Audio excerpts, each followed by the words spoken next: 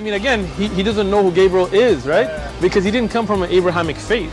The people of Mecca were pagan. Quran is mentioned, if this book was from other than God, they would have found in it many contradictions. If a book is without contradictions, that has no bearing on whether it comes from God or not. I've had phone books that are inerrant, but I certainly don't think God gave them. That we believe without understanding. The brother asked a very important question, that most of the scholars say that listening to music, watching movies, and most of the television programs, they're haram. So how can we have fun? Let me tell you, brother, at the outset that having fun is permitted in Islam as long as the fun is halal fun. That the standard narrative has holes in it. The Prophet tells us because Satan or the devil sleeps over our nostrils. Those who oversleep and not pray Fajr on time, Satan urinates in their ears. I really do think Jesus was crucified and that he really was dead and buried. He thought that he was a son of God in the sense that he was specially chosen by God. I think Jesus really did think he was going to be the Messiah, the future king of Israel. I mean, that is, after all, why they crucified him.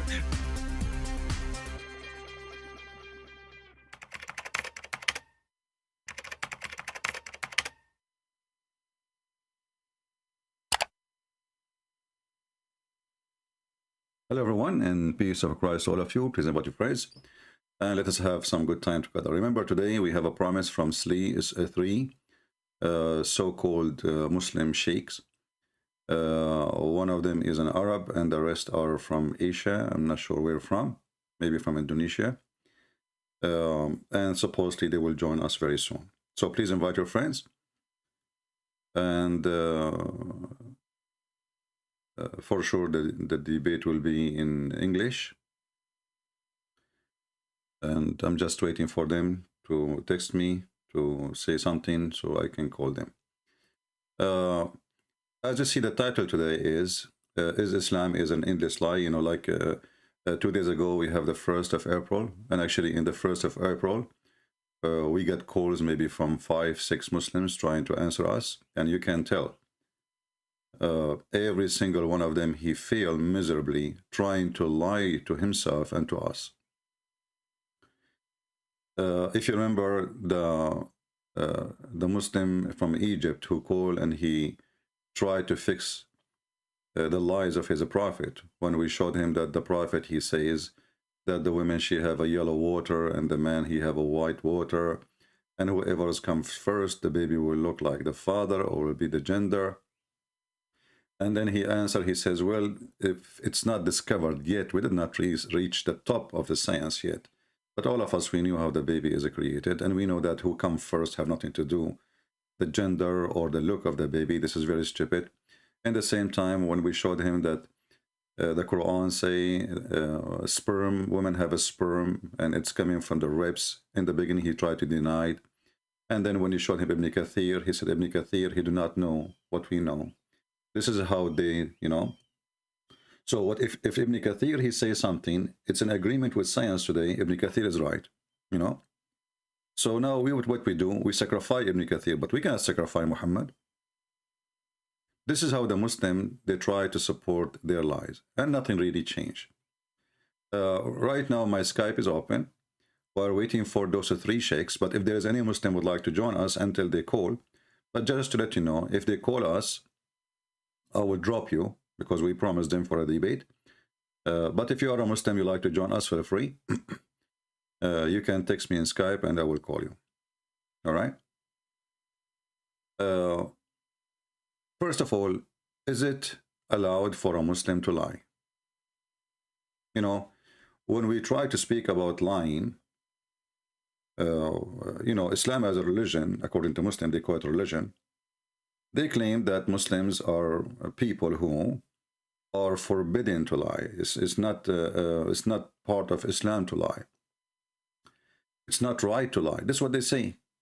But the second you start, you know, checking out what this false cult is about, you will find that Islam based on lies, and even Muhammadi allow it. This is a question in Sheikh Asim. Sheikh Asim is very well known. Sheikh. He have a beard, you know, and that make him a sheikh. and his knowledge is astonishing to the point he think, according to Islam, that lizard is an insect. But let us see what he said about lying. When is it permissible for us to lie? Look at the question. The question telling you exactly what is the answer. The brother says, when it is permissible for us to lie, meaning that, can I lie to my wife if this adds some form of harmony between us? This is from brother Muhammad. Well, Muhammad, the Prophet said, alayhi salatu wasalam, lying is not permissible except in 3 cases. 3 cases. Hold on, Sheikh. Are you saying that lying is permissible? What are you saying? Akhi, Allah Azza wa Jal stated in the Quran that lying is sinful. The Prophet Sallallahu Alaihi Wasallam stated that lying is sinful. Okay. But the Prophet himself made an exception in 3 cases. And these 3 cases, when you hear them, you would understand. You would understand. Take a note. You would understand. So lying is sin. It's clear, okay? Come on. Lying, it is sin. But you can lie in 3 cases. Exception for sin. Listen and laugh. That the benefit of lying far exceeds the harm. The benefit of lying. Listen. The benefit of lying. There's a benefit. In Islam, there's a benefit of lying. Exceed the harm. So even if it causes harm, as long as the benefit exceed the harm, it's okay. So if someone says, you took my money, and I said, no, I didn't, and I'm lying, there's no benefit in this. What do you mean? There's a benefit. You took the money.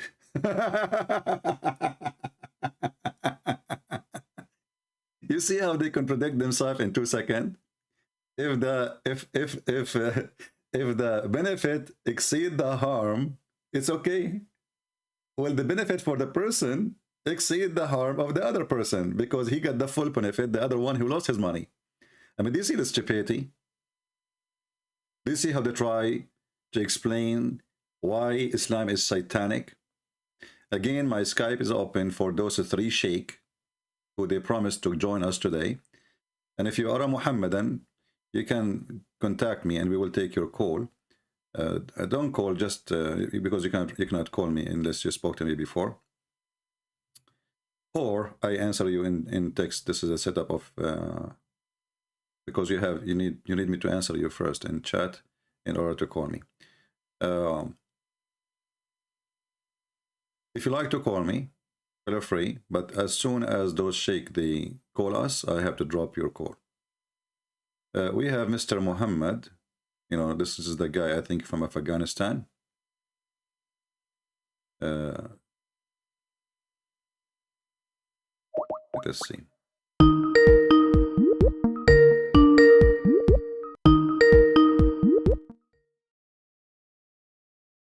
Hello?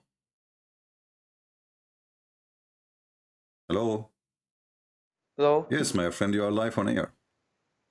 Yeah, can you hear me? Yes, I do hear you. What do you think about our topic today, about you can lie in Islam, as we heard the sheikh? Yeah, so how many times I have? How much time?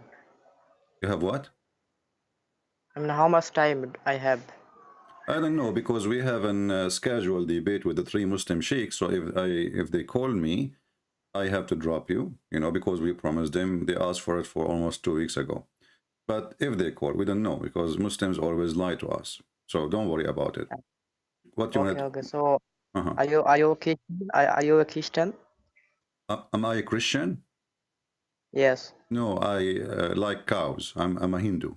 I mean, what do you think? You are calling Christian Prince. Everybody knows who I am, and you are asking me if I am a Christian. I am confused because I feel that you are not a Christian because you just attack Muslims. Why don't you attack Hindus or Judaism or any other religion? Why I don't attack Hinduism? Yes. I do. Every day I eat beef. Yeah, okay. So I have some question Do you about your eat Bible. beef yourself? Yes. Why you are attacking Hinduism? Shame on you. Why? Because you are a Hindu too, isn't it? Muslims and a Hindu, they have the same concept of God. Go search right now for Zakir Naik. Search Hinduism and the concept, and Islam and the concept of God, Zakir Naik. You will see Zakir Naik agree that Hindus and Muslims, they have the same God. Secondly, isn't it the biggest chapter in the Quran is the cow chapter? Surah Al-Baqarah. Yeah? What Baqarah mean? Yes.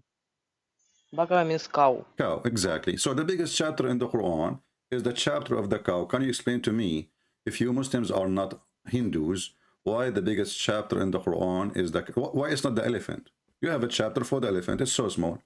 You know, why not Can the chicken? Okay, okay. Can I answer? Okay, tell me. Okay.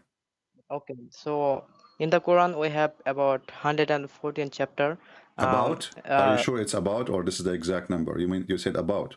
114 chapter. Okay, chapter. Okay. And Surah Al-Baqarah is that the reason why this chapter is called Surah Al-Baqarah because there was incident when the Moses went to Mount when he came back and he saw that they were worshipping cow. That's why this is the main topic. That's it was named after the cow. Really, this is the reason? I don't know. Are you telling me the truth now, or you are lying to me?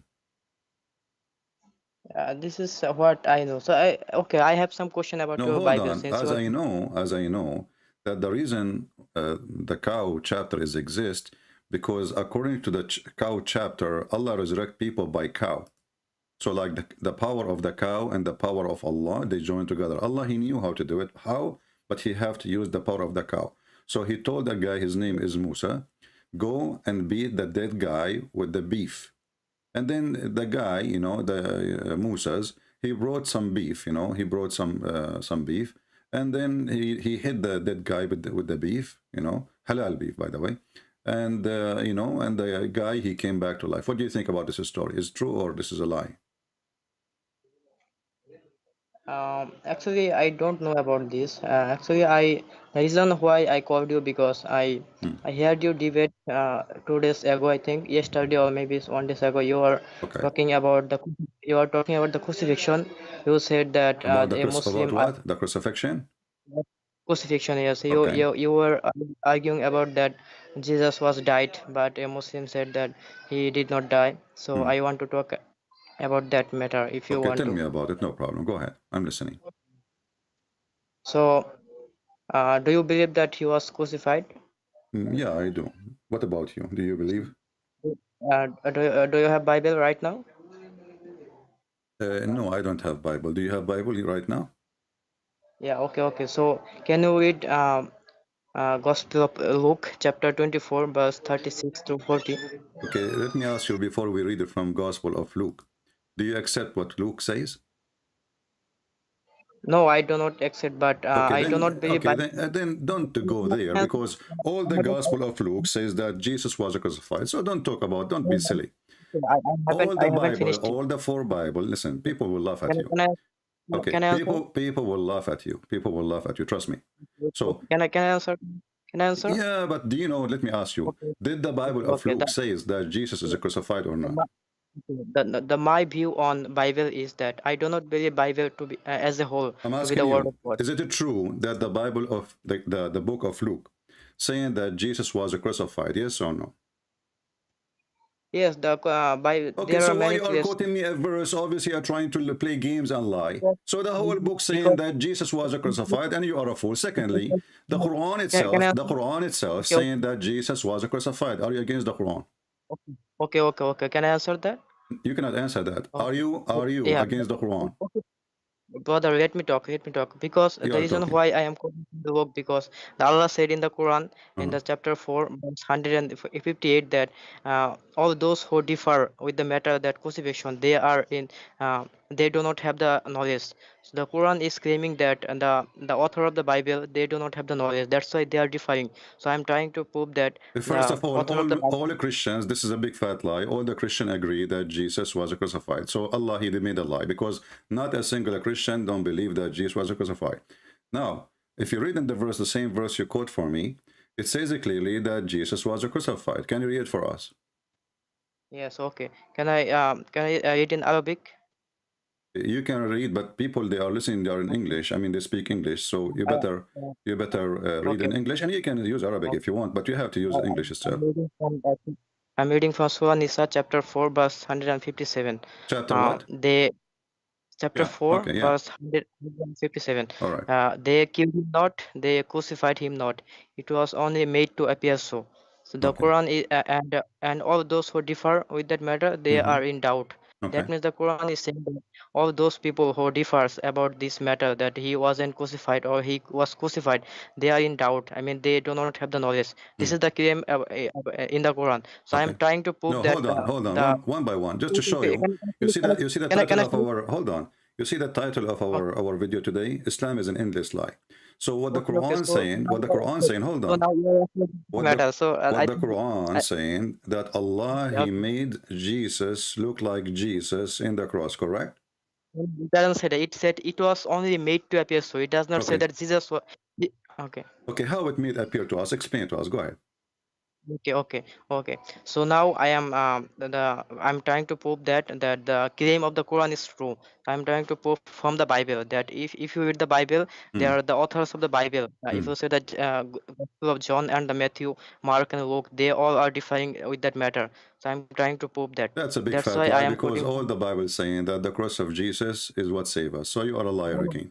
Don't waste my That's time. wrong. My friend, That's don't waste my time. Explain to me how Allah made Jesus appear to us in the cross and he was not. Go ahead. So okay, this is an issue of dispute. The scholars are divided Don't tell me an in many issue of categories. dispute. It's not a dispute, because it says there, he made it appear to us. He made it Yes, appear. So this is not a dispute now. So does it say okay. Allah, he made it appear to us? Yes, it Okay, says that. so how we can dispute something we saw? Who is the stupid here? If Allah, he made us see Jesus in the cross, how we will dispute about something we saw? Okay. Can I answer that? Yeah, okay. Yeah, you can answer. Okay. So the mission of the Jesus was that Allah Don't tell sent me about the Jesus. mission of Jesus. You are trying to change the question. You see, what's wrong with Muslims? Don't duct tape, my friend. I saw you last week. How Allah he made, I'm not asking you about the mission of Jesus. I'm asking you Okay. how Allah made Jesus appear in the cross. Explain to us. Go ahead. Okay. This is my view. Maybe most of the Muslims, they are not agree with me, but this is my view is in the Your Quran. view, who are you to give me your view? Yeah, I You am a want Muslim. Islamic view. I mean, who are you? Are you a Muhammad now? Are you a prophet? Okay, I am giving the majority view. The view is that Okay. most of the Muslims will say that he was not put on the cross, but I said that he was put on the cross. First And of all, you are a liar. First of all, you are a liar.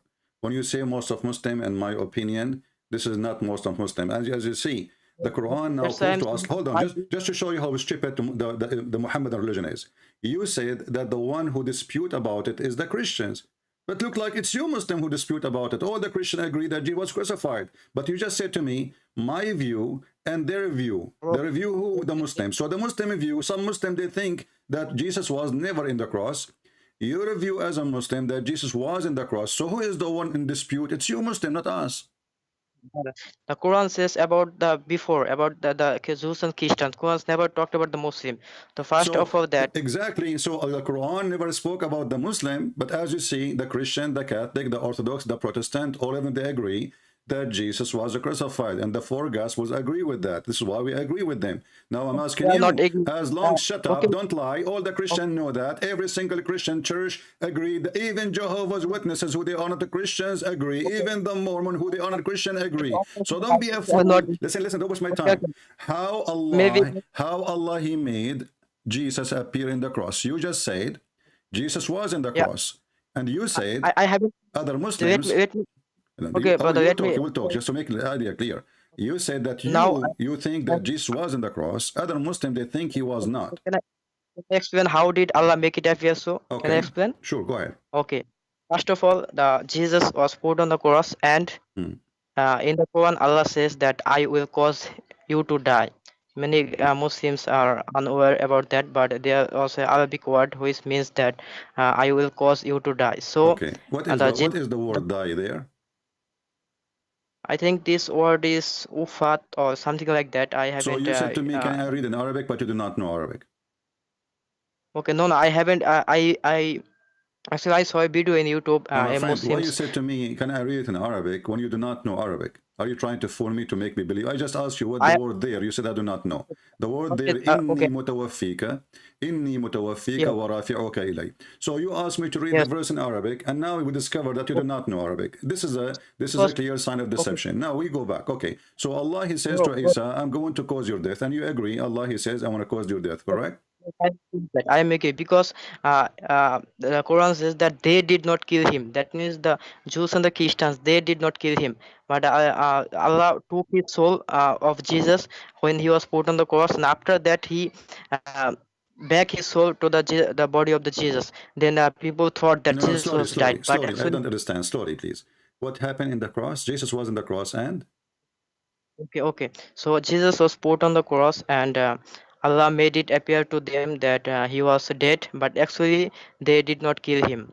Allah Hmm. made it appear so. Then Allah, when he was put down on the cross, from the cross, then he was put on the tomb, and after Mary Magdalene went to the tomb, and I think Mary Magdalene knows that he was alive, because if you read the Bible, Ah, it okay. seems that Jesus wasn't die on the cross, because Mary Yeah. Magdalene Hmm.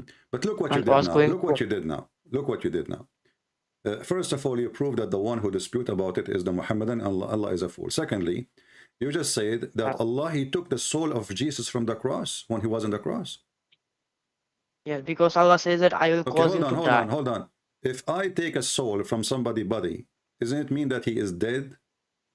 No. This is not the definition of death. The definition of death means that, yeah, Allah took his soul and he does not return it back. But Allah returned it back to the Jesus. That's why he did not die. Abdul. Since when you Muslim believe that if a soul leave the body, he is not dead? Yes, he did not die, because when you sleep, yeah, at the time maybe many people will say that your soul also disappear, but that does not mean that you are died. No. When you say Uh, to me that Jesus' soul was taken from him when he was on the cross. So now the body of Jesus is in the cross. Is its body, right? Is it that body or a live body? that's why I'm saying that Allah made them appear so. The people thought that he was dead, My but friend, but actually his soul. you said, not me. You said his soul, Allah, he took soul. He took his soul. Did he take his soul or not? Yes, he took his soul. Okay, so now the body of Jesus without soul, and it was in the cross, correct? Yes. Okay, that means he is the dead body. This is the dead body of Jesus, because when the soul is out of the body is a dead body. So it seems that he was dead, but actually this is not the definition of death. The definition of death is that Allah took his soul, but he did not return it back. But Allah returned it back when he put down from the cross. That's why he did not die. And when Mary Magdalene saw that he was alive, so he I came wanna back in ask the you. third. I wanna ask you. According to who is what you are telling me? When the soul is out of the body, the person is not dead. Can you give me a reference? This is what Islam teach, or this is you become a prophet now and you have a new religion? So when a people die, when a people dies, then his soul taken out. But if Allah does not return it back, then he is dead. But If Allah when what? it If comes Allah to, what? If Allah what? if Allah does not return the soul, then he is died. Okay. So guys, if Allah did not return the soul, so when the person, Allah, he took his soul in that moment, he is dead or alive? At that I mean, this is it maybe seems he's dead, but he did not die because when you My sleep, friend, what do you mean he he seemed to be also. dead? I'm asking you, why you always Muslim, they duct tape the question or they dodge the question. When the body has no soul in it, is it dead body or it is alive? If the soul does not return I'm it not back, then he asking is you dead. if later return or not. What's wrong with you? I'm asking you at this moment. Now his soul is taken away from him. This body has zero Yes, soul. There's no soul. At this time, yes. is that a dead body or not? No, he is not dead body. How he It's is not not dead dead body body if there is no soul? because the definition of death is he the soul taken out, but it does When you not say, return you it back. stupid, you If idiot, you see you Muslims are a bunch of kids. When you say to me the definition of death, according to who? What definition is that? That if a person, his soul is taken away, he is still alive. Can you show me the definition is coming from where? Bro, this is the definition of death. Yeah, Don't tell me why that do this you is the ask me about? definition. Give me where you got this from. You are a Muslim, you follow an idiot, his name is Muhammad. So can you show me where the idiot Muhammad says that the definition of death is that the body, even if the soul is out, still is alive? Yes, because when you sleep, it also your soul also taken up, but taken out. But yeah, after when you wake up, it soul also I'm not get asking back. you, this is not, this is stupid. When you sleep, you don't die. You are not, and your soul is in. And Jesus, are you saying Jesus was asleep in the cross? Yes. So my He was point is, asleep. He was you asleep. didn't. Okay, hold on. He was asleep. I didn't say that he was asleep. So, I like, said that okay, so why it you was. mentioned to me sleeping? I'm asking you, is when Jesus was I'm asking because when. okay, his soul is taken away from him. Where Yes. the soul go and the body of Jesus at that moment, you said it's not dead. So, but that means that we can be alive without our soul anyway.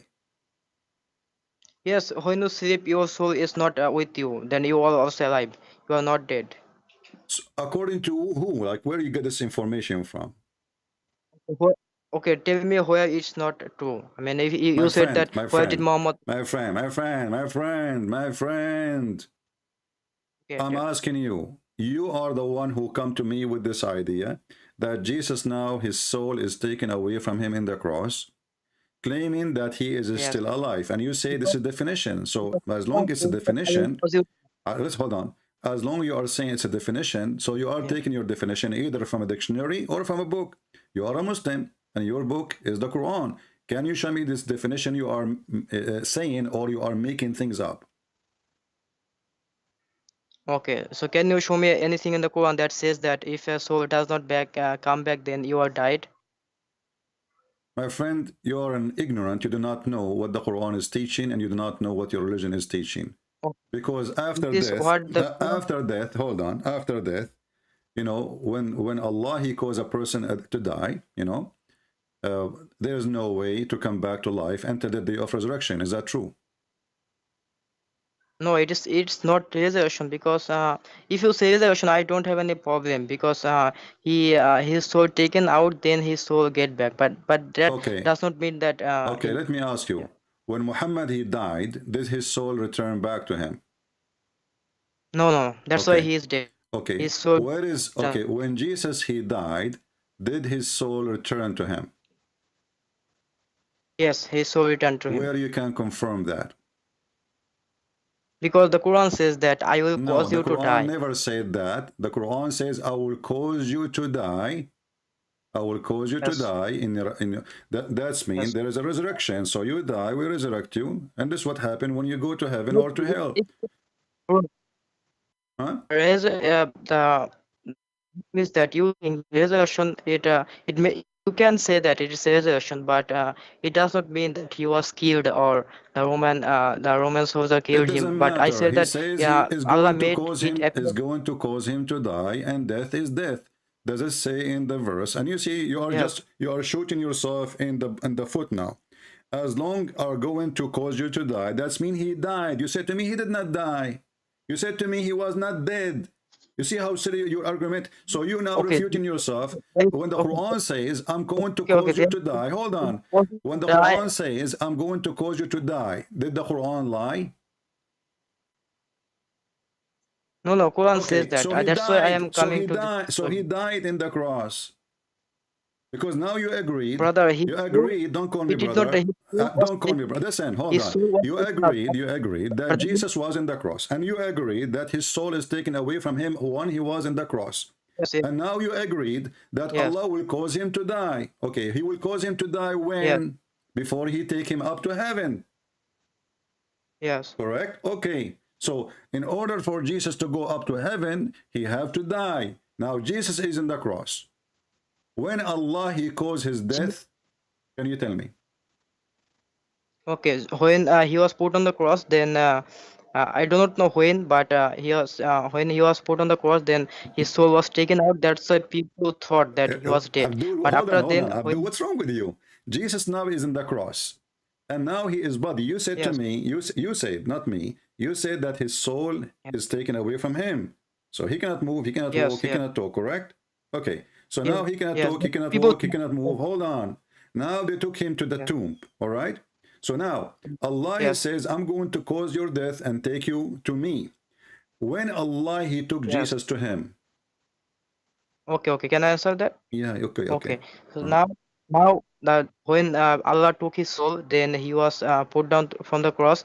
Then Allah returned back his soul, and he was put on the tomb. And if you read the Bible, a similar Hold study. on. Wait. So when he was on the cross, Allah he took from him his soul. When Allah he returned it? Yes. When Allah he returned it?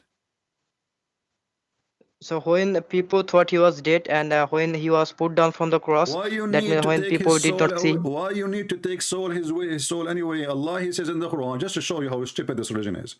As though the Quran says, we made it appear to them. That means Jesus is not even dead. You are stupid, like your prophet. It says we made it appear. Brother, That's mean he is not even dead. So we made it appear. So what this is about? I take his soul to make him appear that he is dead. You do not need to do that. You are God. You can make him look dead, but he is not. What a stupid religion. So now you are saying to me, brother, Allah, he have to take his soul, so the doctor will go and hold the arm of Jesus. Oh, there's no blood. Yeah, he's dead. He's dead. Okay, take him to the tomb. What a stupid religion. So this God, he have to play tricks. First of all, he have to make it appear. And he this is is the problem. You don't hold on. you, Okay. you Now look what that, happened. that's not Look what happened, Abdul. The title of our video okay. If you today, read the Bible, that Islam is an you endless can find lie. Islam is an endless lie. So now what you are saying, just because you don't. Allah That, he made Jesus appear to be dead, and this is a lie. why it's lie? Because he made it appear. It's not true. No, because people thought that he was dead. It's That's not, how Allah don't made it appear. stupid. Don't fool yourself. It says we made it appear. What do you mean he thought? He made them thinking this way. So it's Allah who Yes, made. Allah. Okay, so Allah he made Jesus appear to be dead, but Jesus is not dead. So Allah is a big fat liar. Bro, you haven't read the verse Listen, properly. It says that why Allah he made Jesus appear? Why Allah he made Jesus appear to them that he is dead? What is the purpose? okay. Okay, can I explain that? Yeah, you can explain that. Okay. This is what I was trying to say from the beginning, that when Jesus was sent to the Bani Israel, then his mission was to rule the humankind. I mean, be a king like the David. It was promised Messiah. That's why when the people, or most of the Jews, they rejected him. That's why Allah said that he will. That's the reason why he took his soul, and he taken up to What this heaven, have to do because with he my will. question? I'm asking you. Why Allah he need to make Jesus appear to be in the cross dead? Why he did that? Because yes, so because people thought that because Allah has given your answer in the Surah Al-Imran chapter 3 verse 54, that they plan and plot, but Allah to plan, but Allah is the best planner. So Allah planned against them, that Well, they use first of all, deception. okay, hold on. So you are saying to us, Allah is the best planner when the Quran says he is the best deceiver. So you are saying to us that Allah he deceived them, correct? Okay, Planner, not you quote for me it does. chapter. You quote for me what chapter? Chapter 3, right? 3 verse 54. Verse 54. Okay, if we go to chapter 3, verse 54, what the verse saying? The verse says that they plan and plot, but Allah too plan. But Allah is the best planner. What plotted mean? That means that they used deception. The Okay. Jews, they planned against. The word plotted is a translation for which word in the Arabic section here? I don't know because I do not have a Quran right now. No, I you have can the Quran. It says tell me. وَمَكَرَ. So here the verse says وَمَكَرَ وَمَكَرُوا وَمَكَرَ اللَّهُ وَاللَّهُ خَيْرُ الْمَاكِرِينَ. So you Muslim, even you lie in your translation. So they plotted, they deceive, and Allah he deceive, and Allah is the best of deceivers. Is what the verse saying. Bro, this word either means deception, or it also means plan. So you What a cannot plan? say No, this is no, only mean no, deception. no, it's not a plan. Makara, it is a deception and only a deception. You can open the dictionary right now. I know that. Listen, but you can open the dictionary. Don't tell me I know. You know, you agree that makara mean deception. So why the liar Muslims, they translate the same word in two different ways. Look at the lies of the Muhammadan. This is the same word. This is, hold on, let me hold on, don't call me bro. I told you, don't call me bro. This is an insult to me. I don't associate myself with people who kiss stones and worship the devil. My friend, listen. وَمَكَرُوا, this one goes to the disbelievers or to the Jews, right? And here وَمَكَرَ is Allah. But this is the same word. So if they are doing something evil, well, Allah then is doing something evil. If the first word means deception, well, the second word means deception because it's exactly the same word. No, because I can give you an example, right? Don't give me from example. The Quran Is it both words are the same word, exactly the same word? Makara wa makara. Makaru, because they are a group. Makara is the same as makara. Huh? Okay, it can also means plan, but you cannot dispute that because it can also mean what? It can mean what? Plan. What? What plan? What plan? Plan. Okay, hold on. When those, why? If it's a plan, why you Muslim translate as plotted? Yes, it can also means plot. What plan. What the plotted mean? What the plotted mean? It's an evil plan, correct? Yes, deception like that. All right. Okay. So they decide to kill Jesus, and they plan for it. Yes. And Allah, he deceived them, and he planned to it too in a deception way. Also planned. Allah also planned. Friend, okay, and he planned. How he planned? He made someone look like Jesus in the cross. No, it doesn't say that. Where did you get this from? This is from the Muslims' interpretation. This is not from the Quran that someone looks like Jesus. No, this is from the Quran. The Quran says Allah, he made what? Yes. He made it appear to them. Hold on. Listen. You are silly like your prophet. What is your sect? What Islamic sect you follow? What Islamic sect you follow? What Islamic sect you follow? What Islamic sect you follow? What your Islamic sect? I am a Muslim. What does that mean? Muslim means submission, one who submits his will to Allah. You are a liar because your prophet, he says, my nation is 73 sect. So you have to be one of them. Are you against your prophet teaching now? No, I know that there are many sects. I know, not many sects, not many sects, many sect. But your prophet, he make it clear that there is my nation is going to be 73 sect, and one of them will go to heaven, and they are the minority. Are you from the minority?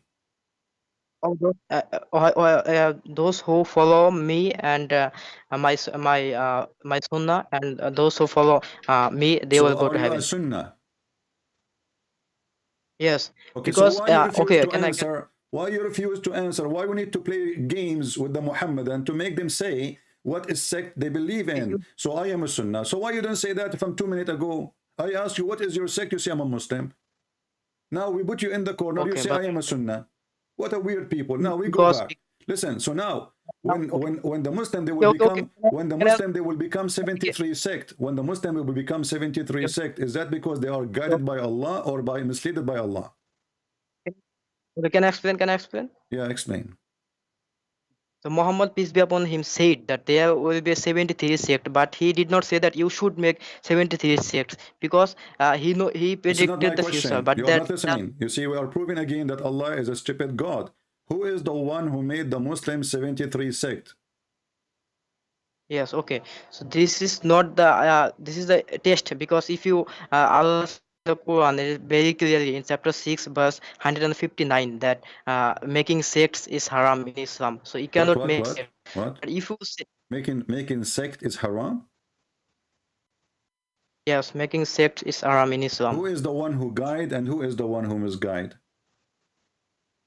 Okay, okay. This is a very good question. The Allah says in the Surah Al-Mulk, chapter 67, verse 2, that Allah has created death and the life so that He may test you. He may test you who is better in deeds. So Allah is testing us. So all those who This is not the question, follow Abdul. Allah You, and I don't follow know His. what you, I don't know what you ate before Yes, you call me. Listen carefully and focus with me.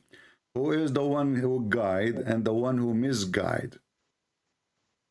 okay. The Allah is the one who guides and the Shaitan who misguides. Okay, guys, be my witness. So now we can understand Yeah. everything happening in this religion.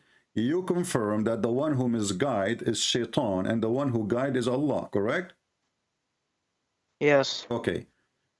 You will not change your mind after a few minutes, you promise me. Okay. But Huh? you have to. I have to explain that why I did say that. You should No. You know will that. not Why did I? change. You will not change that. You promise me that the one who misguide people is Shaitan. Do you promise? Yeah. Okay. Go on. Go on. Okay. So Yes. if I show you right now that the one who misguide is Allah, what you will do? One who misguides is Allah. Uh-huh.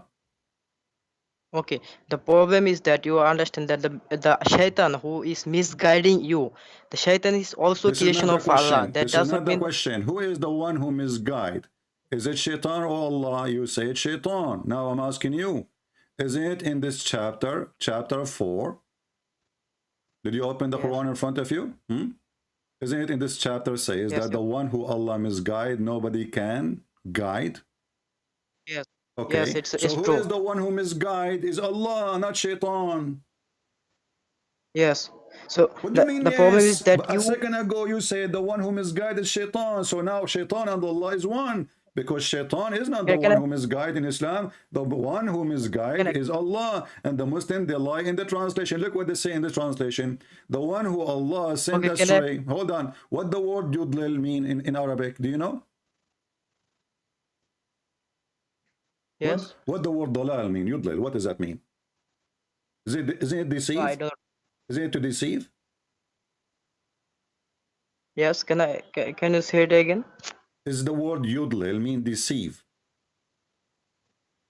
Deceives. Uh-huh. Deceive. That's what it means. Dalal is deception. Yeah. Okay. So Okay. the So one, so the verse saying, you know, are you going to find a way for the one who Allah deceive, and the one who Allah he deceive? No one can find a way for him. No one can guide him. yeah. Okay. Can I explain that? So who is Shaitan? When I asked you before, a few minutes ago, I said, who is the one who guide and who is the one who deceive? You said to me, Allah guide, Shaitan deceive, correct? Yeah. Okay, Yes. but now we Okay. found, Okay. Okay. but now we found that the one who deceive is Allah. So Shaitan and Allah Yeah. is Okay. one. Can I explain? Okay. Okay. Okay. Can I explain that? What do you mean to explain? Okay. How you can So explain Allah. that? How Allah he deceive? Why Allah he deceive? And why the one who deceived by Okay. Allah cannot find a straight? You cannot find a way for him. Go ahead. Allah, okay, Allah is testing people that all those who will follow Allah and follow His Prophet, they will go to heaven. So sometimes you do not follow Allah. Sometimes you know that sometimes for example that I do sometimes I can make sin. That does not mean that Allah is misguiding me. So this is for me that I am Okay, following hold on. Shaitan. You just So if said, you say that, you said, you sometimes you make sin and Allah is misguiding you. So Allah is making you do sin. no, you are following Shaitan. Actually, Allah knows No. that You you are just say going that, to my make. friend. You just say that. Everybody heard you. You said, sometimes I do sin and Allah is misguiding me. You said that. Yeah. Okay. When No, you no, do you have. sin, Allah is misguiding you. Why Allah want to misguide you when you are doing sin? Why he do that? This is a very good question. So, for example, that you Take a are a note, people. teacher. Hold on. Take a note, people. This is a very good question. This is a very good question. Agree. Why? The question is, Yeah. he said, this is a very good question. Yes. Take a note. Why Allah misguide Yes. you when you commit sin? Go ahead. Yeah. Okay, suppose you are a teacher, you are taking examination. So the when you are taking an examination, the sometimes the students they can make mistakes. But as a teacher, you will not say that you are making mistakes because you are taking test. That's why the Allah is What taking test? test What test? What from. exam? My friend, we are talking about sin. Taking exam is not a Okay, sin. okay. Making oops, Abdul. Relevant. You Okay, this is are. I relevant. don't know what you ate before you call me, but listen. Why you are talking about exam and test now? If I go into exam, like as an example, I was the best. Yes. I was the best student in the Arabian school in mathematics to the point I get 1 from Okay, brother. 100. So I'm asking you Brother, now, what does have to do with sin? You speak about yes. sin. Sin is a sin. Sin is not answering wrong question in the exam. This is not a sin. Now, Okay, why okay. Allah This misguide you? can, Why Allah misguide you? Go ahead. can, can I finish that? All right. Okay. So this life is an examination. This is Allah is testing us. So sometimes Allah has given you the question paper, right? The Quran and the Sunnah. He has given you the so you have to follow the Quran and the Sunnah. If you do not follow it, Allah knows that you are not following, and Allah knows that How what you will can follow it? happen How to you you. can follow it if Allah misguide you? He misguide you. This is not. Bro, this is not Allah's misguided. He is taking examination from you. You are Hold on. Okay, a okay. Let student. me ask you. Let me ask you. When Adam he commits sin, did Allah misguide Adam, or Adam he did that by choice? Allah knows. Allah knew that This is not Adam is about going to knowing. make I'm sin. asking you. Did Allah misguide Adam, Yes. or Adam he chose to commit sin? Okay, okay. So I'm answering that. So Allah knew that Adam is going to make sin, This is but not the Shaitan he question. deceived. This is not the question. I want an answer. Did Allah misguide But Adam, or Adam decide to commit sin? Why you need to play games in order to answer anything? Adam, he was okay, okay. was doing his sin, willingly by himself. It's not Allah who Yeah, misguided him, or it was Allah who misguided Adam and he commits sin. What do you think? yeah. Okay, okay. So as I said before that this life is examination. So Adam he was Allah was also testing Adam. So Adam Allah knew that he was going to My make friend, sin, but what's wrong with you? What's wrong with you? I'm not asking you if Allah is testing Adam or not. I'm asking you, when Adam commits sin, did he choose to commit sin, or Allah he misguide him and force him to commit sin? The question is very simple. I'm not asking you if Allah is testing Adam or not testing Adam. The question is very simple. Did he choose yes, to commit sin, or yes, Allah he forced him to commit sin and misguided him? Go ahead. Adam chose to commit sin. Adam, he chose to commit sin. So why you did not say that to me 5 minutes ago? Why need to repeat the question 1,000 times? What's wrong with Muslims? Yes, Now hold on. Don't yes, say yes. Hold on. So now you agree that Adam, he chose to commit sin, but you're a prophet, he said differently. You're a prophet, he says no. Allah, he deceived Adam, and Allah, he deceived Shaitan too. Let us go to the hadith and see how it worked. So you're a prophet, he said, that Adam so you do not hold know on, what Christian. Adam and Moses, they Okay, have a debate. so, Adam and Moses, they have a okay, debate. So Adam okay, so was accused by Moses. Shut up. Adam was accused by so, Moses to shut up. Adam was accused by Moses that because of him, we are out of heaven. Then Adam, he said to Musa, well, you know what? You are stupid. Are you accusing me? Are you blaming me for something written in my destiny before Allah created me, 40 years before he created me? Read the hadith in front of you. okay, bro. I have not came here to talk about the hadith or any kind of No, Adam sin. I have we to are connecting the information together to get the perfect image of the liar of the lies of Islam. So all of this proved to us that Allah is a liar. There's no sin. It is Allah who misguide us, and you are the one who called me and you say Jesus was in the cross, and this is a deception. It's a lie, because if Jesus was not at the cross, or if Jesus was not dead, why you want to make them think he's dead? This is a lie too, and God is a liar in Islam. And now, as you see, when I asked you 2 minutes ago, did Adam choose to commit sin? You said yes. You are lying to me, because the hadith in front of you is saying no. It's written for Adam in a destiny that he will commit now sin 40 years before his creation. Okay, so let's go back to crucifixion. You No, said no, that no, no, the no. Don't skip this poo. We are there. We are still in the crucifixion. Don't worry. All of this connection to the same thing, because Jesus' crucifixion supposedly came to fix what Adam did and what a human being after that did. So if Adam did not commit sin, you idiot. If Adam was forced to commit sin, what this religion is about? Why God need to send messengers? If he is the one the problem, he is the one who caused the problem. Who is the one who made Adam sin? Read hadith. Why you are trying to escape it? Go ahead, read it. you do not understand the Quran. The My Quran, friend, I yeah, don't if you understand the say that the Quran. I agree. Quran is a stupid book. But now I'm trying to understand your religion according to you. Here we go with the hate in front of you. According to your prophet, look guys how many times and they say to you, Christian Prince, you have no patience and you don't let Muslim talk. Those Muslims, you have to force them to talk to answer the question. You cannot just let it go. They will not answer. Abdul, here we have Adam and we have Moses. Moses argue with Adam, saying to him, you are our father who disappointed us and turned us out of paradise. So obviously Moses accused Adam, because of him we are out. And then Adam, he said to him, Moses, Allah favored you with his talk, which means he talked to you directly. And he wrote the Torah for you by his own hands. So Allah have hands to them in the right. Do you blame me for an action that Allah written in my fate 40 years before he created me? So when I asked you, do Adam choose to commit sin? You said, yes, he chose. You're a prophet saying the opposite. Adam was forced to commit sin because it was a fate and written in his book 40 years before he created him. Your mic. yeah, okay. So this is also in the Quran that Allah said that I have made the world and I am going to set people on the earth. So that's Allah knew that Adam is going to make sin. Abdul, This was stop an saying in example for the you. human. You are a stupid idiot. Where it says in you, it says he wrote his destiny. He's saying to him, you cannot blame me. Can we blame Adam for his sin or we cannot? I'm asking you.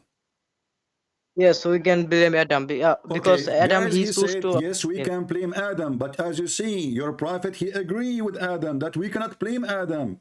So you are saying again that your prophet is stupid. Because your prophet says, so Adam confuted Bro, Moses. you do Don't not call me understand. bro. Don't tell me I don't understand. It's you who don't understand. It's you who plain not understanding. Does it say in front of you, your prophet says, so Adam confuted Moses. Adam confuted Moses, and he repeat that 3 times as always, because he is a Trinity person. So Adam confuted Moses. So your prophet agree that Adam was right and Moses was wrong. Adam was right about what? That we cannot blame him, because Moses, the answer of Adam to Moses is, do you blame me? Do you blame me for an action which Allah had written in my fate 40 years before my creation? So Muhammad agree with Adam. You don't agree with Muhammad, don't you? Okay, let me explain that. Allah has written destination before many years ago. I mean, before the world has were created. So you know that Allah even knew that today I am going to Stop talk saying about. in you, you I'm going to stupid. talk with Stop saying in you, you stupid. Do you see the word blame? you. Do You you are see the core of this bro. conversation? The core of this conversation is, I blame you and you cannot blame me. So Adam saying to him, do you blame me? So this is not about Allah knowing. This is about Allah writing your fate. This is not about Allah Yes. knowing. He wrote his fate. So it's a fate, and fate means it's something you cannot change, correct?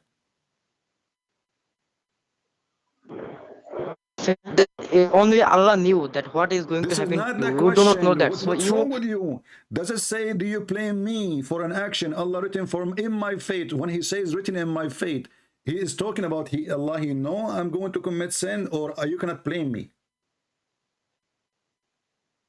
okay? So you cannot blame Allah for that because only This is Allah not the knew that question, you Adam is going to make stupid. sin. But You see, I mean, you need the patience of a brother, mountains to speak to the Muhammadan. Donkey, what's wrong with you? Do you blame me for an action? Do you blame me? Not saying to Allah, do you blame me? Do you blame me? Do you blame me? And who is talking about blaming Allah now?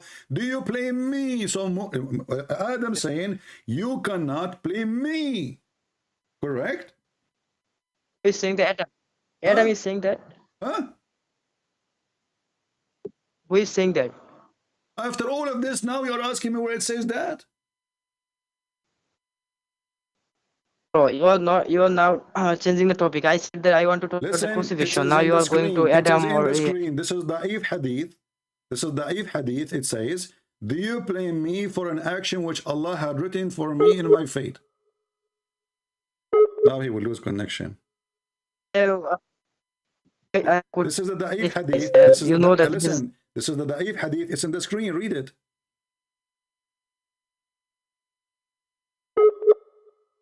Because he will say to us, it's da'if. Just wait, you know. Hello?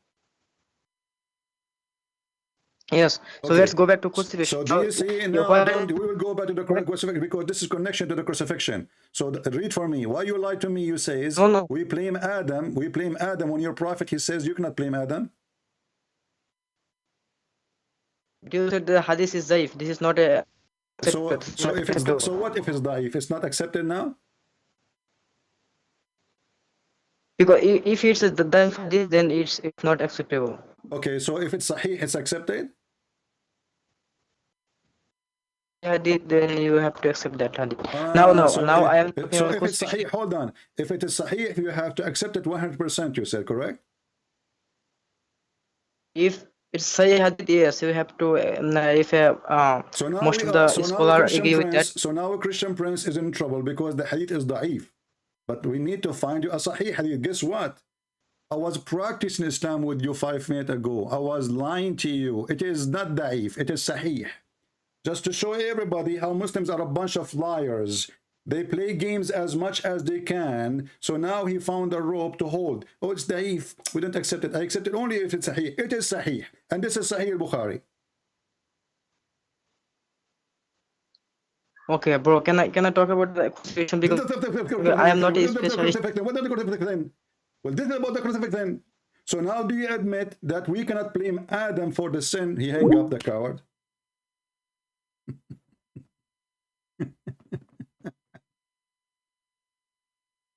And where is the 3 sheikhs who promised me and they said to you, don't run away from us? 3 stupid sheikhs, they challenged me and they said to me, not this Sunday, the Sunday after. Cowards.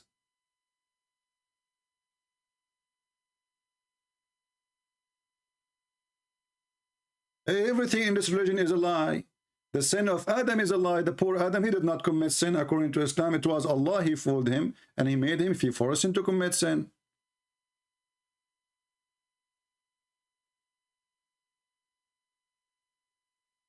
What a garbage religion.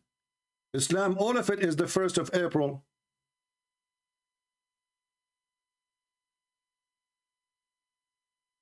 All of it. And you know the funny, this guy, he says to me, why you don't attack the Hindus? I cannot, because I am an Indian too. I discovered that my grandfather Adam, he came down in Sri Lanka. Brother? Now if we look at Adam alayhi salam, he came down onto the earth. He was sent to the earth. There's a question. Where did he land? Where? He wasn't just thrown so that suddenly he landed, meaning he dropped. But Allah placed him on the earth. Where? This we find in the narration of Rasulullah sallallahu alaihi wasallam, where he says that Adam alayhi salam nazala fil Hind. What the heck? He came down in what is known as the Indo-Pak subcontinent, precisely Sri Lanka. Precisely. Precisely. This is a Chinese name. Precisely. Hey, Mr. Bruce Lee, I know now where the name is coming from. So it turned to be, I mean, look, Muhammad, his lies is beyond his stupidity. Allah, he sent Adam in Sri Lanka. Solve this problem now. Now, if we go and look at the map of Sri Lanka, we will find that Sri Lanka is an island. So how Adam, he come to Mecca to do Hajj? Any Muhammadan can help me? Adam, he did Hajj 40 times. For sure, 40 times. Muhammad is stuck with the number 40. 40 times. If you go to the Philippines, you know, like once I was going to a city called Batangas. The guy in the bus, he said to me, "Sir, I have to pay you back 44 pesos. I love it. I said to him, "Say it one more time and keep the money." 40 times. Adam, he went to Hajj. From where? From Sri Lanka. But Sri Lanka is an island. And where Allah, he dropped Eve. Did Allah drop Eve in Sri Lanka too? No. Where? There is a mount there known as Adam's Peak. If you go there, you will find it green and beautiful as though it is not from this earth, but it is. I'm not trying to imply anything, but I'm just saying it is so beautiful maybe because the Sri Lankans have kept it that way. And then he says to you that Allah, he sent Eve in Jeddah. In what we know today as Saudi Arabia. So where Eve landed to? Where is Jeddah? What the heck? So Adam in Sri Lanka and Eve in Jeddah? Jeddah. That is the place. We don't know for certain that that spot is the place, but roughly there. What about Hawa? Where did she come down? In Jeddah. Where is Jeddah? Jeddah is in the Arabian Peninsula. So look at this God. He sent Adam. I mean, Muhammad, you don't lie. My brothers, sisters, the Prophet of Allah, he don't lie.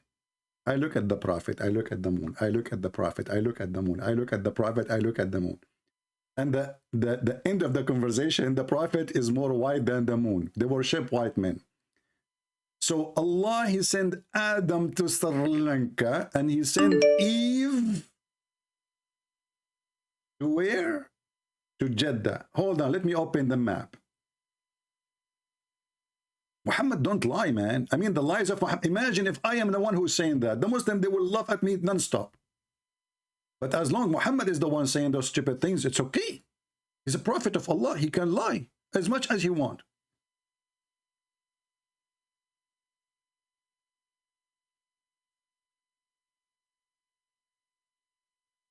We will open the map just to understand how big the lie of, I mean, who can make lies like the Prophet of Allah? I telling you. So this is Sri Lanka, brother. Adam was landed there. And as you see, it's disconnected from the earth. I mean, this is the mainland of India. It's disconnected. How Adam, he went all the way, and this is the first man. Don't tell me he have a ship and he have, you don't have anything yet. And where is Jeddah? Let us go to Jeddah. Man, look how close Jeddah is. This is Jeddah. Here. And this is Sri Lanka. Here. So, brother and sister, after Adam, he landed in Sri Lanka, and Eve landed in Jeddah. Look like Eve is an Arab. Adam is an Indian. Oh boy, the parachute, what you can do? Allah, he sent them down from heaven. The parachute of Adam landed in Sri Lanka. And the parachute of Eve landed in Jeddah. Too bad I wasn't there at that time. And then, don't ask me what happened to the Imam. I don't know. They are not texting me. They are coward potatoes, what we can say. You know. How they met again? How Adam, he was able to find Eve? Any Muslim can tell me? I mean, who can make bigger lies than the lies of Muhammad? Who can make bigger lies? You tell me. Do you know what the distance between those two? And not only that, I mean, you can go direct distance because using the ocean, because this guy, he don't have a submarine or a ship. This is Adam, the first man. He don't even have a hammer in his hand. So he have to cross the sea, which is impossible for a man to do alone. And then he have to go all the way through India and Pakistan today, and then Iran, and then Iraq, and then go back all the way to Saudi Arabia. how long the trip is.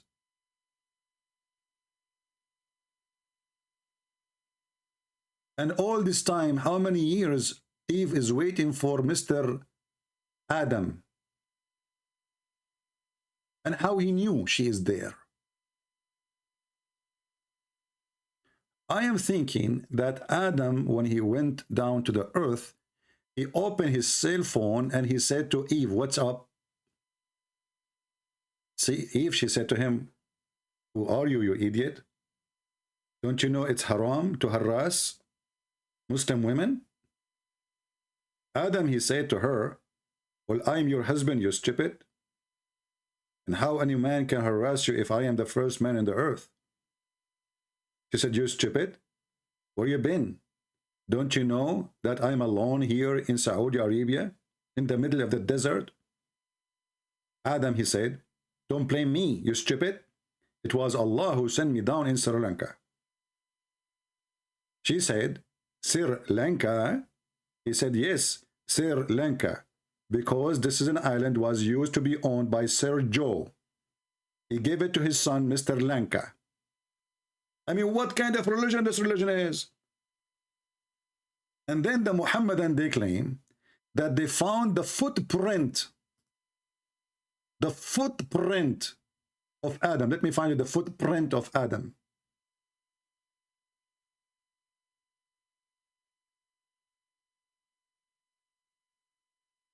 Don't forget to subscribe and then unsubscribe, so Allah will give you a blessing.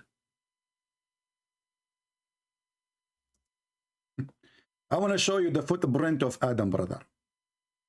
You would love it, brother.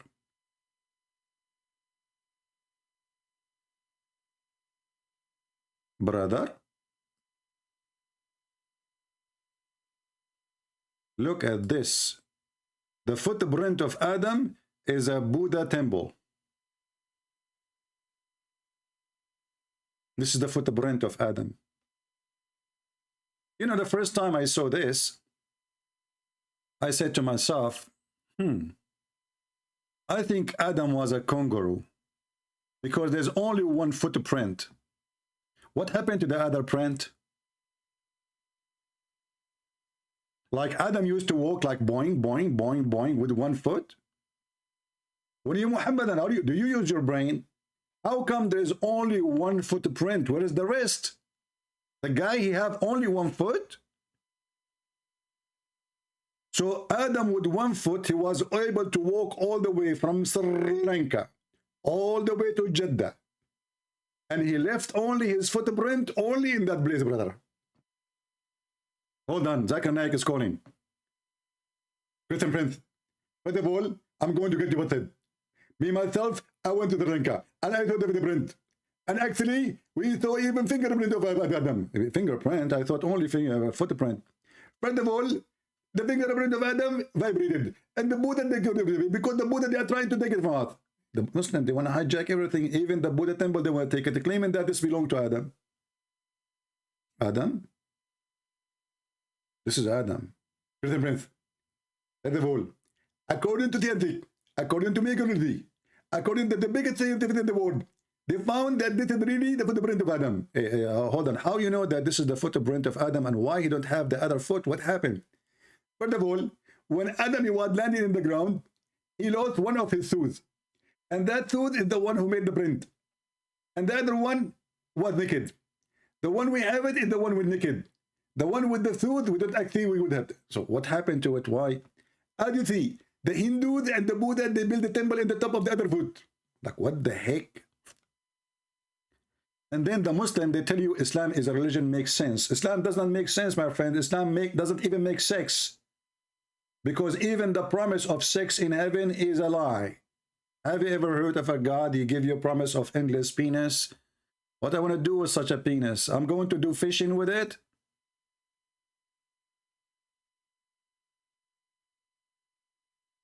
And where is the three sheikhs who told me we need time? And why this guy, he hang up? The poor Abdul, he called me, he thought he have something to say. He ended with bankruptcy. Let us see this Abdul.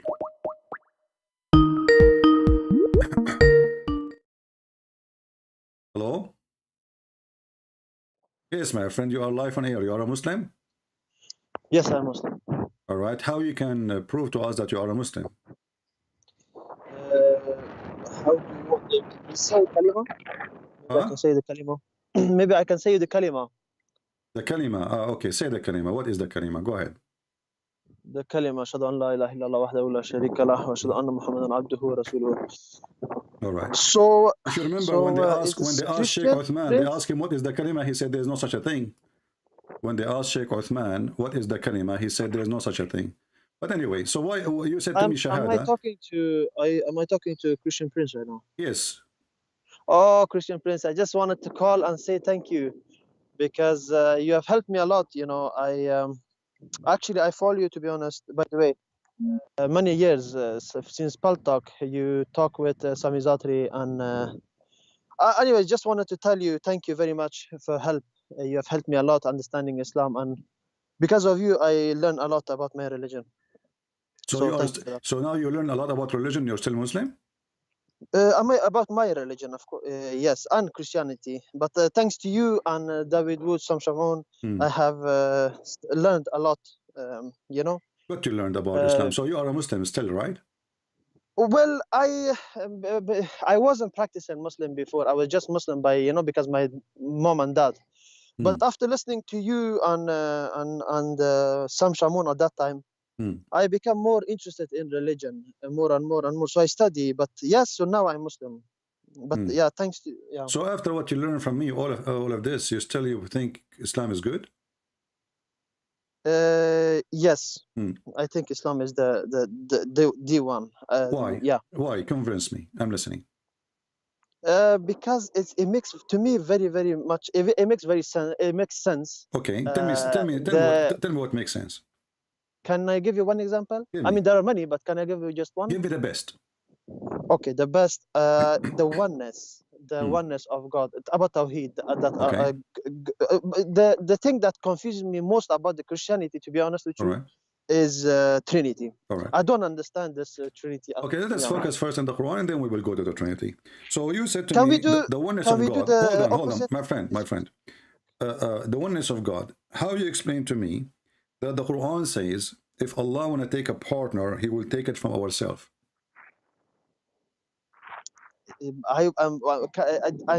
When I'm talking about Tawheed, I mean in Islam basically it explains very good about Islam, my friend. It one. doesn't explain anything. This is not true. Here we go. Chapter 21, verse number 17. It says, if we like to have a partner, a girlfriend, a consort, we will take it from ourselves. If Allah is one, who is ourself who will partner with Allah? But see, this is one of the reason you are. So when I listen to you, and then it comes question to my heart. Okay. So I say to myself, it is true. But when I go to actually look the text, always I do the same, and then I find that actually that's not the case. You just sugarcoating. Sometimes I don't know if you just feel like get me busted. Here we go. You are live. People, they hear you. I am sugarcoating. How is that? Go ahead. The verse in front of you. Take your time. Okay, this verse. I mean, I'm not an alim, so I'm a student. My friend, but you told me you found that I am sugarcoating, and the verse in front of you. Explain to the people how I sugarcoat things. Go ahead. Okay, so one of the things that I found that you do is that when people ask you about Trinity, you do not explain. So, for example, just one example, when they ask you about who is Jesus, you don't explain. You just you cannot explain basically. Why I can't explain? You see, you are trying to change the question now. First, let me explain to you who is Jesus. Jesus is the Son of God. As simple as that. Okay. Okay. So maybe you can help me actually. So if he's Son of God, you see, we will go there. We will go now. Tell me, if Allah is one, you said to me Allah is one. Let us confirm that or not. If Allah is one, can you tell me how He will take a partner? How He will take a partner, and that the partner Allah consider it from us. Is Allah one or us? Okay, so what I will do, like always I do with you, I will take the verse and I read it about it, and then we can talk about it. But right now, can you answer my question? Here we go. You know, you said, you know, I'm giving you opportunity to get me busted. You said to me, who is Jesus? I said, he's Son of God. No, but I need time. I mean, I'm not, I will take the You verse. are the one who asked me. Then, you are the one who asked to call me. I did not chase you. You are the one who came to no. me. So are you saying you are not ready? You are the one who chose. I called you, are and the one who choose. You are the one who chose the oneness of God, of Allah, as the best for you. So you know what you are talking about. Are you saying to me now you do not know what you are talking about? About the oneness of Allah. Verse? Are you a person who knows what do you mean by the oneness of Allah, or you do not know? So, like I told you, in Islam, it's very simple. Okay, about as long as it's very simple, my friend. I am happy with the very simple, my friend. As long as it's very simple. Chapter 21, verse number 17, Allah saying, if he decide to take a wife or a girlfriend, he will take it from us. Yeah, but the problem is, can I trust you fully? No. Can I have the opportunity I'm to not at least asking you to look at trust it? me. I do not need you to trust me. Good. Can you give me the Can answer? I at least, yes, can I at least go to the verse when I have time and actually see if we have the time. If you told the truth? We have the time. We are not in the moon now. You are calling me. Obviously, you have time. Read it. Take your time. You mean right now I can go study? You know, study. What do you mean you go study? You are the one who choose to speak about the oneness of Allah. So you do not know what the oneness of Allah. So this is embarrassment. So you are saying to me now, you as a Muslim, suddenly you are in trouble because the oneness of Allah is, there is no oneness, because Allah, he says, if you want to take a partner, he will take it from us. No, but listen, you said earlier girlfriend. See, this is what you do always. Yes. Where does it say girlfriend? Okay, we can go and read So, it. you know, okay, hold on. You see, you are the one who said to me, I sugarcoat. It's you who sugarcoat. What? Can we go and read the interpretation? Can I take my? Is it too much to ask if I tell you I accept the text and the verse that you tell me? Okay. I want to study it. But you tell me you can study it now on air. You said I am saying girlfriend. How can I study it now on air? Listen, you said I'm saying girlfriend. Are you being for real right now? You are saying I said girlfriend and it's not there, correct? No, the girlfriend is not there. Okay, can we go and read the interpretation for the verse? But study, just one question. Can I study it now on air? Is it possible even? Why not? I mean, is this fair? Take your time. Yeah, it's fair. Come on. Yeah, why come on? You cannot go study. Come on. No, come on. We do not need. How can I? Open the interpretation and tell me what the interpretation says. Very simple. Which interpretation? Anyone you want. I'm not going to force you. Can you answer my question? I promise we will go there. Can you answer my question? When a Muslim, he promises, it means nothing will happen. But why you say all Muslim as if all Muslims all Muslims are the same? Aren't you a Muslim? Yes, I'm Muslim, alhamdulillah. I'm strong Muslim. Every Muslim, he lie non-stop. The lying in Islam is a permissible. My friend, stop wasting time. Tell me how Allah. Listen, so now you are not going to. Let us go and see the interpretation then. No, you like it, you don't. Hold on. Okay. No, I like it. This is the interpretation. When you told me about the verse, you see, I gave you opportunity to choose any interpretation you don't, but you don't want to do that because it's an embarrassment. This is the interpretation of your religion according to your scholars. You are talking. Listen, when you give me one verse, my friend, you must allow me. I must have time. Okay. Read with me. This is Tafsir al-Jalalain. Do you know al-Jalalain? Do you know al-Jalalain? This is why I think Islam must be true, because look how you behave. Look how I behave. I am asking you for the last 20 minutes. Can you explain to me a verse? And that is a misbehavior from me. No, I cannot. Of course I can. I'm not. You can't just take one verse. Can we read the interpretation of your scholars then? If you cannot, is it okay if we read the interpretation of your big scholars? But you did not answer my question. But me. Can we read the biggest scholars of Islam, and wherever they say you accept? I don't accept just anyone. I have to check who's talking, who's not. Are you saying that your Muslim scholars are sugarcoating like a Christian prince? Because you said I am sugarcoating. Which Muslim scholar? الجلالين as an you know, example. when you study, الجلالين, when Ibn you Kathir, study, Al-Qurtubi, Al-Tabari, anyone you want, which one you want, we can read it. no, but they don't have to make sure they're not infallible. They can make mistakes. Even So you At-Tabari, are saying to Jalalain, me, Ibn so Kathir, you Ibn are Athir, all of saying, them. so you are saying to me that all Muslim scholars can make mistakes, but you cannot. No, this you put in my mouth. I did not say that. What I'm Okay, saying is so that they which can be Muslim mistaken. scholar, Therefore, because you they can learn, be mistaken, which so I Muslim need scholar, time. my friend, why it's impossible to find one Muslim scholar is saying the truth? Are you saying to me all of them, they are stupid? What you're doing is, but right now, this is why, Alhamdulillah, I think Muslim Islam must be true, because you do not let me talk now. You ask me question, let me talk at least 1 minute. So what I'm saying is, Ibn Kathir, I accept. Ibn Jalalain, I accept. But I'm not saying that they are perfect. They can make mistake. So that's why allow me to study. Read, my Are you? friend. It is Okay, no politic for you? problem. Is No this problem. politic for you? Guys, they You can have make to they can make mistake, no problem. Can you read Yes. and tell me if what they are saying is a mistake or not? No, but how I need for that I need time. I cannot just from now. I'm giving you I'm in the time. park. I am here with you until tomorrow. Go ahead. Okay. So I'm in the park. Do you expect me? I mean, we both have prayed. You are where? We In the both have park? prayed. Do you You expect? are in the park? Yes. You are So in do the... you expect me? Wait, Christian so Prince, you I'm gonna coming to answer you. debate I me, promise. and Wait. you are in the park, and now this is the excuse. So when you want to talk No, about there Jesus, are it's parts I okay. can- It's okay to be in No. the park when you are So talking about it's- Jesus. But now we talk about No. Islam, you are in the park. No. Even in about Jesus, is not okay to be in the park and So debate. I'm But asking there you, are can some you questions read? in Stop Islam. making There are excuses. You look like a little girl excuse. now. So you lie to me when you say you Muslim, you believe in one God. Secondly, who cares if he's one or two or three? The question is if he is the true God or not. No, so there are a few topics that I am well versed on. You are The very topics okay. that I asked you which topic you are very versed in. You are the one who said to me the oneness of God.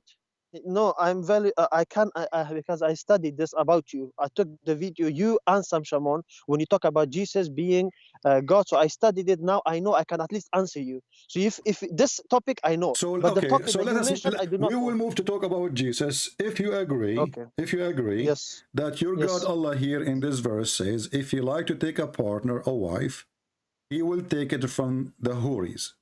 But you know the problem is now I feel like you just want me to say this because you I try don't to want you just to prove say, to me. I don't want you to Yeah, say you try that. to I want you to agree. don't I want let you to me agree. Do you study agree? this. Do you agree? No, if Do you want to be agree? fair, Do you agree let or you me don't let me agree? choose. Do you agree? Let me study. Do you agree? All I'm Okay. all I'm asking My is friend, if you don't waste my Yes. time. I'm asking you, you can do studying. Open now any interpretation Yeah. and give me the interpretation you like.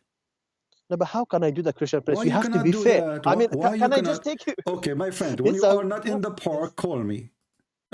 How he can do that? How he can do that? It's impossible. I did it for you. It's in front of you. Your God, Allah, is saying, if he want to have fun, lahu is even insult. It's a woman for fun. It's not even a woman to be a wife. And you can open any interpretation. If we want to take out women for fun, we will take it from us. The Muslims' explanation for the verse saying, among the beautiful eyed houris. You know, in order to have a partner, the partner have to be from your kind. You cannot be a mice and have a wife. She is a horse. It doesn't work. So when Allah he chose the beautiful eyed houris or the angels, that's mean Allah and the houris and the angels are from the same kind. That's why he says us.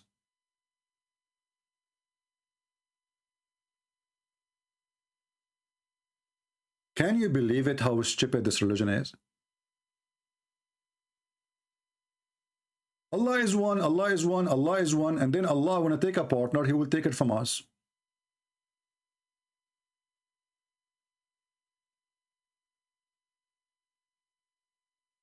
In the top of that, Allah is one. Who cares if he's one or two? One what? One what exactly? One God? Or one Allah?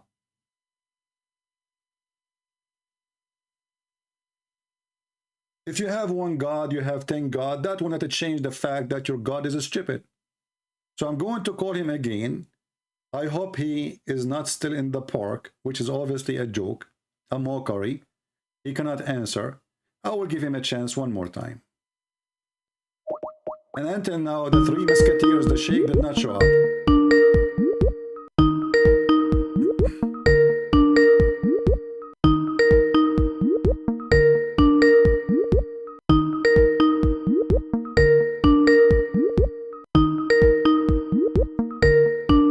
He's not answering.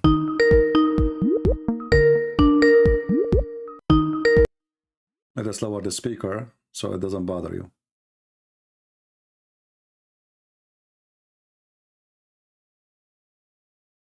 Anyone will use bad language, we will block you.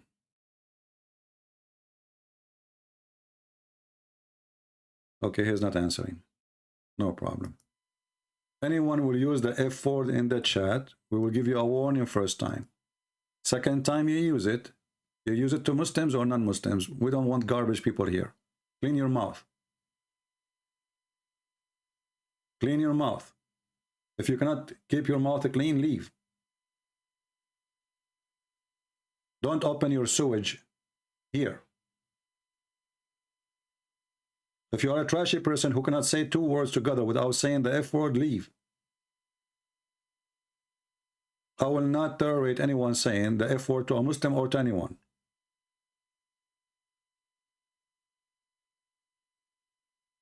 Do we have any Muhammadan can explain to us why Islam is based on stupidity and lies? So Allah is one. But Allah is we. And we will find it with ourselves. And the Muslims, they try to cover it like between two brackets from our presence, but it says from us. From us.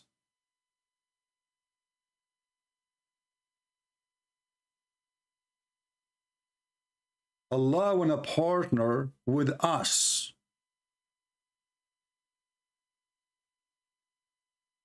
And what makes sense in Islam, the oneness of God. Well, the oneness of God is not in Islam, it's in Christianity. And Christianity is correct, or we believe in it, not because there's one God. What if there's 10 God?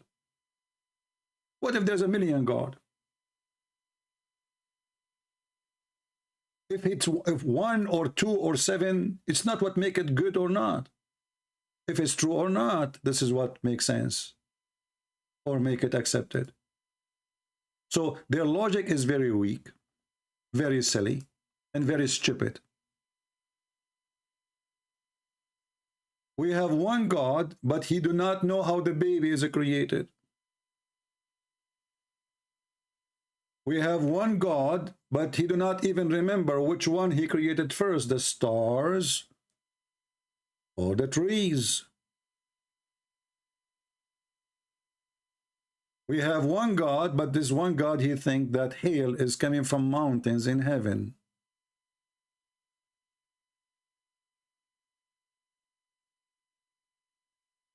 We have 3 sheikhs who promised me 2 weeks ago they will join us here, and they said to me, let us hope you will not be a coward and you will not run away. And until now, they did not text me, neither try even to say hello. Do we have any Abdul? Somebody asking, is this his life? Yes, it is life.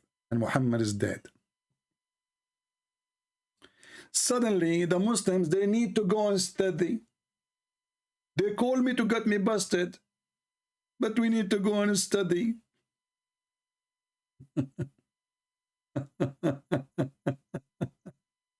Alhamdulillah, Alhamdulillah. You know, have you ever heard of a God, he say Alhamdulillah? I mean, how Allah is one God, and then Allah, he say Alhamdulillah? Huh? What's wrong with this God? Allah, he gave Muhammad Quran, okay? And what the Quran says, Allah, he says in the name of Allah. Like, who are you then? I'm Allah. So how you say in the name of Allah? I mean, even Joe Biden don't do that. So you are Allah, and then you say in the name of Allah, and then Allah, he says, praise be to Allah. Like, what the heck? Allah saying praise be to Allah? Is that Sadhguru? Are you sure that the one who made the Quran is Allah, not Sadhguru?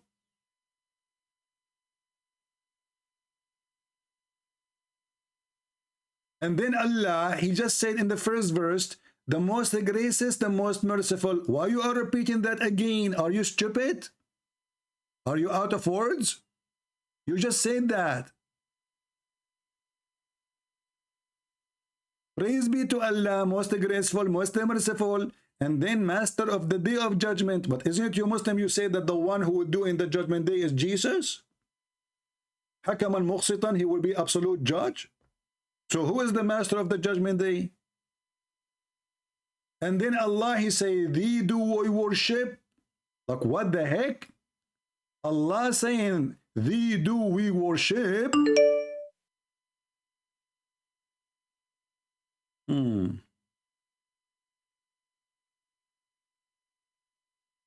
Don't text me, don't call me unless you are a Muslim. If you are not, I will block you.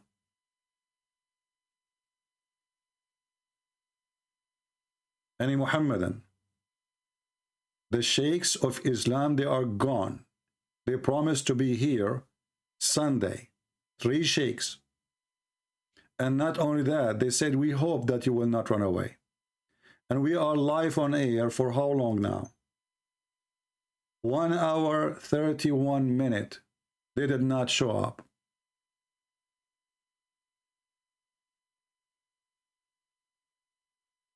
Do we have a Muslim who do not need to study? He is ready to join us right now.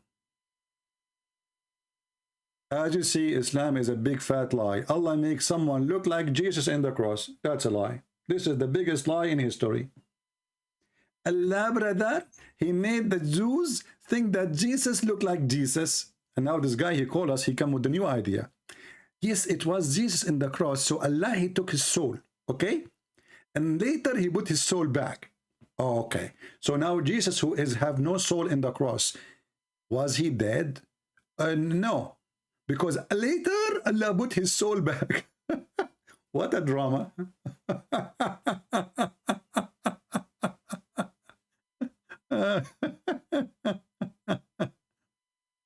Man, oh man. How many Muslims will leave Islam today? How many? You know, in the other day, if you notice, I made a post. I will go live on air 2 days ago, very early in the morning, but maybe many of you do not know why. I was speaking to a guy and his family, and they live in the Middle East. And glory to the Lord, all of them, they left Islam. The woman, she said, if you convince my husband, I'm already convinced. But my husband is giving me a hard time. Can you please have a private talk with you, because we don't want to be recorded. We don't want to be known. Can you please do a favor to me, speaking to my husband? The husband start speaking to me. He cursed me. Literally, he cursed me. He said, may Allah destroy you. May Allah kill you. You destroy our life. You made my wife worship a pagan religion. It's called Christianity. And I'm listening.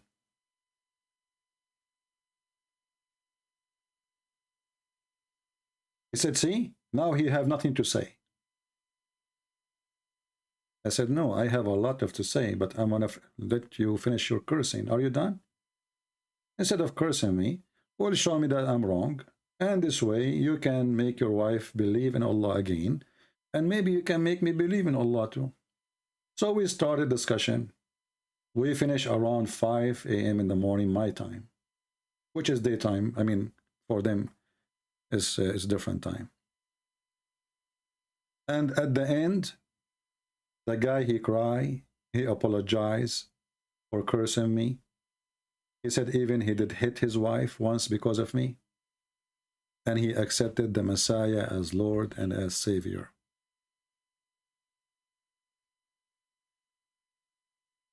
Isn't it beautiful?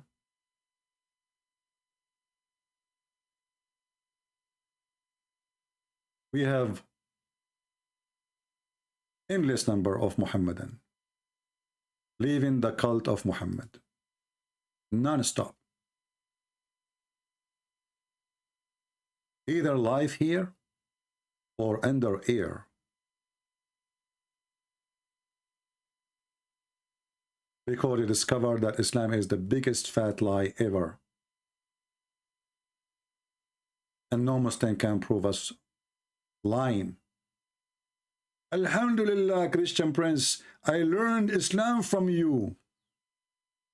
This guy, he just called us, he said, and claiming now he become a better Muslim.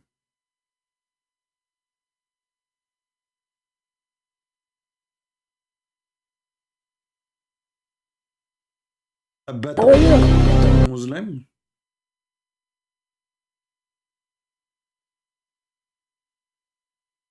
How better you are.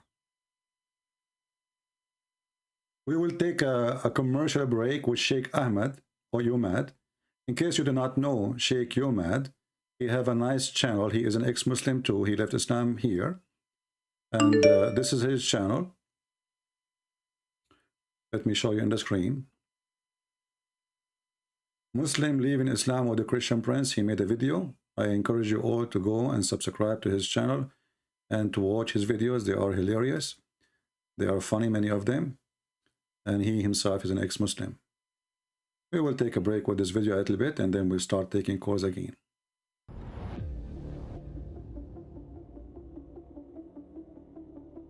Yes, my friend, you are live on air. You are a Muslim? Yeah. Can you confirm that? Can you say the Shahada? Yeah, La ilaha illallah Muhammadan Rasulullah. What does that mean? There's no God but Allah and Muhammad.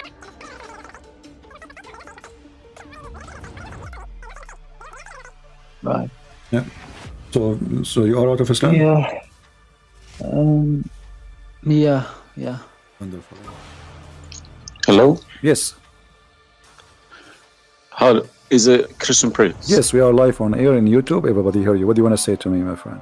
Okay, I was listening to all these, just checking your references you're giving against my Quran. Either you are a filthy fat liar, or all the imams since I was a child have been lying to me, because Islam.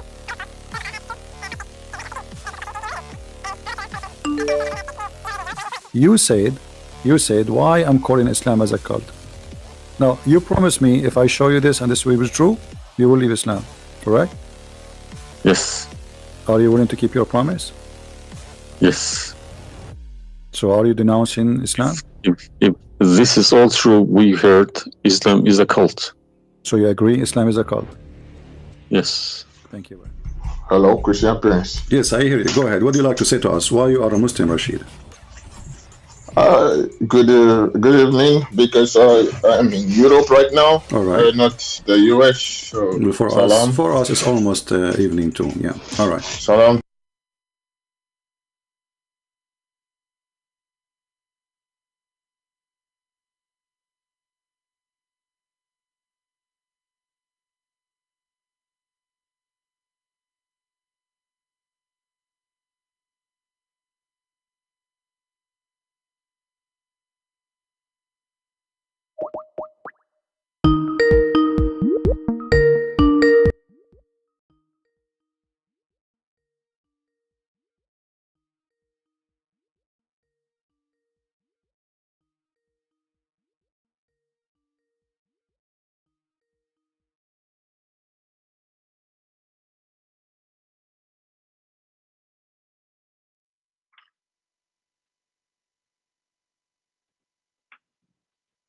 Hello.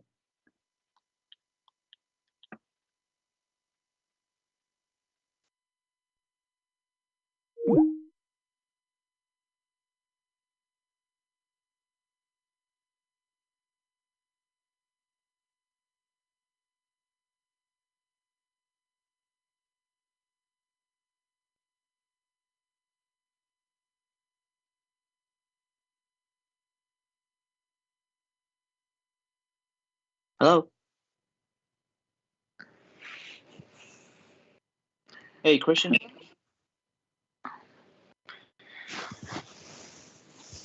Christian, you hear me?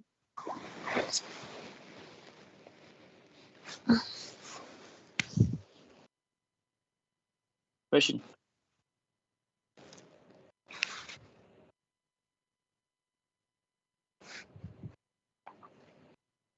Christian, do you hear me?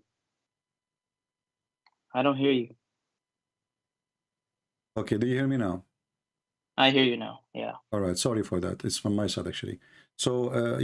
you said you have a Muslim friend with you, or you are the Muslim? No. I have a Muslim friend with me. Okay. And her name is Aisha. All right. And she's a very great friend of mine, and I wanted to introduce her to you, and so you can talk to her. All right. She is welcome. Very nice person. She is welcome, and I will be happy to talk to her. Are you there? Are you there, Aisha? Yeah, I'm here. Thank you. You are welcome, sister. So, what do you think about your religion as a Muslim? I mean, I have not done a lot of research. I've been just like reading Quran and basically practicing my religion, and She's and fasting actually right now, just to give you a heads up. She is Yeah. fasting, but you know, the fasting in Ramadan is useless, because you just abstain from food in the daytime, and then at night you eat, like, until the morning. So there's no fasting really. It's just a sleeping. I mean, it's a change in the day between night and daytime. Okay. This is not really a real fasting. Actually, in the month of Ramadan, as you know, people, they gain more weight because they eat more, and food price go more crazy because they are eating more. So there's no fasting. It's kind of a cheating. We just change the day with the night. Mm-hmm. Yeah. So you were Muslim before? No, thank God, I never been one. You've never been Muslim? Okay. I don't wanna be rude to you, but this is how I talk. Don't take it against you. That's fine. I am I'm smarter. okay. I'm smarter than being a Muslim for a second, and I will tell you why. Okay. So When somebody says to me, if I ask you right now, what Islam is about, what you will give me definition, what Islam is about, go ahead.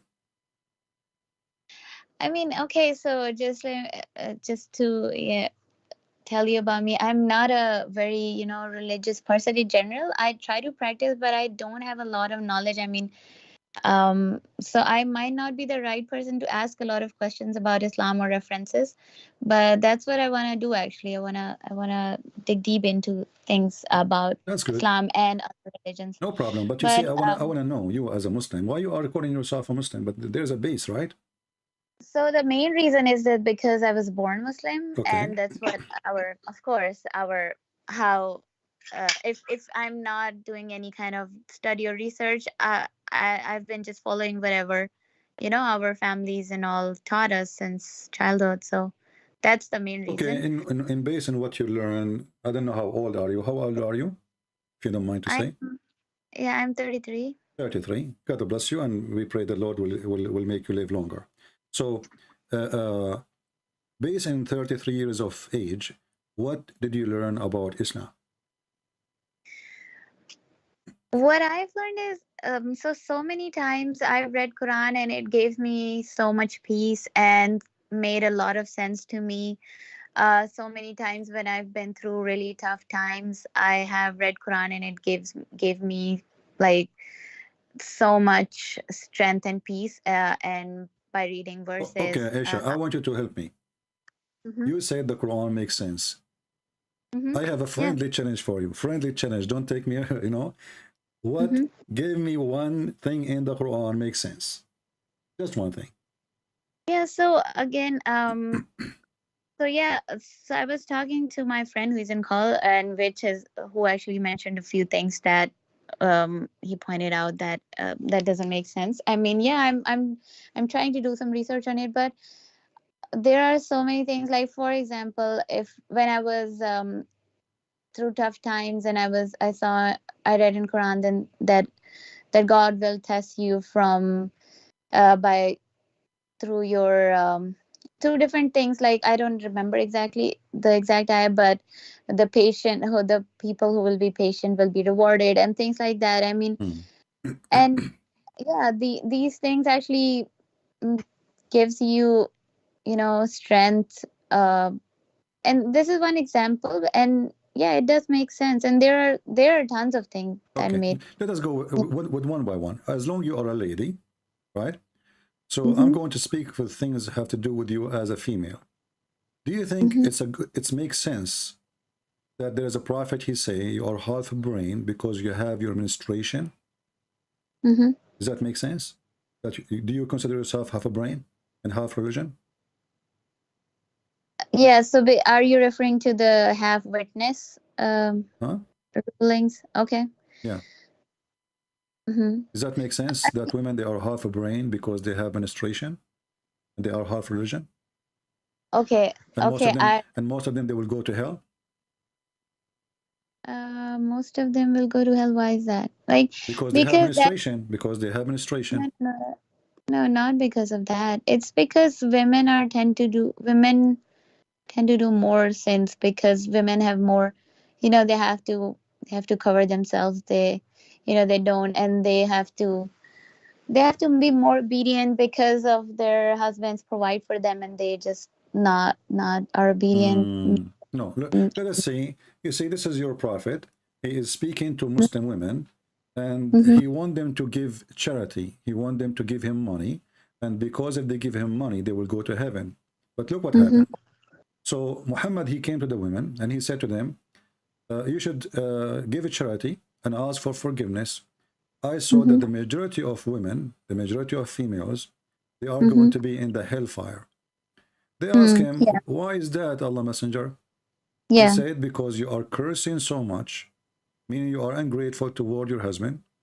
And then one of them, she said, and then he says, and because you have a lack of intellect and religion. You have a lack of intellect and religion. Where is this? This is in the Sahih Hadith. This is in Sahih Muslim, in Al-Bukhari. It's all over. Do you could you send me the reference? So I want to have all those references. Yeah, sure. And, yeah, sure. Here we go. This is. I will post a link for you. In the. Hold on, Prince. Let me send her the live stream link here. Well, I will share the link even here. Give me a second. Here we go. Okay. I will share the link. But she doesn't know your YouTube channel. No problem. Yeah, give her my YouTube, and I will give her the link for the hadith. Okay. I just posted for good. both of you.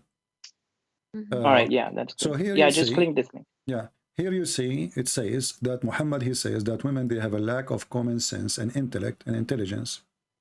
And when and this is a woman, she's asking, why will go to hell? He said, I have seen none lacking on common sense and fearing in religion.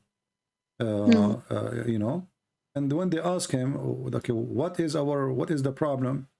Well, he said the proof of the common sense. Actually, this is the false translation. It says your intelligence, lack of intelligence, that you spend some night and days which you don't offer pray in the month of Ramadan.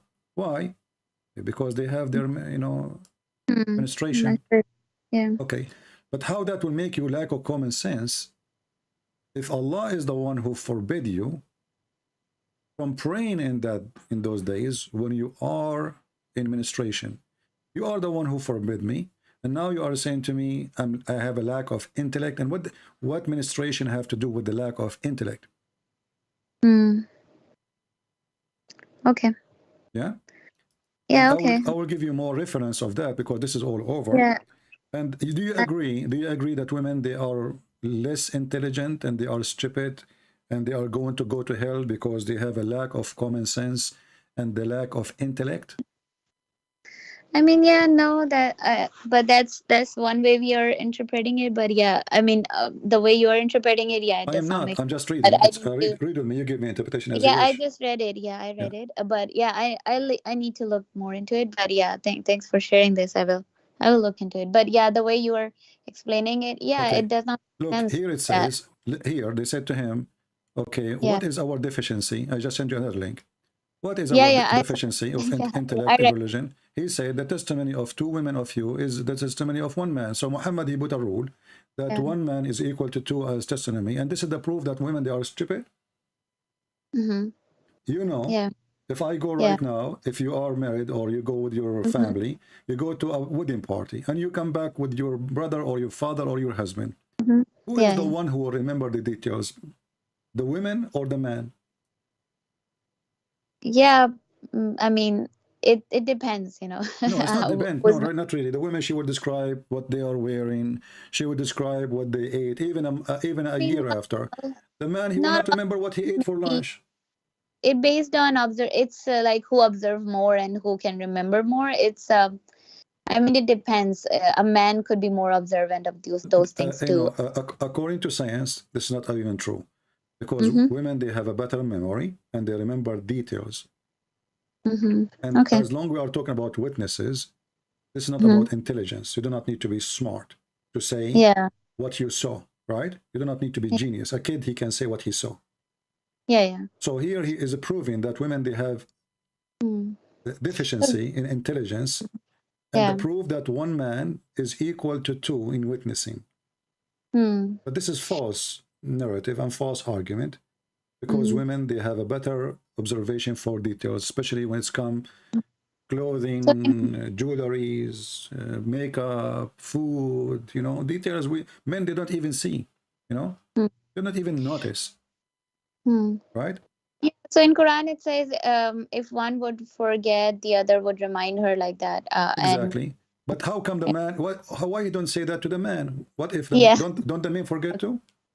Yeah, I'm gonna have to, you know, have talk to other people about this too and get answers. Let us focus with something more. So now he claimed that deficiency is because of witnessing, but then he says, when they ask him what is our deficiency in religion, he says ministration, because one of you will go for 3 or 4 days without performing salat. But how that is deficiency? Who is the one who created you and he gave you the ministration? Is it Allah?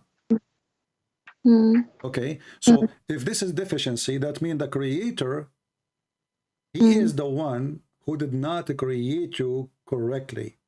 The deficiency is Allah, deficiency is not yours, because you are the one who don't have a choice to have it or to reject it. So if this is a reason for you to have half a brain, and he is talking about you going to hell, he's explaining now, remember the conversation is, why the majority of women, they will go to hell. So he's counting for your reasoning. And those reasoning are stupid, because even if a woman, she is a stupid, and I don't agree with that, but this is not a reason to go to hell, because if Allah is created me, if Allah created me stupid, how do you want to punish me for being stupid? Yeah, I get the point. And thanks for explaining this. I will definitely look into All right. So as you see, Islam doesn't make sense, especially toward you as a female. Now, can you, as a female, can you tell me something makes sense to you as a female? So have to do with you as a female. Like what? Sorry, say that again. If there is something in Islam special about female make you like Islam? Do you like to have do you have like 3 more wives beside you with one man? Is that right? I mean, yeah, of course I would not like it, but it's there is some kind of, you know, it's not mandatory. Like, it's not like every Muslim is doing that. Majority Muslim have one wife, but it's an option that is given, and there is some good behind it too. And I've seen what is the good behind it? What is the good behind it? I have seen a few examples. Like I was telling my friend that day that I had a family in my neighborhood, and they were one of the women was not having child, so she actually found someone in her own family and got her married to her husband so that they could have kids, and then they are actually living together. One wife has kids and one is like does not have kids, but they are living as a family. And he was able to save her marriage. We will go with this reasoning. First of all, Islam allowed divorce so easy, correct? Yeah. Okay, what if the second wife, she did not give birth? Yeah, so maybe then we get third wife. Okay, what if the third wife did not give birth? Yeah, of course. Maybe. I mean, that's Okay, maybe that they would figure out what if that it they. is the man who cannot give birth like Yeah, that's Muhammad? the man. Yeah, yeah. Okay, That so then this they is would number figure one. out. Secondly, if a man, like we have in the Old Testament that Abraham himself, he have a wife, but Yeah. with our permission from God, he went and he Mm-hmm. married the maid. Her name is Sarah, the Yeah. Hajar. Sorry, Hajar. Yeah. So, Mhm. but that was not from God. And if God, he wants you to have a children's, you will have a children's. And don't you believe in that? Yeah. Okay. Yeah. So So the he had Muslim two wives. believe in God will when they Mm-hmm. want, and obviously they don't accept by God will when they want. So they can fix God will. We have second wife. So obviously the God will in Islam is broken as an understanding or belief. Because if you believe in God will, then whatever God he give you, you accept. But obviously, no, we can fix it. God will for this woman not to have kids, we will have the second wife. But what if God will is the man, he will not have children? Can the woman replace him and have second husband? No, so she can. I Why mean, not? divorce or marry No, she other man. cannot. Why No, not? she cannot. No, she cannot. In Islam, a Why? woman, she cannot ask for divorce because the husband cannot have kids. She cannot. No, I don't think so. She can. I mean, she No. can even have divorce. She can ask for First divorce of even if all, the one not. who have the right to divorce is the man. The woman, she Yeah, have a right to divorce, if we can call it a right, only yeah. according to Muslim scholars these days. But in the old days, Mm-hmm. obviously, the one who was in control always is the Muslim. Mm-hmm. If he did, harm her severely, if he is not providing, she can ask for divorce, etc. But as long as the husband he bring No, food, and he is doing his no, that's duty as not a right. man. Hmm?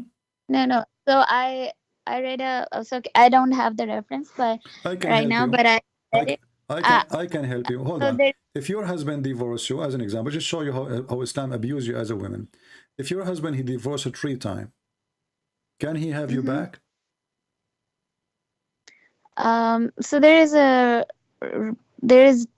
3 ways. I mean, no, not 3 times. After 3 times, no, but yeah, after. Okay. Is it true that the women now she have to go and sleep with the new guy, so can go back to the husband? Not sleep. She has to marry, and not like just for 1 day or something. Like properly marry with the proper intention to actually keep the marriage. But if No, in any the marriage this is not ends, true. You see, the prophet, a woman, she came to him, and her husband did beat her until her skin is greener than her clothes. And then the story unfolded by the husband and this woman who came to Muhammad. And Aisha, she said to the prophet, look, her skin is greener than her clothes. Why? Because the husband is beating her.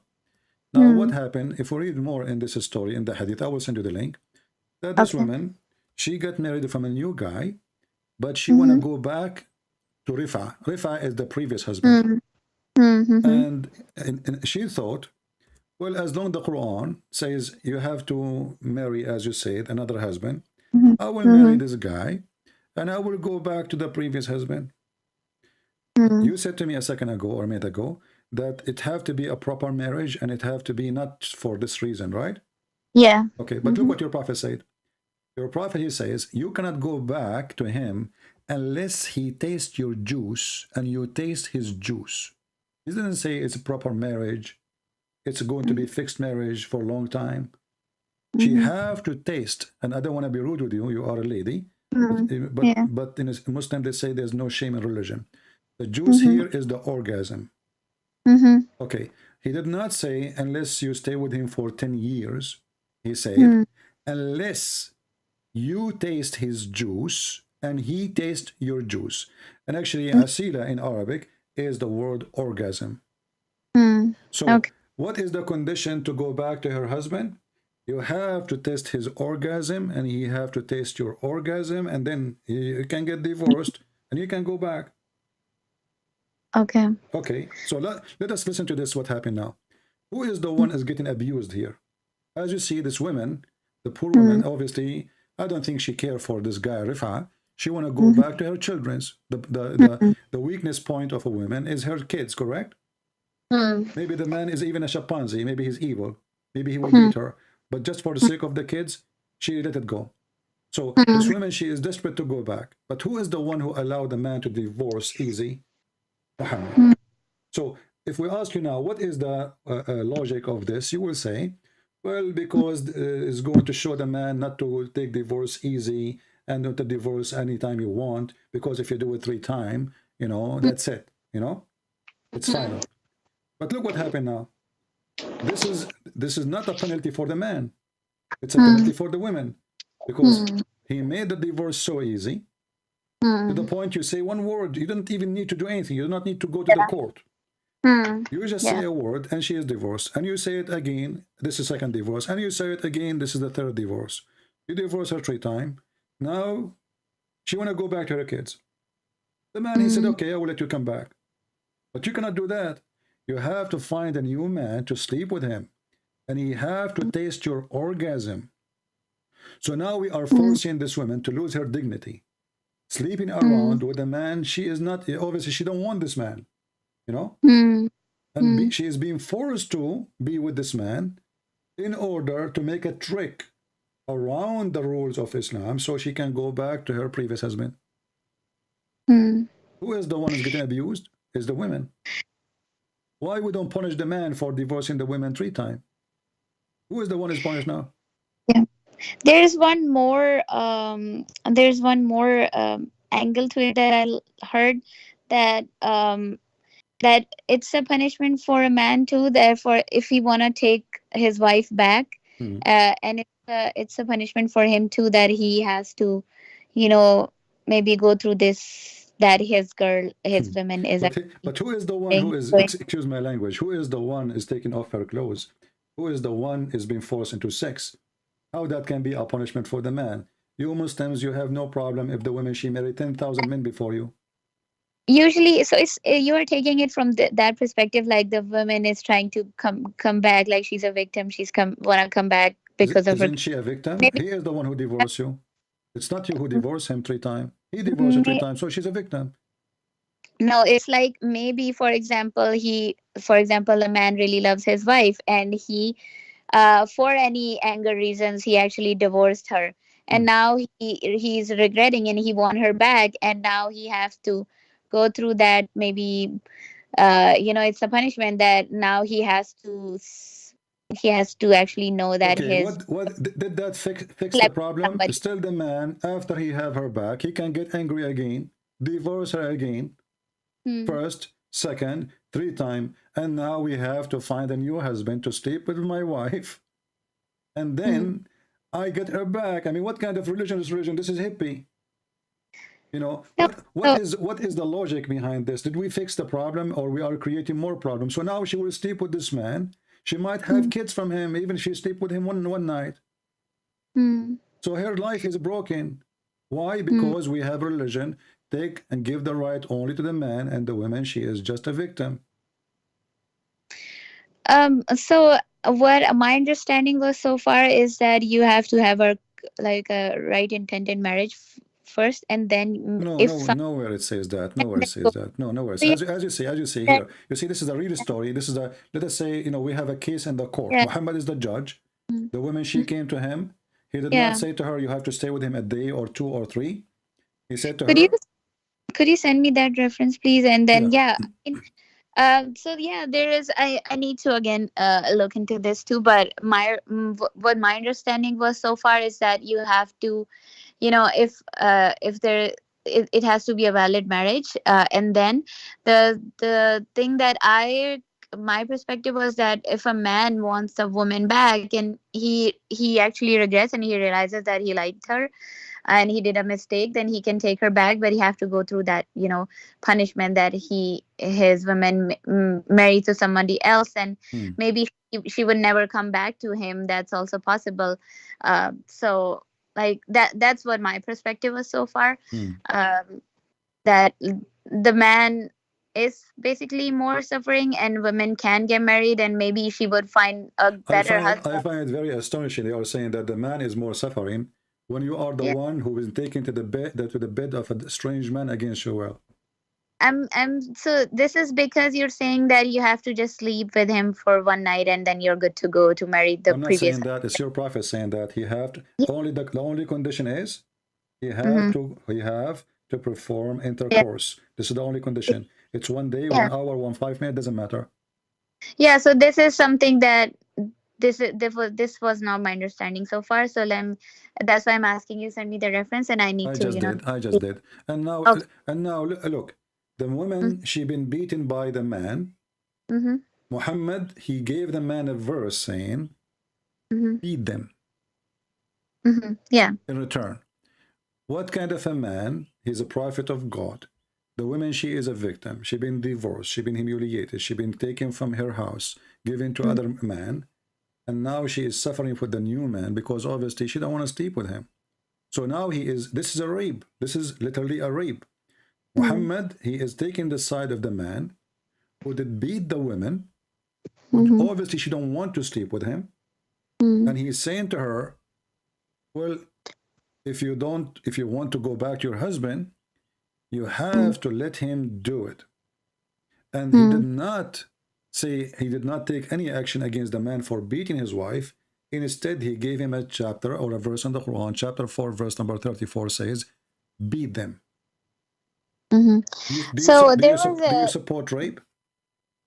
There is another incident where a woman came to Prophet, and she said that I just don't like my husband, and there was no abuse case in that, and she said I just don't like him, and he said okay, you can leave him and just leave the garden that he gave you as a gift and all, and if in mahar, and if you can leave that, just okay, this is in Islam they call it al-khula. So al-khula is, look what happened to you now. In order to get divorce, you come to an agreement. If the husband agree, but now because Muhammad is the prophet, he can make decision, and the husband who care. But if Muhammad is not there, the husband have to agree. So she have to give up everything she have. She go bankrupt. She goes zero from the house. She don't take no, even not her. that. She don't take No, any, no. no, she don't take anything. Khula. She don't take anything. She give him back. No, that's not true. She just have to give the mahar back. That's all. Well, this is what she have. What she have besides nothing. No, mahar is just like the money or amount or gift or whatever. This is all the money you get. What small, what big, doesn't matter. This is all the money you get. So now after serving this man, being in his house, cooking him for years, now in order to get divorce, you have to give him everything he gave you. Not everything, just the mahar amount. That's like maybe $1,000 that he gave, and if you want to get rid. So the intention behind that too, because for example, it's not always that women is victim. Maybe she want to marry somebody else, or maybe that's her. Okay, hold on. Let me ask you. First of all, you are saying things it's not true, but we will go back.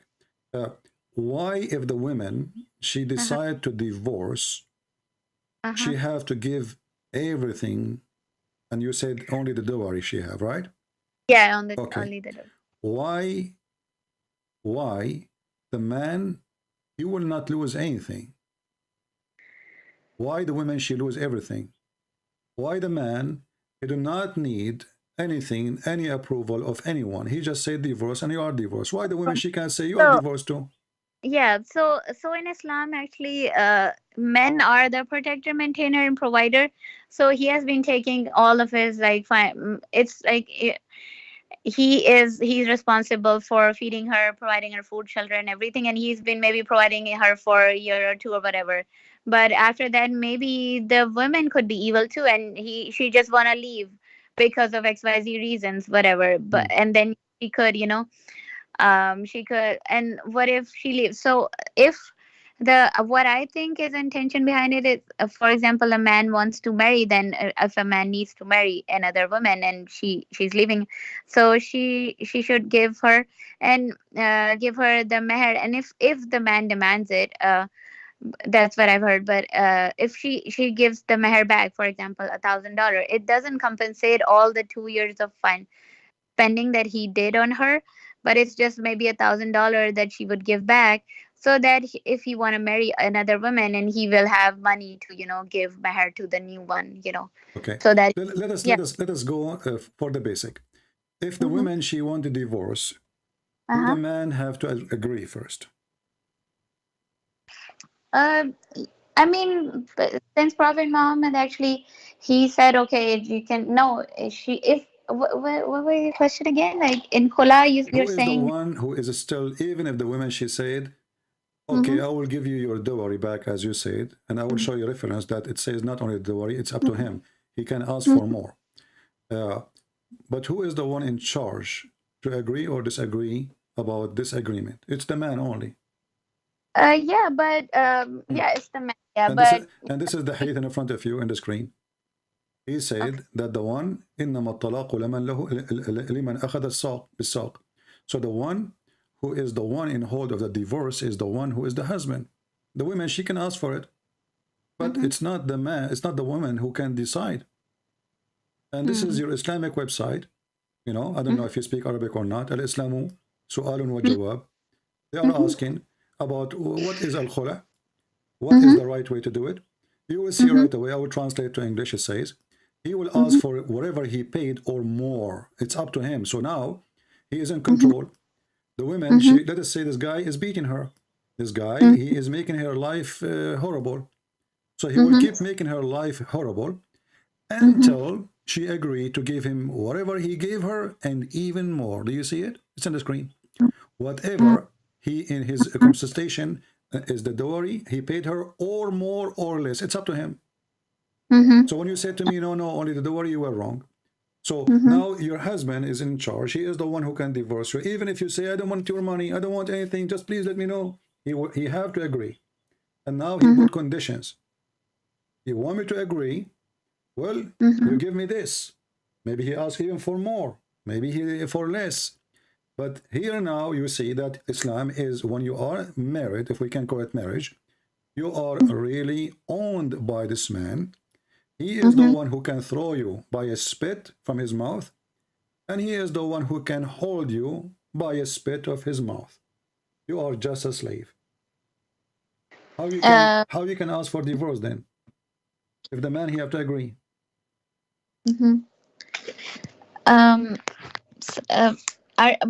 Were you reading the hadith here?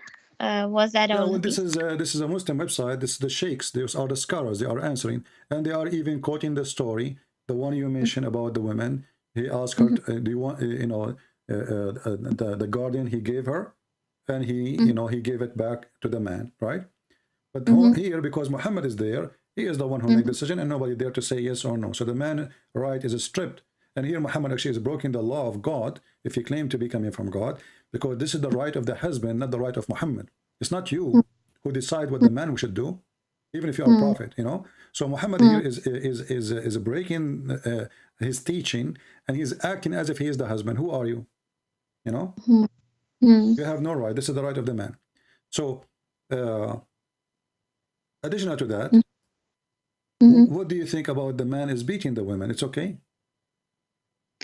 No, it's not okay. So again, why not? Why it's not okay? Of course, it's not okay to beat anyone. But what my understanding so far about this is that I think if I mean, we cannot in all situations think that women is she's a victim and she is being abused. There could be there could be actually like real disobedient wives too, who actually do such wrong things that a man could be. So it's not just about that man could do anything. There are so many verses in Quran that told men to be good and gentle and kind to other people and their women and everything. So the first step is for man to be just and be kind and gentle.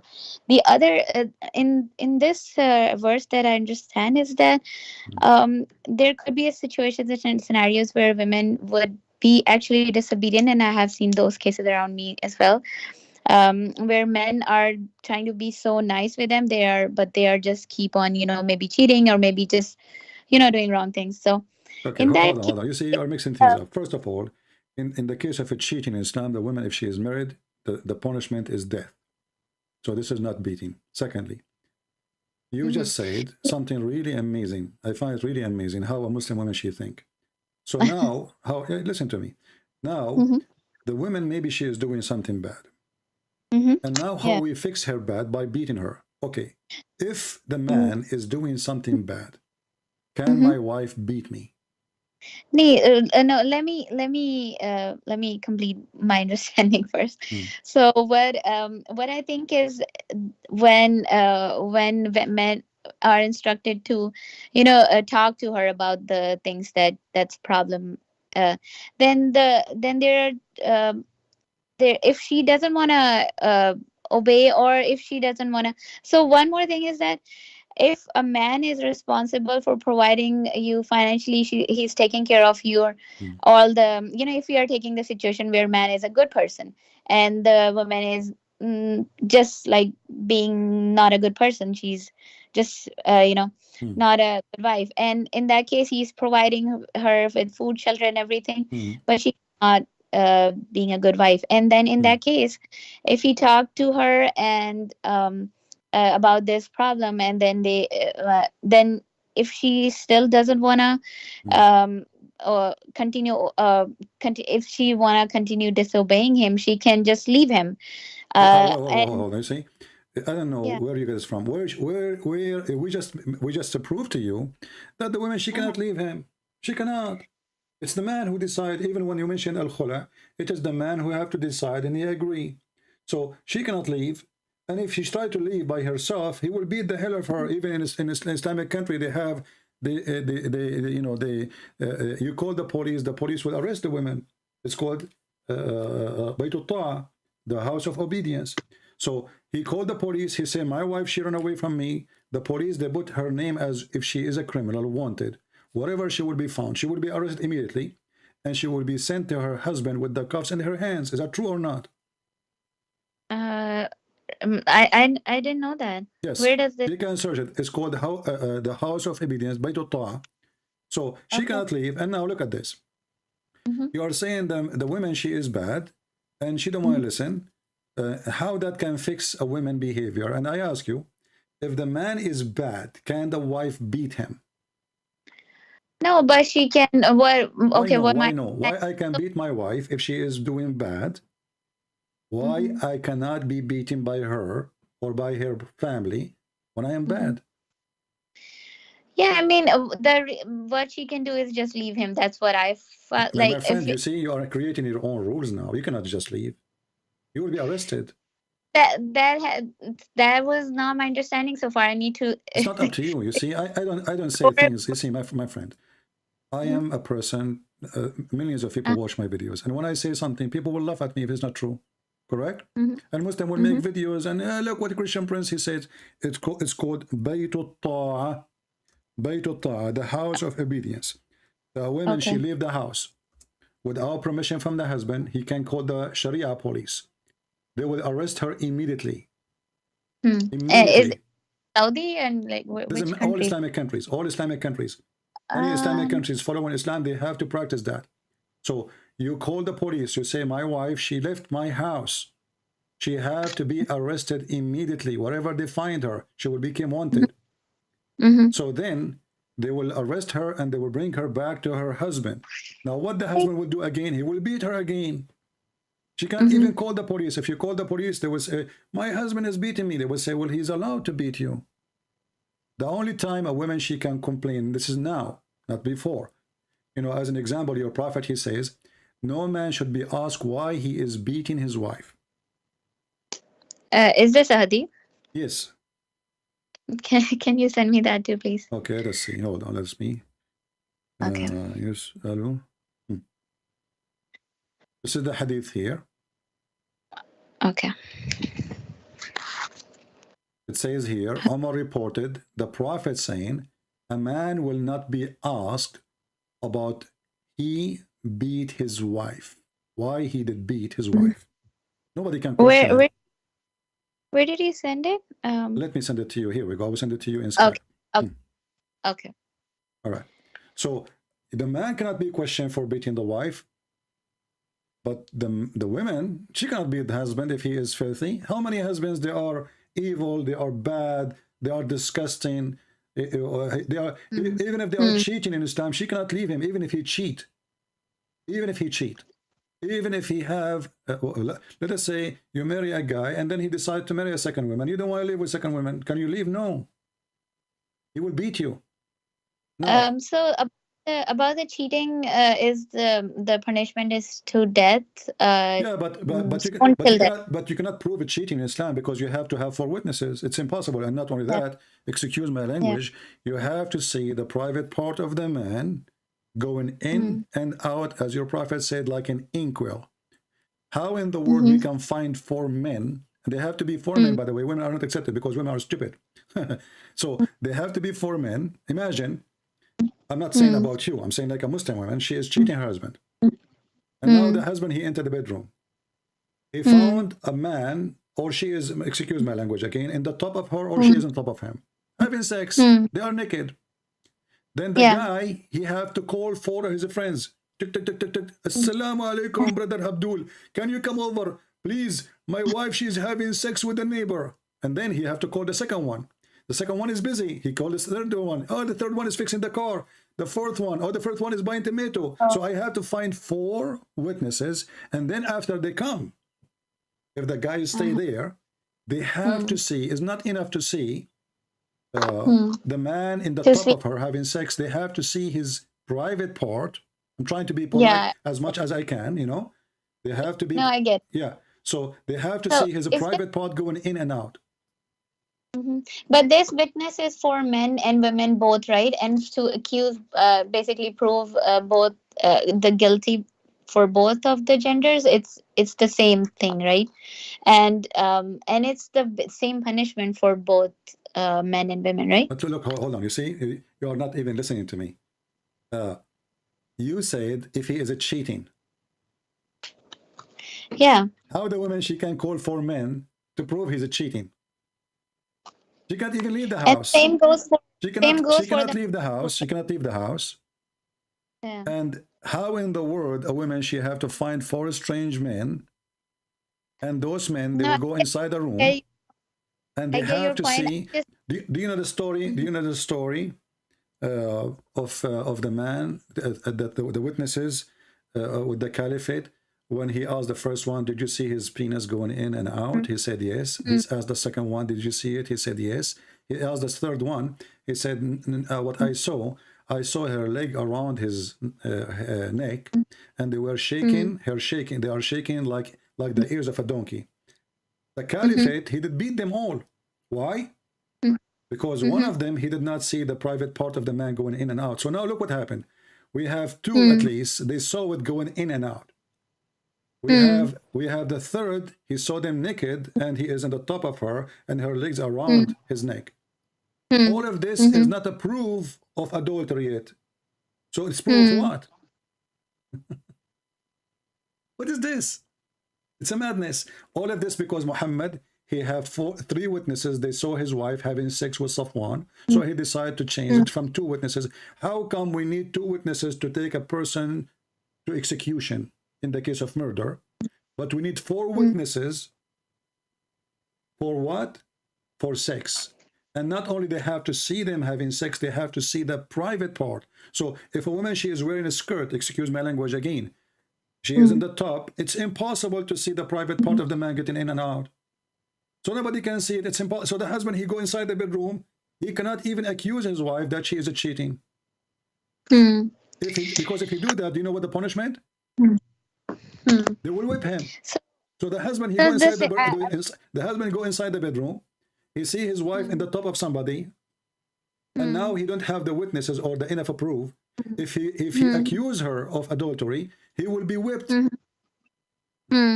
Yeah. Okay. Same for the woman. If she accuse her husband, and she don't have the 4 witnesses seeing his private part going in and out in other women, she will be whipped. Okay, so look what happened now. So we can beat the wife for any reason in Islam, any reason. You see, in the Quran, it says in the verse number chapter 34, verse number 4, it says nushudahun. You know, nushudahun. Nushud. If you ask a Muslim what nushud mean, right away the Muslims, they start using their imagination, lying to us that nushud means cheating, she is bad, she is etc. But you will see that the same word used for Muhammad when he decided not to sleep anymore with Sauda bint Dama. Do you know that? Is this in Quran? Yes. Or so when Muhammad he did nushud, and this is the hypocrisy of the Muhammadan. So when the women she do nushud, and what is this? You fear their rebellion. You feel like he said to you, "Can you make me some tea?" You don't go and do it right away. So now you feel like, she start, showing signs of being rebellion to me. So, but if a man he do that, a man he can stop having sex with his wife. It's okay. But if a woman she do that, we will beat her. If you go in the same chapter, chapter 4, you see, we have the same word appear twice in the Quran. Once in chapter 4, verse number 34, and because it's about female, it says nushudahun, hun for like female, otherwise it's the same word. So nushud, and then the word nushud. Here, the chapter 4, verse 128, it was about Muhammad doing nushud. What is the nushud he is doing? He don't feel like sleeping with this old woman who is his wife. Her name is Sauda. So look what happened now. If there is an issue from the husband, you can come to an agreement. But if there's an issue from the woman, we can beat her. So I have let me share you my understanding is because, so again in Quran it says that men are like one level above women because they provide for them. That's the main reason why they're one level. Otherwise, maybe they're just so they provide for her. So if they're, providing financially is a big thing. I will go with you just to show you. I don't want to call you not smart, but listen to me. So Muhammad, he was the husband of Khadija, and Khadija she was the rich. Yeah. And now Muhammad is not working because now he announced himself as a prophet. Yeah. Khadija is the provider, especially in the beginning. So can Khadija beat him at that time because the one who provide can beat the other one who don't provide? That's not that's true. In that case, Khadija and Muhammad was not the provider, and he was not the, he was not one level above her, and they were about the, Can she beat him? This is the question. Now she is the provider. Can she beat him? Because you said to me, because he is providing, well, he can beat her. So now, you see, my friend, I don't know what are you talking about. In America, I am a provider for my cat. Can I beat my cat? I will go to jail. In America, I am a provider for my dog. Can I beat my dog? I go to jail. So you are saying to me, just because you give somebody some food in his mouth and panty and underwear and a bra, now I can beat you. What kind of evil logic is that? Yeah, I know. I'm not talking about beating. No, we are talking about beating. We are talking about beating. The verse here is about what? The man in charge of women, because Allah has made one of them excel the other. So look at this madness. Who is the one who made the one excel? Allah, correct? So right away you became a victim because he made him excel. You see, we're not talking about the leader of the house now, because even in Christianity, the man is the leader of the house. But now you became excel. Excel in which way? Excel in the point that you can do anything with the wife. You can jail her.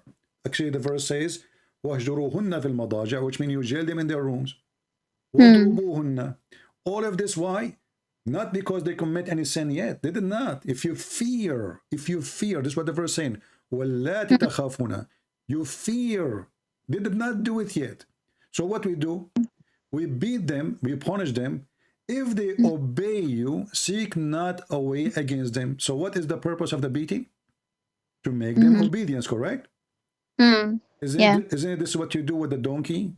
The donkey want to go to the right, you hit him so he goes straight. Do you think you're a donkey?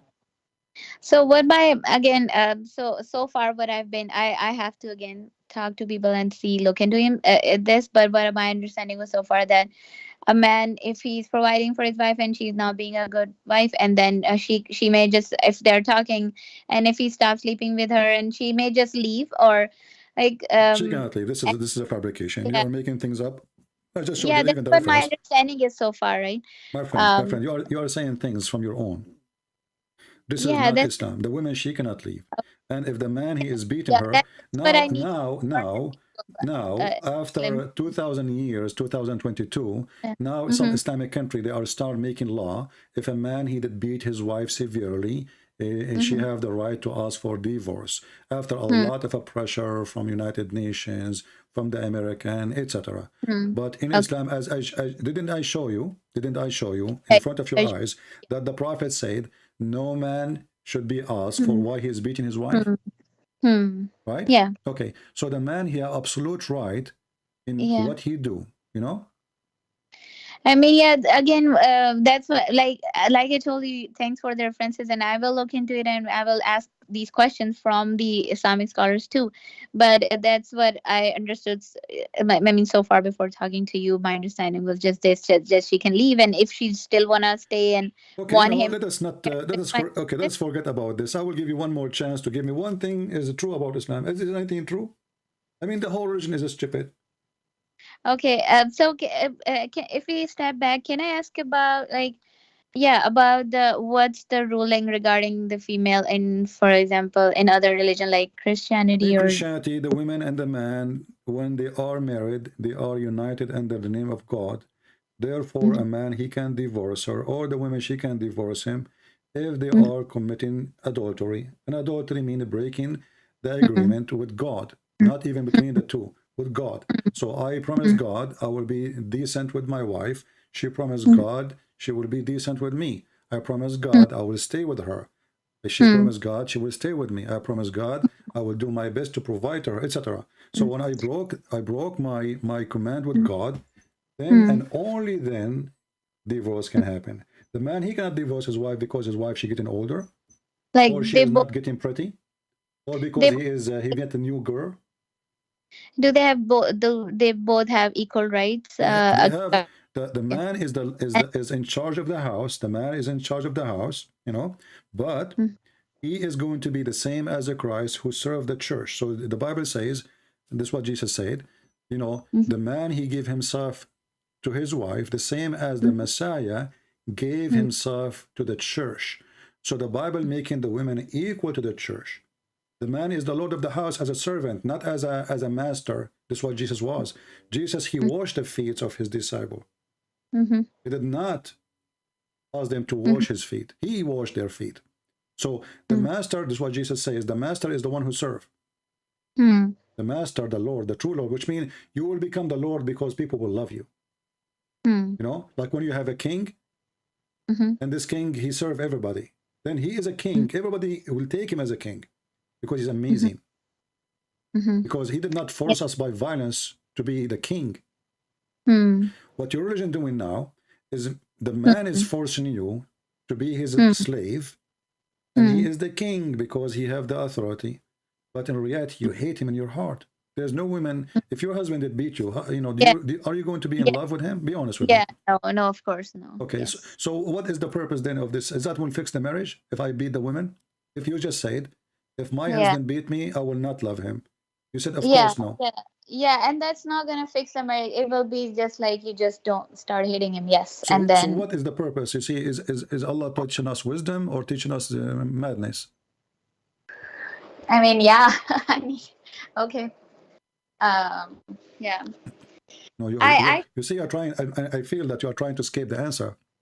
No, I'm not. You just said. I mean, I'm thinking about whatever you're saying, and yeah, of course, I mean, yeah, I will think about it, talk to people, like, yeah, but no, your points are valid, and I really appreciate you explaining. Yeah, so we did not fix the marriage here, you know. We did not Yeah, fix yeah. the marriage. True. If a Muhammad want to fix the marriage, we say, well, talk to her, you know, try to see a reasoning. And you know what? If you guys don't want to live together, okay, go in peace. That's it, done. You know, but beat her. Yeah, I can relate to this because like if my husband is, even he loves me or I love him, but he actually beat me sometime, that would make me like, yeah, I mean, he will know, I might not be able to, respect him You that see, way ever. in earth you are not respected. In heaven you are not respected. In the heaven, is it true that Allah will jail you inside the tent just for sex? What? In earth you are disrespected. A man, he beat you, he can have many of you, he can replace you as he wish.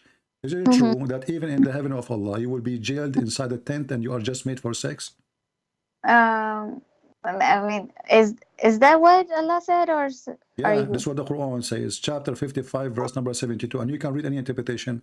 All Muslim women in heaven, they are given to the man, they will be jailed in the tent. The God in Islam, even in heaven, he, you give you a tent. He's a Bedouin Arab, what you can say. So you will be jailed in your tent, and you cannot leave. You cannot see anyone. Nobody can see you. Nobody can meet you. Nobody can even say hello to you. You are jailed for sex. Inside, you are restrained. Chapter 55, verse number 72. Is that fair? 55, 72. I will look into it, but I mean, no, it should not be true. I mean, it should not be fair, of course. But is that heaven really? I'm going to be living in a tent for eternity. All my job is the guy come in, I take off my panty. Excuse my language. I cannot see anyone. Nobody can see me. I don't even have a window. I am restrained inside a tent. My job is sex. And this is supposedly a reward. You know what Jesus said about women in heaven? When they asked him, this woman, she married a husband and told her second husband, who is going to be with her in heaven? He said, he and she, they will not get married. They will be the same as angels, equally. So the man will not have a privilege in heaven, in Christianity, because he's a man, he will have more females now. And the women, she will not have a privilege too. For both of them, they will not get married. They will be the same as angels. What same as angels mean? That you will be, God, he free you from your needs. And God of Islam, he make you addicted, especially for sex. So you will be free like angels. Angels do not need to have sex, do not need to eat, do not need to sleep, do not need anything. They are free. And the best gift to give is freedom. Is it? So in Christianity, there will be like no sex or anything like that in heaven or afterlife. There is nothing. Okay. Yes. And there will not be, because you see the reason, first of all, sexuality, God, he did not create it just for a man, just to go and, as a desire. It's just to make a family, to reproduce. Because if God did not put that inside us, we will not do it. It's going to be like going to work, Why would I do it if there's no joy, So the joy was, the reason for the joy is not to be filthy, not to sleep around, but to have a family. The man, he like a woman, the women, she like the man. They need each other. They have a desire, and this desire should be in a marriage. And then we make a family, and then the family will have kids, and then the kids themselves, they will establish a new family. So it's a gift of reproduction. God, he made Adam and Eve, and then he gave the gift of reproduction to the human. Yeah. But when we make the heaven, is nothing but sex. Even the Quran, he promised Muslim men women with big boobs. Yeah. So again, about that I try to read. So it was about like, so what I was searching about it, it says that there is some terms that it's used in Arabic language for different age women. So this is the term that's used for like fully like the women who just like grown into a woman. No, and first like of all, those are not even women. You see, if you read the verse says kawaib, doesn't say even women. Yeah. Kawaib. So kawaib, Kaaba. What Kaaba mean? Yeah, Kaaba is the cube. Cube. Yeah. Okay. So he is describing how their breast will come out like a cube, And a trap, which means all of them, they would have the same size, the same look. You know, a trap, coming from the word turab. Turab means dust or, dirt. So a trap, all of them like the same sand. All sand have the same size. Like you go in the desert, you grab a sand in your hand. All of them, they are the same size, the same look. Like there's no difference between one sand and sand, at least in the naked eye. So all those women, doesn't say really anything about age, as they claim to be, it's about age. All of them, they will have a cube breast, and those breasts are coming out firm, strong, like a balcony. Now, if I ask you, why this is important? What kind of God is God? Is that a Hindu God, sexual God? Is that a hippie God? Why he is trying to tempt me by, where is love? You know? Don't you think love is missing here? So I don't even know who is this woman. She don't even know me. Or what I need to know about her, that she have a private part, excuse my language, never been touched by a genie. Even the word is used is yatmuthuhunna, which is very filthy, which means nobody entered there and broke their skin and made them bleed. So he is not describing the love between me and her. He's describing her boobs. He's describing her vagina, and each time I sleep with her, Allah will make her a virgin. Where is love? Where is family? Where is the humanity? We became just a bunch of animals. So how does Christianity heaven looks like, is described? Well, like the first heaven we have, it was a garden, and the garden was on earth, not in the sky. You know, when we say the garden of Eve and Adam, they were not really in the sky; they were on earth. So this is the garden which have the normal trees. They do not need to work; everything is easy. Adam and Eve and live in the garden. But the heaven which we are going to be in with God, obviously, is going to be different, and we will be different because we are free from our needs. That's why if you go to Mark chapter 12, you will see how the Lord, he mentioned that those who are going to be resurrected from death, they neither marry nor are they given into marriage, but they will be the same as angels. So now the heaven exists right now in the way it is for the angels is not going to be different for us, because angels do not need trees, do not need food, and they don't have sexual desire, and they don't get aged and old, and they are living happy by the Spirit. So if God can give me a joy, like when you bite an apple or an orange or a banana, you enjoy the taste, correct? And who is the one who gave me that joy? God. He gave me the ability that my tongue can feel something special about it. So if God, he can make from a banana a special joy, can't he make a higher joy have nothing to do with the banana? He can, right? So this is what Christianity is about. So you will be happy, and happiness cannot be described, but not by sex, not by, because we are talking about God. Being with him, being in his presence is a big joy itself. And being free, imagine I have a car, I do not need to buy gas. I will be traveling the world, What is preventing me now, that the gas price is so scary, I don't want to even go to the store. I try to do shopping for 2 weeks now because I'm not going to spend money. I'm scared of going out. So, but if I have a car, do not need gas, and I have a stomach, never get empty and never feel hungry, and if I have a body, never get sick. Who need doctors? Who need medicine? So all our needs will be dropped down. In Islam, is the opposite. In Islam, you will be more sexually addicted. The prophet, he described, my book is called Sex and Allah, you can read it. You will die laughing at how Muhammad described heaven. It's disgusting, by the way, but you are 33 years old, so you can read it. But you will see a description, you will see how huge difference between what Jesus said about heaven and what Muhammad, he described his heaven. He says even dahman, it's, I don't want to describe for you, it's disgusting. And and this heaven, like even the size of the private part is scary. Envious. The women, she have a vagina fit for that penis, and the women, her ass is 1 mile, and the boobs is so big. I mean, what is that? And when you go in if you speak a little bit Arabic, there's many videos on YouTube. They describe for you what will happen to the man when he entered to the whore. They will jump on him. One she will be kissing his mouth, one she will be sucking whatever. I don't want to go there.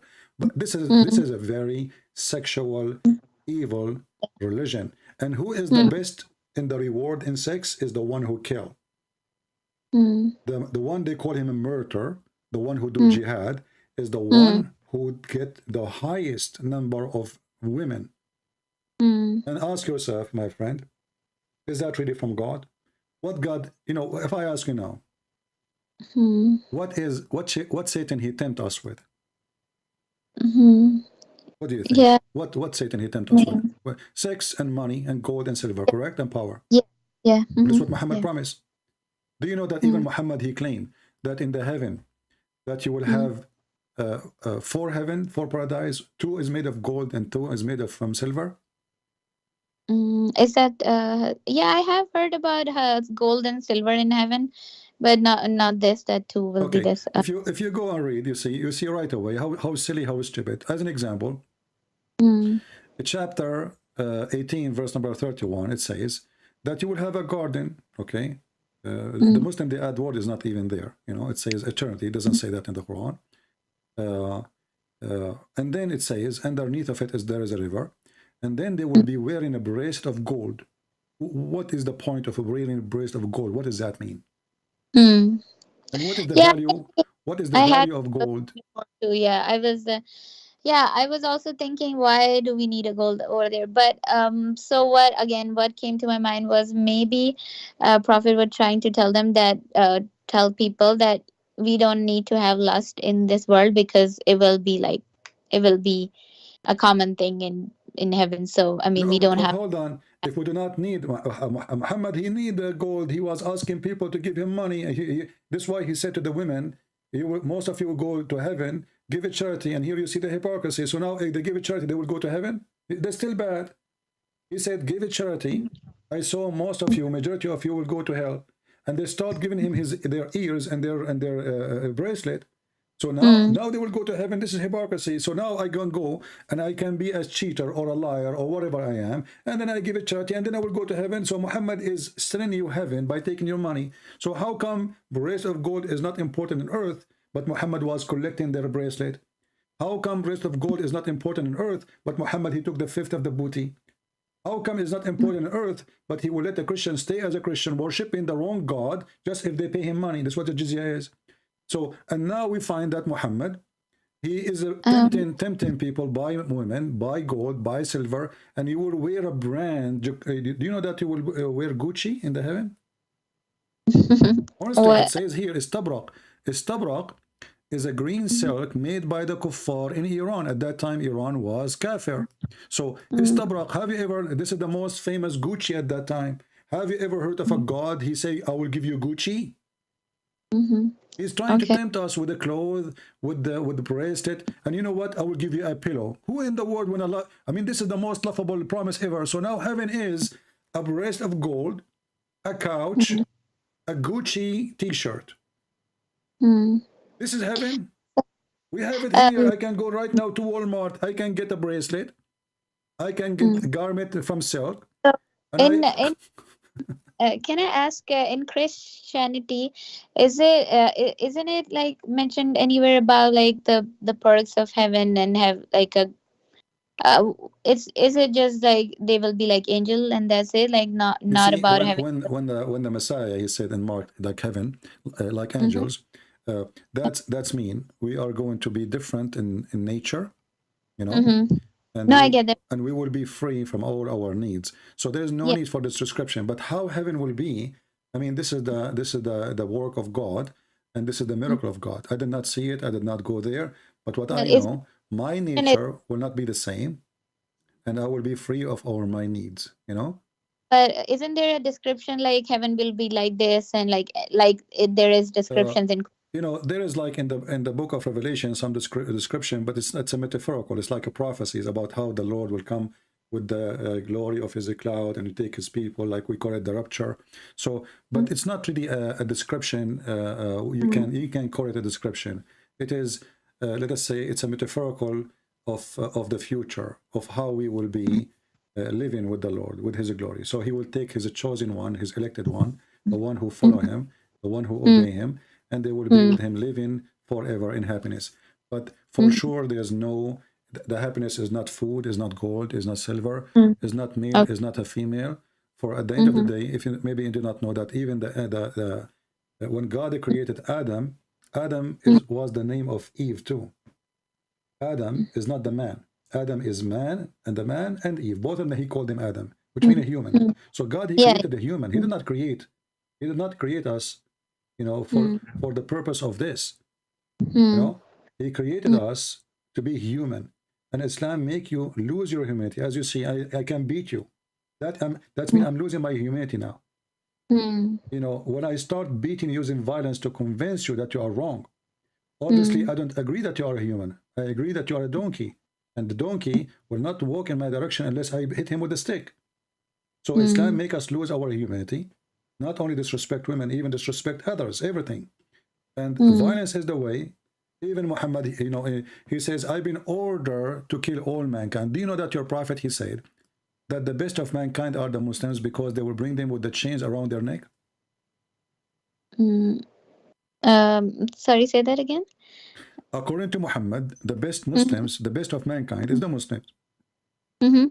Why? Because they are the one who bring you and they put the chain around your neck to take you to heaven. So Muhammad, he claimed that violence is the way to go to heaven. Read with me. This is Sahih al-Bukhari. This is not my words. The Prophet, he said, you are the best, and this is Quran, by the way, chapter 3, verse 110. You are the best ever. You know, the Muslims, they say that the Jews, they claim that they are chosen people of God and that make them racist, blah, blah, blah. But the fact this is in the Quran too, that Allah, but anyway, focus with me here. You are the best of the people ever, raised up for benefit of mankind, chapter 3, verse 110. The best for mankind are those who bring them with the chain around their necks till they embrace Islam. How in the world that can be from God? If you put a chain around my neck now and you force me to say Shahada, how that make me a Muslim? Okay, I have to read this ayah. Yeah, this is. I mean, I heard that there is like no like light rafidin, so there is no there is no force in Islam. No, that's false, my friend. The verse there, the Muslim, they use it to speak to the kuffar. When the kuffar, they are not allowed to convert to Islam, they say to them, well, there is no, you know, there is no like compulsion in Islam, which means you cannot force your children not to convert to Islam, but a Muslim cannot convert to other religion. This is why your prophet says, Man baddala dinahu uqtuluhu, the one who changes religion, kill him. Because if there's no enforcement in Islam, then how the one who leaves Islam will kill him? You know what I mean? I actually heard that there was some situations where this was called, and because they were hypocrites who were actually it doesn't matter, my friend. Let us say I have a son, he is a hypocrite, he is a liar, he is filthy, he is whatever, you know, and he don't want to be a Christian. Okay.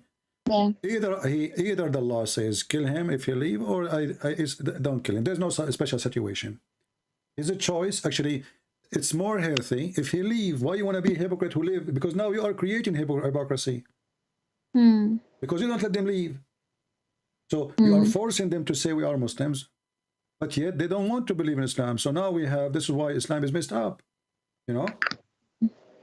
The second you give a freedom for a Muslim, like as an example, Muslim women, I'm not talking about you. I remember once we have a bunch of girls, we were taking a taxi between two cities in the Middle East. The girls, they were wearing hijab. The hijab, the kind you can't see anything. That's it, you know? So they took the taxi with us and we stopped in the city, but our trip is like long journey. So they drop in the second city. And now the taxi driver, he said, we have the three girls stop. If you pay for their seat, we can continue. If not, we have to wait in the office. They have an office for the company to get three passengers, so they can, you know, to fill up the car. So you know what? We are a student. We cannot afford it. So we were waiting in the office where he dropped the girls, and after like 20 minutes, 3 girls they came. They are wearing short skirt. They are wearing, you know, like those like a Spanish style where the women showing her shoulders, and and they came and they said, Abu Muhammad, we forgot the bag in the trunk. The guy, he said, but you did not come with me. He said, no, we come with you. He said, no, you did not. He said, no, we did. And they start telling him stories he was telling to us, because we are in the front seat, the two guys with the driver, and those like Mercedes, the wide one. So, and the three girls in the back. So they start telling him the stories he was saying to us during the time he's driving. He said, what? But the one who came with me, they were in hijab. I said, yeah, our parents are not here, they are coming to school here. So in the front of their parents, they are wearing hijab, no makeup, blah, blah, blah, blah. The second they go to a different city, they are different creatures. So Islam is forcing people to be hypocrite. Obviously they are not confused. They are not like they are not comfortable with the clothes they wear as Muslim, but they've been forced to. And this is happening to all Muslims in the world, unless you live in the West. And even the one who live in the West is under a lot of pressure. Who dare to say? So if you want to know, if you know religion, this is why in the Quran, I don't know if you know the story of the Muslims who say we are Muslims. Muhammad, he said to them, don't say we are believers.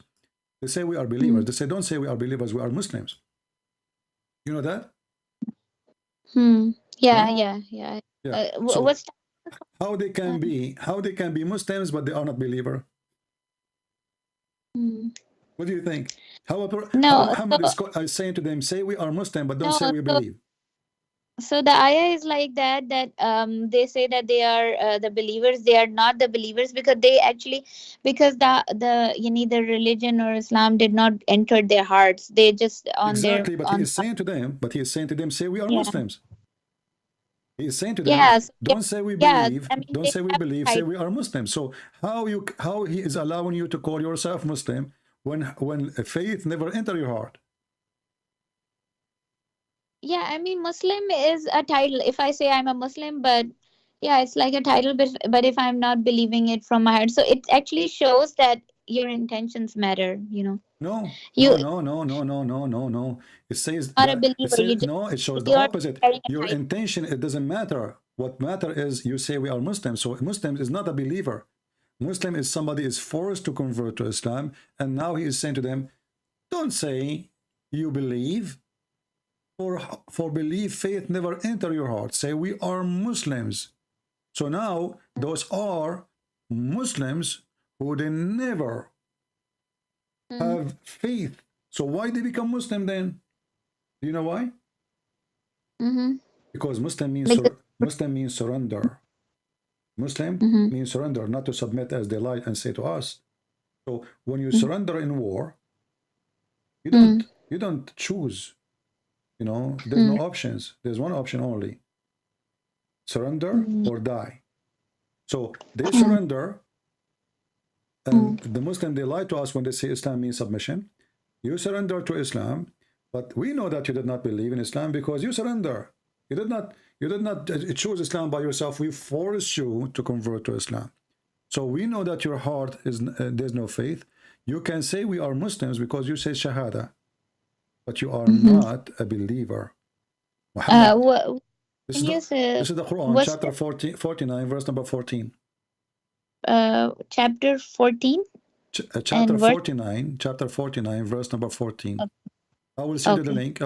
You can read it. Yeah, I have read this actually, but yeah, I mean, what I understood of it was that, I mean, it's necessary for you to actually accept the religion from your heart instead of no. That's false. That's false. As you see, if it's necessarily, then he should say to them the opposite. He should say, don't say we are Muslims. If it's necessarily to have the faith in your heart, then he should say the opposite. Don't say we are Muslims, for faith never enter your heart. This is how it should be. But as you see now, it's the opposite. It says, don't say we believe, say we are Muslims. So believing have nothing to do with being a Muslim. Because Muhammad is Satan. Muhammad as a Satan is forcing you into a belief you don't believe in, and you don't care if you believe or not. Just say, I am Satan, worship me. Just say that, just worship me, just bow down, just say Shahada, I'm fine with it. You believe or not, who care? Just say Shahada. In Christianity, no. Jesus, he said, not everyone says to me, Lord, Lord, or God, God will enter the kingdom of my Father, but the one who do his will. So if we say Shahada from now until 1,000,000 years from now, we will not enter the heaven of Christ. Because it doesn't matter what Shahada we say. It doesn't matter what word we scream with. It doesn't matter what we call ourselves. What matter is if we do the will of God or not. That's why here you see that Muhammad, he promised Muslim very funny promises. As an example, if you say Bismillah, Alhamdulillah 100 times, you go to heaven. Is that true? I never heard this. Madman. I mean, how in the world? So now Christian Prince, he attack Islam every day. He laugh at Muhammad every day. Before he die, he say Bismillah, Alhamdulillah 100 times. You go to heaven. What is that? How in the world that can be from God? I mean, how easy it is. So now we can go and do all kind of sin you can imagine, and then we say Alhamdulillah, Bismillah, etc., and we go to heaven. Yeah, I don't know about this. Yeah, but and I actually kind of not believe on this, like when people say read this like this many times. But this is what Muhammad said. It's not up to you. If you don't believe, it's mean you don't believe in Muhammad. And is this like hadith or something? Yeah, this is hadith. Yeah. Okay. And it's 100 times. If you say it 99 times, you're in trouble. But also send me the reference for this. Yeah. If it's not. But remember, sister, you have to do it 100 times. Okay, if you do it 101, you maybe you have to restart over. It have to be the magical power only in if you do it 100 times. I mean, what kind of religion this religion? And then Allah will forgive your sin, all of it, if you say that. You know, what is that? I mean, this is madness. And there is many like ton of things like shaitan sleep on your nose. Shaitan, he play with the penis of the Muslim. If you don't say the name of Allah before intercourse, shaitan, he will be doing the women. Shaitan, a genie, you know, I don't know if you know the story. There's a guy, he opened the door for the wife's bedroom, excuse my language again, and he found his wife doing something, we don't want to say what. And then the sheikhs, they told him that she is sleeping with the genie, and this is why he described that he saw a fire in her bushes. Why she have a fire in her bushes? Because she is sleeping with genie. This is Islam. Islam is just a bunch of fairy tales, stupidity, mental illness. You know, shaitan around the penis. Shaitan take hair from the anus of a Muslim when he pray. Have you experienced such a thing? Excuse me again. No, this is stupid. I mean, this is madness. If you enter the bathroom with the wrong foot and you don't say the certain prayer, shaitan go inside the anus and he block it. This is what Muhammad. This is teaching of God. What is this? And then this man who is speaking about God and he is supposedly holy, he is the most filthy. Do you know the story of Muhammad when he went to his own son's wife and he flirted with her when the husband is not there? Zainab? I mean so what I know is that Allah wanted him to marry her, but he was trying to convince his son. You see the hypocrisy? You see the hypocrisy? The guy, he went there just 15 minutes ago, flirted with the wife, and he is telling the husband, keep your man now. Come on, man, keep your wife. Don't divorce her. Come on. I mean, the guy, he was there. This is telling you how filthy Muhammad is. How 15 minutes ago, I was in the house, in your house, and I flirted with your wife. And I told her, praise be to Allah, the one who made my heart flip for you. And now the husband, that story says, فأخبرت زينب زيد ففطن زيد.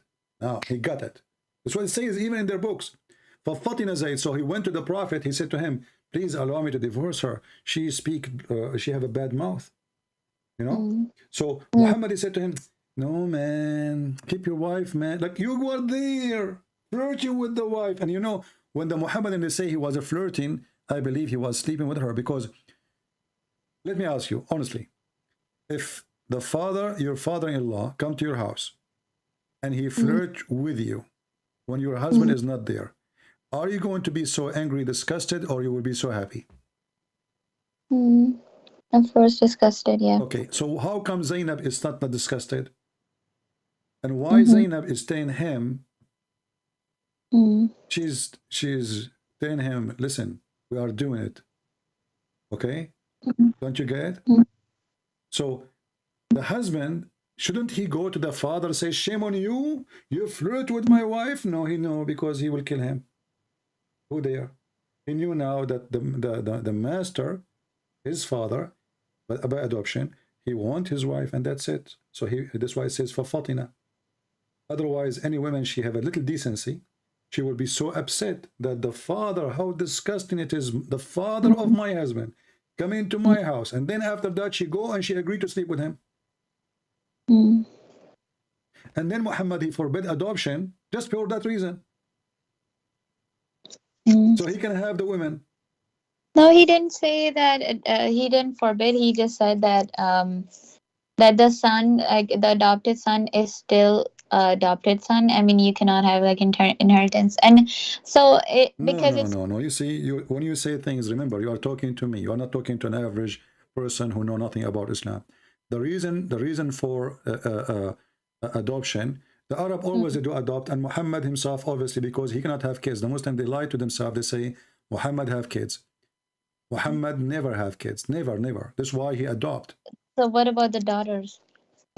Those are his daughters. Those are daughters of Khadija. Khadija, she have 2 husbands before him. And this is why she was rich. They had common daughters too between these two, right? No, he never have a daughter. He never have children. Even the sons, the Khadija, Aisha, she tell him, even Ibrahim, he's not your son. Can't you tell? This is Mary. She sleep around with her cousin. She's a slave. She sleep with everybody. So Muhammad never have a son. This is why Khadija, she adopted a child, because the guy, he cannot have kids, and she is old too. How she can have kids? Khadija, she married Muhammad when she is way older, so he never had one. This, even the Quran says that there is a man, he was making fun of Muhammad. He's saying that he called him Abtar. Abtar mean the cut off. Chapter 108, verse number 3. Cut off from what? Cut off from offspring. Why? Because simply he cannot have kids. If Muhammad he couldn't have sons. What? It was because he was not having sons. That's why, probably. No, he never have any kids. Secondly, and here you will see another stupid things about Islam. Muhammad, he claimed that anything happened wrong is happened by the will of Allah. And then we ask ourselves, if Muhammad have a child and then the child die, why Allah killed him? Why he is doing that to his prophet? I mean, all the prophets have been through difficult things and different kind of tests. Well, so what test? This is a test? This is not a test. This could be, I mean, Muhammad, anything. he said, I was the most weak person in sex and invoked my God Allah, and he sent me a dish of shish kebab, and then I get the power of 40 men. Okay, let me ask you. Muhammad now get the power of 40 men, but he cannot have kids. So what the point of this power? What was that, like, just about the men, 40 power men? Is it like a hadith or something? Yeah, it's a hadith. As Muhammad, he never stopped making his poo-poo. Let me see if I can send it to you in English. Okay. Let us see if I can find it in English. If not, I will send it to you in Arabic. So, I mean, look at the language. I mean, what kind of a prophet? He claimed that he have a sexual problem, and then he invoke his God, and this God, he fixes the problem. How? By going to the kitchen, making shish kebab, send him this shish kebab with angel Jibreel, and then after he ate it, he got the power of 40 men. What is that? I mean, and the Muslim, they say to us, if Allah wants something to happen, he say be is going to be. Right? Yeah. Yeah. But obviously, this is, Muhammad, he live in a very perverted society. If you read my book, Sex and Allah, you will see. So let me share. I could not find it in English, but I can find it for you here. This is the book. It's called Faidul Qadir. This is one of many books, Faidul Qadir. And this is a Sunni book, not Shia. I think you're a Sunni, right? Yeah. Okay. Yes. Variant number 5, hadith number 6426. It says, كنت من أقل الناس في الجماع حتى أنزل الله علي الكفيت فما أريده من ساعة إلا وجدته. So I was the most weak person between all mankind until Allah He sent on me the kufayt or kufta. And then I found it in a sa'a. A sa'a at that time used for like 15-20 minutes. So each time I need to have sex, Allah He sent me a dish of shish kebab. I ate it in less than 20 minutes. Will be sent to me. And then in different hadith says, I get the power of 40 men. But let me translate this one for you first. I will use English translation because it's in Arabic. Here we go. It says, I was the least people in intercourse until God He sent me down the kufta. And then I find it within 20 minutes or 15 minutes or an hour. Yeah.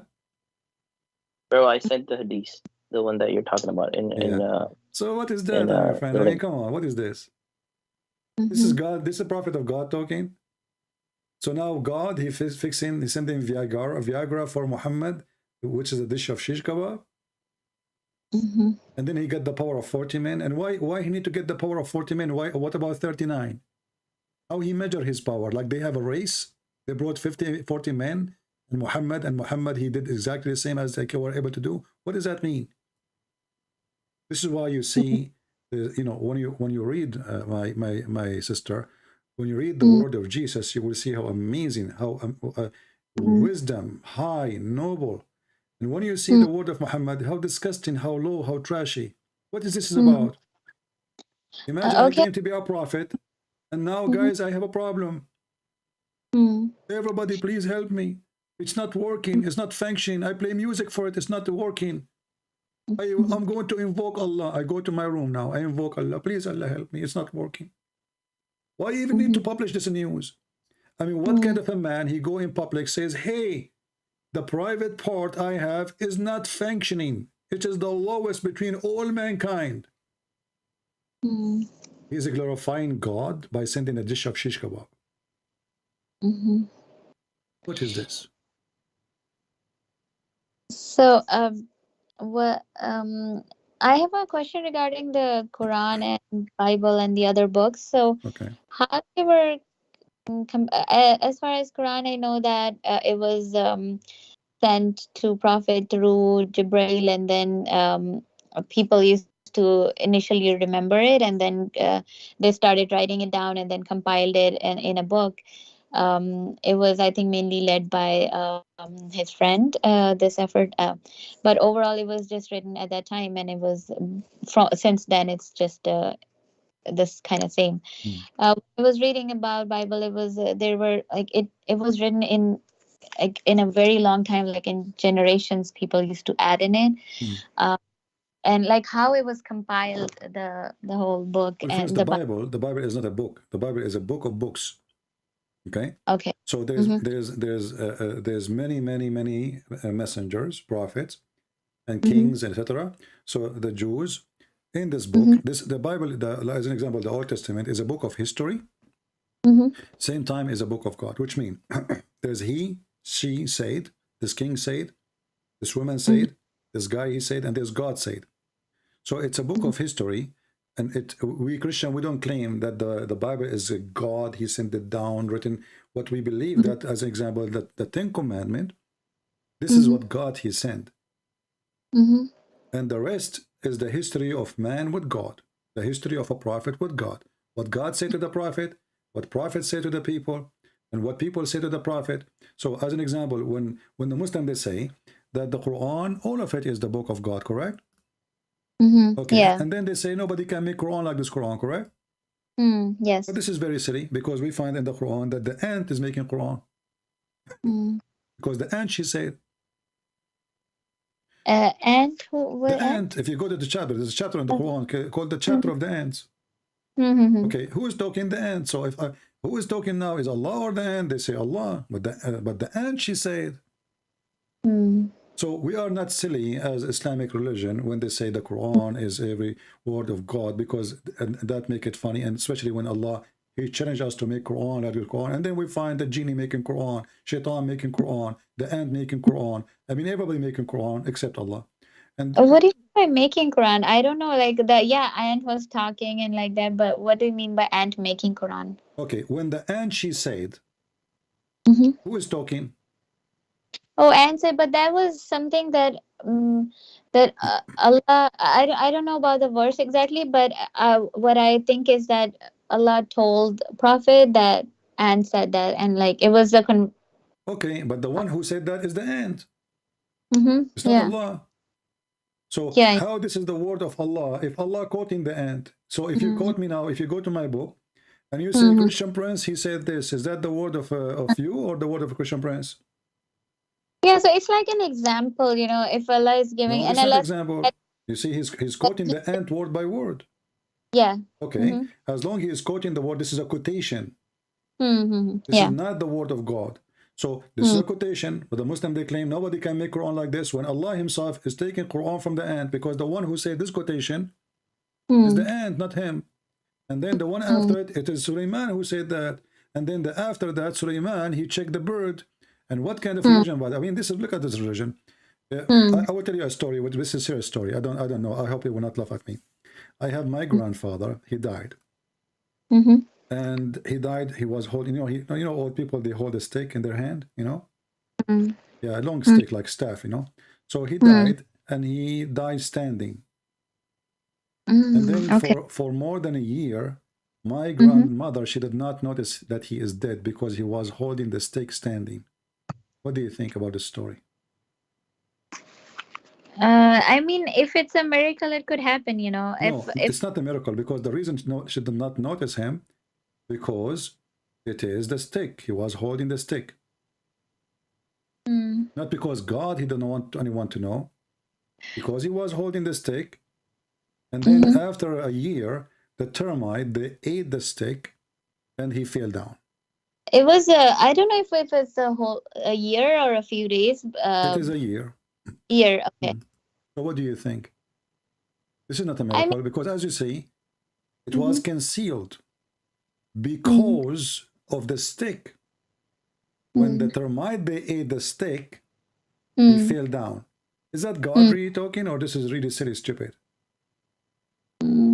I mean, that's because what we see is okay. It is it's in Quran, right? Yeah, this is a story of this is my grandfather, by the way. His name is Solomon. Chapter 34, verse number 14. 34, 14. Yeah, I read this one. But yeah, I mean, if as far as it's like Prophet Suleiman used to talk to animals and everybody. So we consider is that miracle. As far as my understanding is this. No, this is not a miracle, because listen, miracle, if we do not need the stick, and miracle cannot be broken because of a termite. So if God decide to hide your death, nobody will see it. What concealed the death of Suleiman is he leaned on the stick. What destroyed the conceal of his death? It is the termite eating the stick. All right. So if it's a miracle, then there's no need for the stick, and termite cannot stop the miracle of God. So what this verse saying, that there is a reason. What is the reason? It's not God making a miracle. It's the guy dying, and he leaned on the stick.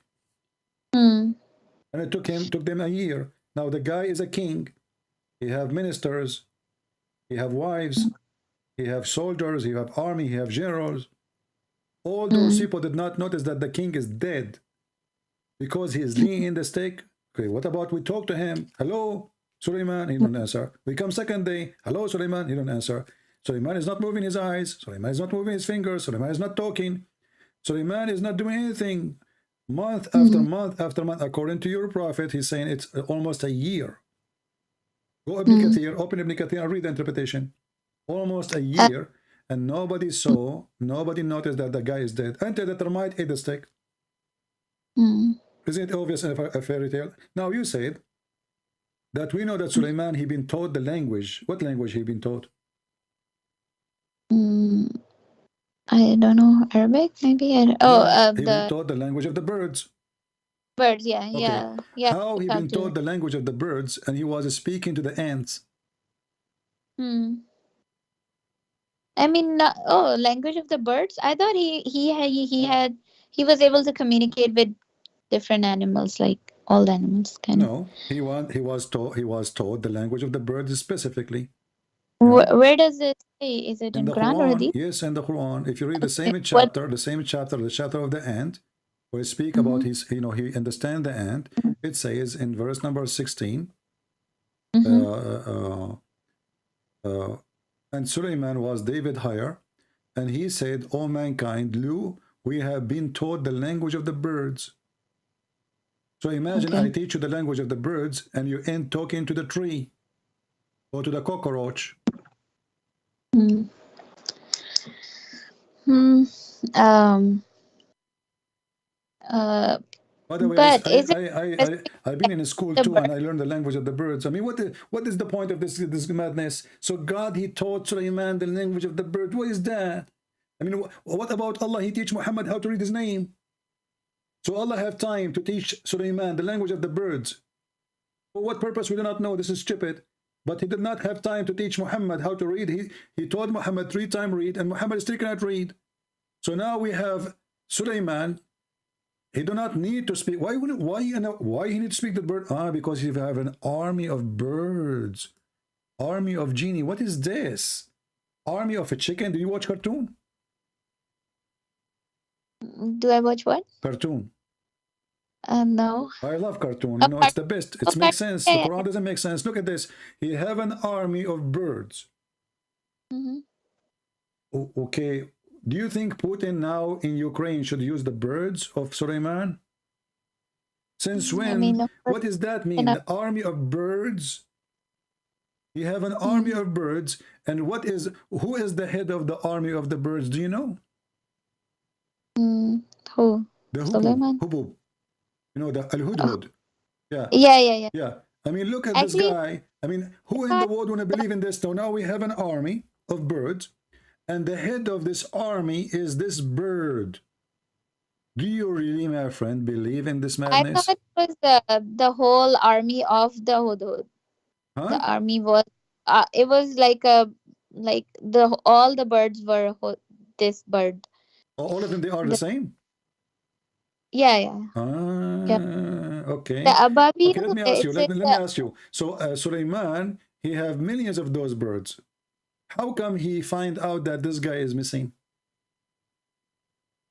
Oh, which guy? This bird. There's one of them. He found him missing.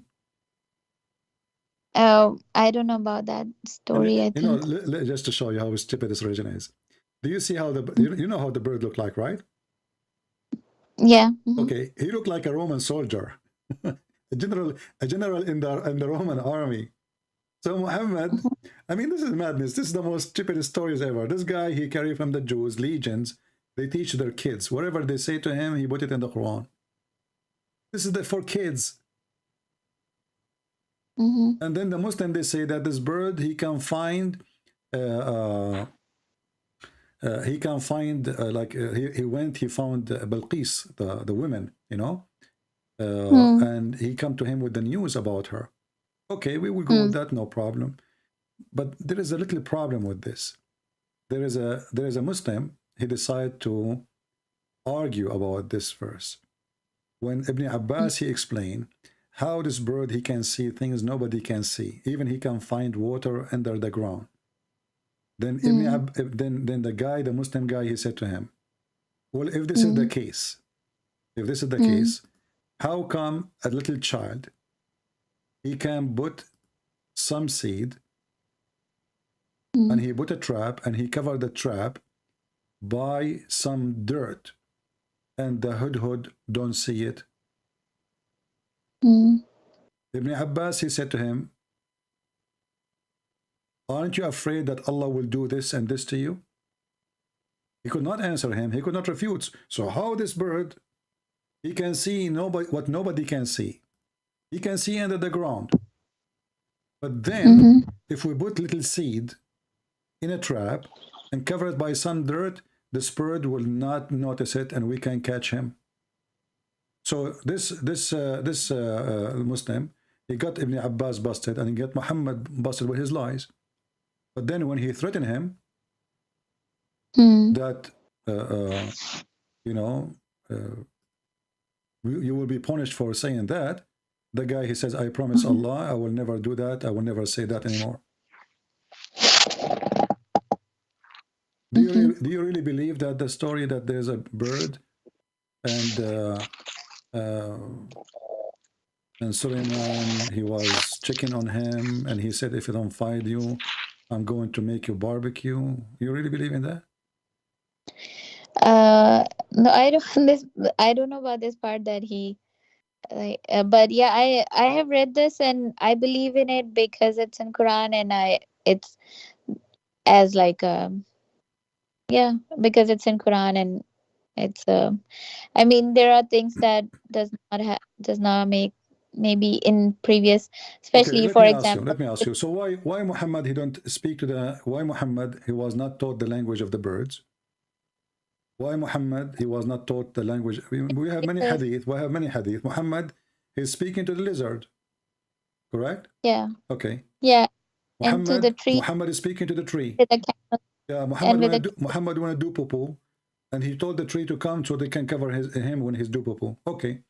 So when the Quran say nothing about Muhammad speaking the language of the lizard and the birds, why Allah is mentioning that Suleiman, he have all those things? He have a flying carpet, he speak to the birds, you know, he spoke the language of the birds, he spoke to the ant, and then Muhammad, we find that Muhammad have many of those, but they are in the hadith, and the Quran confirm that Muhammad has 0 miracles. Why is that? I mean, that's not what Quran says. I don't know, like we know that Muhammad could talk to camels and trees, and yeah, and he went to visit the God, and like all these things are miracles, but you would say that nobody saw that miracle. Which let me ask you. Okay, you remind me of the question. Why nobody can see a miracle? What's the point of a miracle if nobody can see it? If I say, before you call me sister, you believe me or not, I was flying in the sky and I was able to create a mountain of gold. And you say to me, okay, do you have witnesses? I say no. You believe me? Yeah, of course, no, but okay, so what's the point of the miracle? Isn't it the miracle supposedly so people they can believe? So in Christianity do you believe in Prophet Suleiman, that he could talk to animals and everything? And show me. I want to learn from you where it says that in Christianity that Suleiman is speaking to the ants. I'm asking. We don't have such a thing. Oh, so okay. There's a book. It's called The Legend of the Jews. You can download from the internet. Tons of the stories Muhammad he got from those books. Those are legend. Those are not Jewish scriptures. Those are fairy tales. The story of Alexander the Great. This is the trap. The Jews, they trap Muhammad. They'll make fun of him. They come to him and they say, there's a guy, he's a prophet. His name is Zulqarnain. What do you know about him? Muhammad, he could not answer right away. Later, he claimed that now Allah, he informed me. And he started talking about Alexander the Great, and he found the sun set in the murky water. Do you believe that sun set in the hot water? Yeah, I mean, no, of course, but yeah, we talked about this. Me and my friend, we talked about it, but yeah.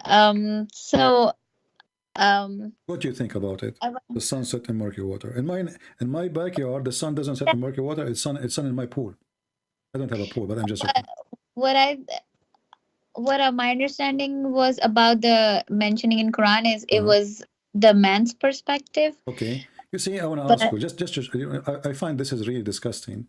A Muslim, they are trying to fabricate words is not in the Quran to fix the how the Muslim, they say nobody can make Quran like the Quran, and then they say this is from the perspective of the man. Can't Allah he say this is from the perspective? Is he like he do not know that word? Is it in the Quran? No.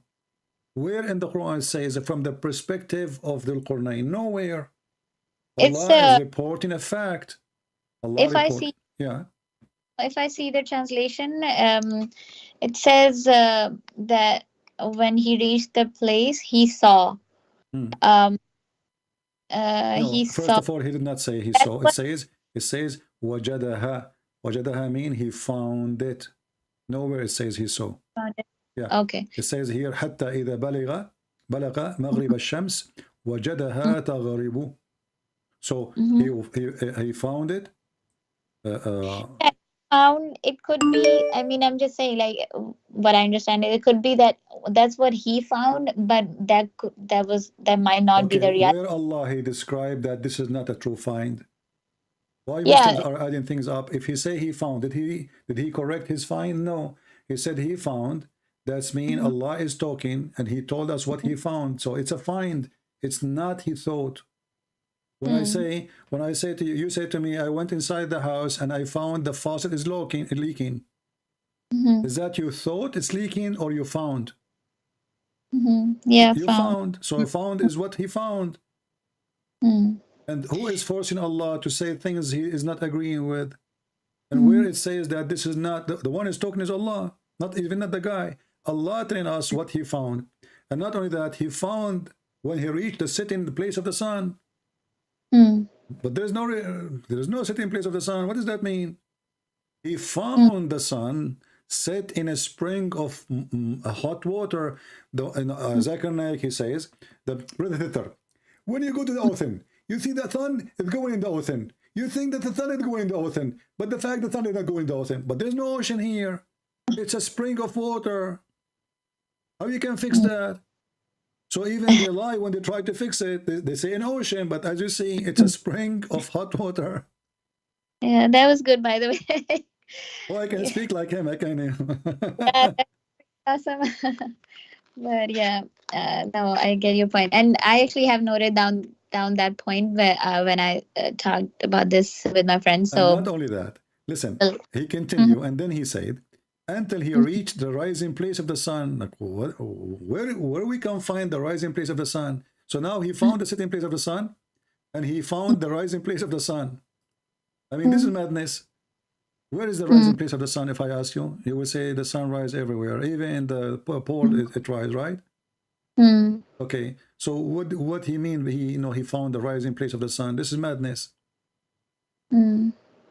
It's a stupid religion. And then he found next to it people who didn't understand anything, and they told him, you know what? There's people of Gog and Magog. They are doing bad things to us. How they don't understand anything? And and what do you mean you build a dam between us and them? Why the earth is flat? Because the earth is flat in the Quran. Because the only way to build a dam between us and a group of people, if the earth is two pieces, and there's no way to go around it, correct?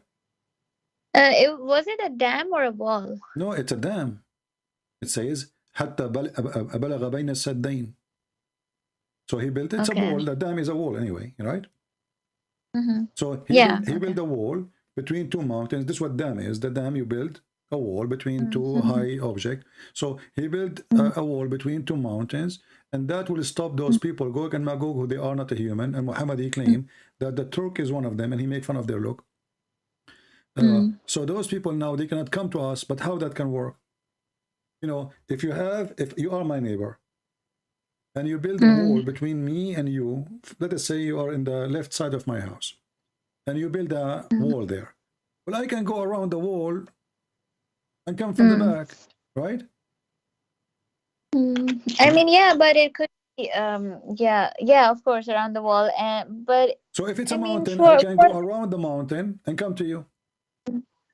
Yeah. As an example, but it's the highest mountains in the earth is the Himalaya, as they claim, right? Okay, I can go around it. I can go around the Himalaya and go all the way to Russia. I can go all the way to come back to India. I can, this is, so what wall can do? How this wall stop those people from coming to us? I mean, it's because if it's so just the only thing that I could make sense of is because, yeah, you can go around, but if it's a very like a long wall, then maybe it would protect them, because maybe those people will not actually be able. It's going to protect them if the wall is around them. It's around those people, not a wall between two mountains. Correct. Same time, those Gog and Magog, they are a huge number by billions. the ratio of the Gog and Magog, according to Muhammad, is 1,000 to 1 of us. So if we are 7 billion now, they are 7 trillions. Where we can find those people? Where? I mean, we have satellite; they can see everywhere. And those people, they aren't human like us. They are evil. They, you know, and they fight by arrows. So we should fight. You know, even Muhammad, he says, before the judgment day come, those people, they will attack the city of Medina, and the Muslim, they will collect their arrows for 7 years. They will use them for 7 years for fire. It's made from wood. They use arrows and horses. What is this?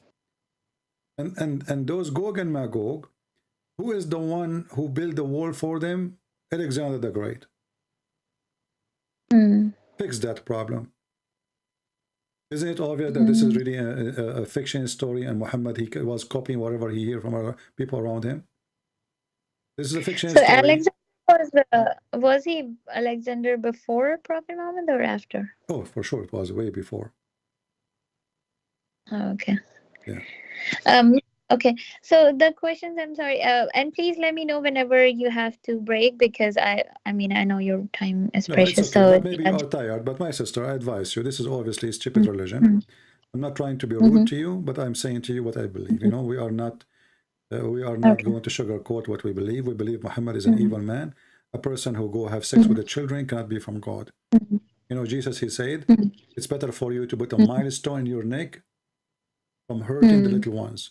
So it's better for me to jump in the ocean, put a milestone in my neck before I harm a child.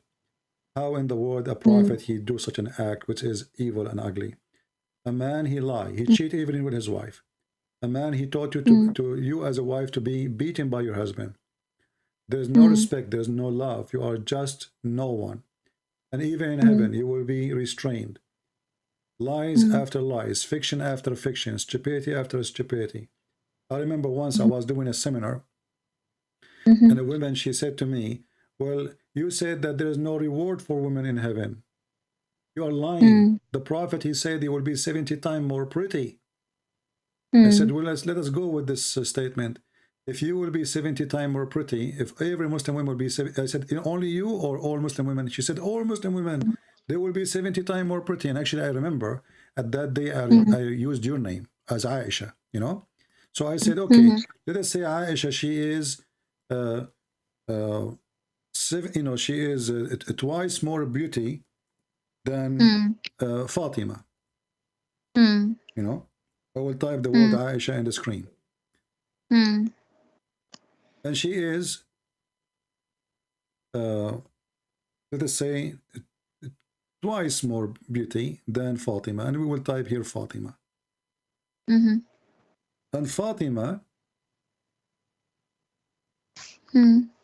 she is twice more pretty than Hafsa. Okay, let us see. She is twice from Hafsa. And then Hafsa is the last, which means she is the lowest in beauty. And now each one of them will be 70 times more pretty. So Aisha, she will be 140 times more pretty than Fatima. Or more pretty, let us say. Okay? And Fatima, she will be 140 more pretty than Hafsa. Right? I mean, yeah, I never even... And Hafsa will become 70 times more pretty. So look what happened now. If you think about the number, Aisha, she is 3 times more pretty than all of them from Hafsa. She is twice more pretty than Fatima, and nothing changed. So you were ugly in earth, you're ugly in heaven. People, they start laughing at her in the seminar. You know? So I mean, yeah, I never knew where does it say that you will be 70 she mentioned that to me, but I can look for it. But this is what she said. You know, it's okay. I believe this is a true hadith. But this is how stupid this promise. He knew that many women, they are obsessed with their look. You know, so okay, we will be 70 times more pretty. But who cares if you know? It's like a relatively you are still ugly. Yeah, right? and who care about this beauty? I mean, what does that mean? I mean, what about if you will be beautiful, But you cannot go even and see anybody in the street.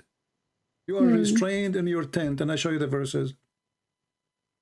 So what is beauty for? Beauty for the husband. What this is mean? This is reward for the husband, not for me. You know? Yeah. And all the men, they will look like Joseph. You know? All of them, they will look like Joseph. And all of them, they will be 33 years old like Jesus. And all of them, they will be so tall like Adam, which is almost 5-6 floor building. What a stupid religion. And all the whore, they look the same. And they say the same word and they sing the same song. It's a madness. Imagine you go to a dating website, everybody there have the same profile, same picture, same name, same height, same age. Everybody. What is this? I have a couple of more questions about it. What does Christianity say about out of marriage, physical, like sexual relationship? Out of marriage? It is forbidden. It's forbidden. The Bible says, and this is why Muhammad, he tried to copy from the New Testament. As an example, when Saint Paul, he said that gambler and fornicator, etc., they will not enter heaven. Obviously, they will not enter heaven. You know, either you are with God or not. But you can repent even if you did it. You know, you can fight your sin, and this is why repentance exists. Repent is a light of hope that we do wrong, but we can fix our wrong. You know. Yeah. But the Bible never promote such a thing, and the Bible is against it. But your prophet, he allow you even to be rented for 3 days, 3 nights to do muta. You know. So, yeah. I saw that. So isn't there any kind of punishment mentioned in Bible? The Old Testament for sure, fornication, the fornicator, the bent in the fornication, a married person, the punishment is death. In Bible? Yes, in the Old Testament, there's many. You can search in Google. I mean, there's on this count of verses. Yeah. But remember, but remember, if a married person do this, and what about the unmarried? And depend if the fornication is a rape is different. If the fornication is a fornication between an agreement is a different. So there's many cases. So a person who rape, he will be put to death unless the woman, she forgive him and she marry him, she accept to marry him. And if he marry her, he cannot divorce her. If a woman she lay down with a man in the field and she never scream, obviously she agree, you know. She agreed. She did not object, you know. Because a woman should resist. You know, but this is a law to preserve, you know, the traditional Jewish tribes.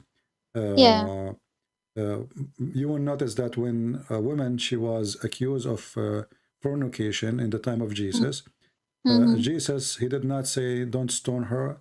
He didn't say stone her. He say if one of you don't have sin, go ahead, stone her. So what Jesus said, yes, there's a law for such a thing, but those who practice the law, they are hypocrite more than the one who is going to be judged. So obviously there are a bunch of fornicators trying to judge a fornicator, but they are not the one who can judge. So with the Christ, you know, the judgment, it have to be from those who can judge. Those, if I want to teach you about you cannot lie, and I am a liar, well, how in the world that work? Yeah, you know? That's true. That makes sense. Yeah. And Muhammad is the same. He told Muslim not to fornicate, but he's a fornicator. You know, as an example, when Muhammad he have sex with Mary the Copt, there is a guy. His name is Sheikh Uthman. He claimed that he married her and he freed her. And when we you can search. There's a video about it. We found that he never married her. He never freed her. It's a lie. And he was sleeping with her without marriage. They will say to you then, another smart Muslim, he will say, oh, she was his hand property. When the Quran says, وَمَا مَلَكَتْ أَيْمَانُكُمْ مَلَكَتْ أَيْمَانُكُمْ is the one you capture from war only. Mary the Copt is not from war. Never was. She was a gift. So according to the Quran, nowhere the Quran says Muhammad, he can have sex with the women. His book, he can have sex only with the one who she is captured from war. So why Muhammad was having sex with her? According to which religion? According to which law? So this guy, you know, he broke even his own religion. He said things he do the opposite. Not like our Lord the Messiah. The Messiah, he said, he challenged the Jews, who can prove me to be a sinner? Jesus, not only he forgives sin, because I can say your sin is forgiven, claiming to be the Messiah. But Jesus, the Messiah himself, he never commits sin. And even when Muhammad, he tried to fix it. He says, he made a verse in the Quran, we know that Muhammad making those verses, saying that Allah told him in chapter 48, verse number 2, may Allah forgive your sin, Muhammad. Well, how in the world Allah is God, and Allah is saying, may Allah forgive your sin? With Jesus, he forgive your sin. This is why when Jesus was, he said to the man who cannot walk, your sin is forgiven. The Jews start thinking in their mind, who is this person who can forgive sin? This is only God can do that. You know, which means they're upset from him. They are not happy what he's saying. He is doing very bad thing against God. So, and then Jesus, he said to them, which one is easier? To say, go and your sin is forgiven, or to say, carry your bed and walk? The man, he cannot walk all his life. He carried his bed and he walked. Same for the women, go and your sin is forgiven. So, you know, the Jewish always, they don't accept such a thing. Jesus was forgiving women. As an example, in Luke chapter 7, you know, Jesus, he said to her, go and your sin is forgiven. But as you see here, Muhammad, even his sin is God saying, may Allah forgive your sin, which is stupid to say. It was because what I could understand is that he was just a messenger, right? So he was also actually depending on Allah to forgive his sin. The one is talking is Allah. So when Allah is saying, may Allah forgive your sin, that is a stupid statement. It's not Muhammad saying, may Allah forgive my sin. No, I get your point, but there are so many verses which says Allah do that, Allah do that. It's because like no. When Allah is saying, I want you to listen to me, Aisha. When Allah is saying, may Allah forgive your sin, Allah making a wish to who? It's I have to actually look into this verse, but I'm saying that there are many verses like that where it says that if Allah wills, if Allah does that, or Allah does that. No, this is not if. Wait, hold on. Well, first of all, the one is talking is Allah. And Allah is saying, may Allah. Who is making the wish?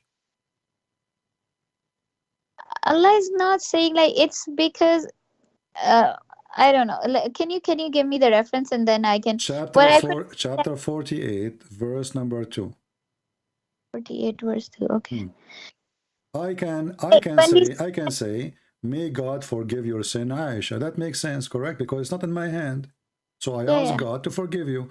But now the one is talking is God himself, supposedly. So this God is saying, even he name a name, which is Allah. But is the one is talking is Allah. How Allah is saying that Allah may forgive your sin? It's like when, for example, I'm saying to my friend that I mean, it's just the way the sentence is presented. That's what I understand. No, you see, you are trying to duct tape, Aisha. You're trying to duct tape and fix it. No. Focus with me. Allah, who is talking? Allah. This is not you and your friends, my friend. This is not you and your friends. Muhammad is not a friend of Allah, correct? Okay. The one is talking supposed to is God. Now, God is saying the word may. He is making a wish to who? To himself? He is probably saying that he's not making a wish to himself. He's just saying, like, maybe you can say that Allah wish it like that, like from the perspective of Muhammad, you know, like I don't know. Okay, you're trying to fix it. You know, you are good in using. I can tell you are very good in using makeup. What are you talking about? I mean, if I am God, how come Jesus said to the man, "Go and your sin is forgiven"? And you Muslim, you say, where Jesus says, "I'm God." Well, obviously, if Jesus is not God, he will not have the authority to say, "Go and your sin is forgiven." He will say, "May God forgive you." Correct? Yeah. How come Jesus, and he is a man, He said to the man, go and your sin is forgiven. He did not hesitate. It's not maybe. He did not make a wish. Go and your sin is forgiven. Allah is supposed to be the God, and He's speaking. And then Allah, He say, may Allah forgive your sin. Allah making a prayer. Yeah. But that's wrong, because He's God. It's in His hand to forgive the sin or not. And it is in His hand to know if the sin is forgiven or not. So do Allah know the future? Or maybe He will forgive, maybe not. This verse destroy everything Muhammadi claim about Allah is all-knowing, Allah is etc.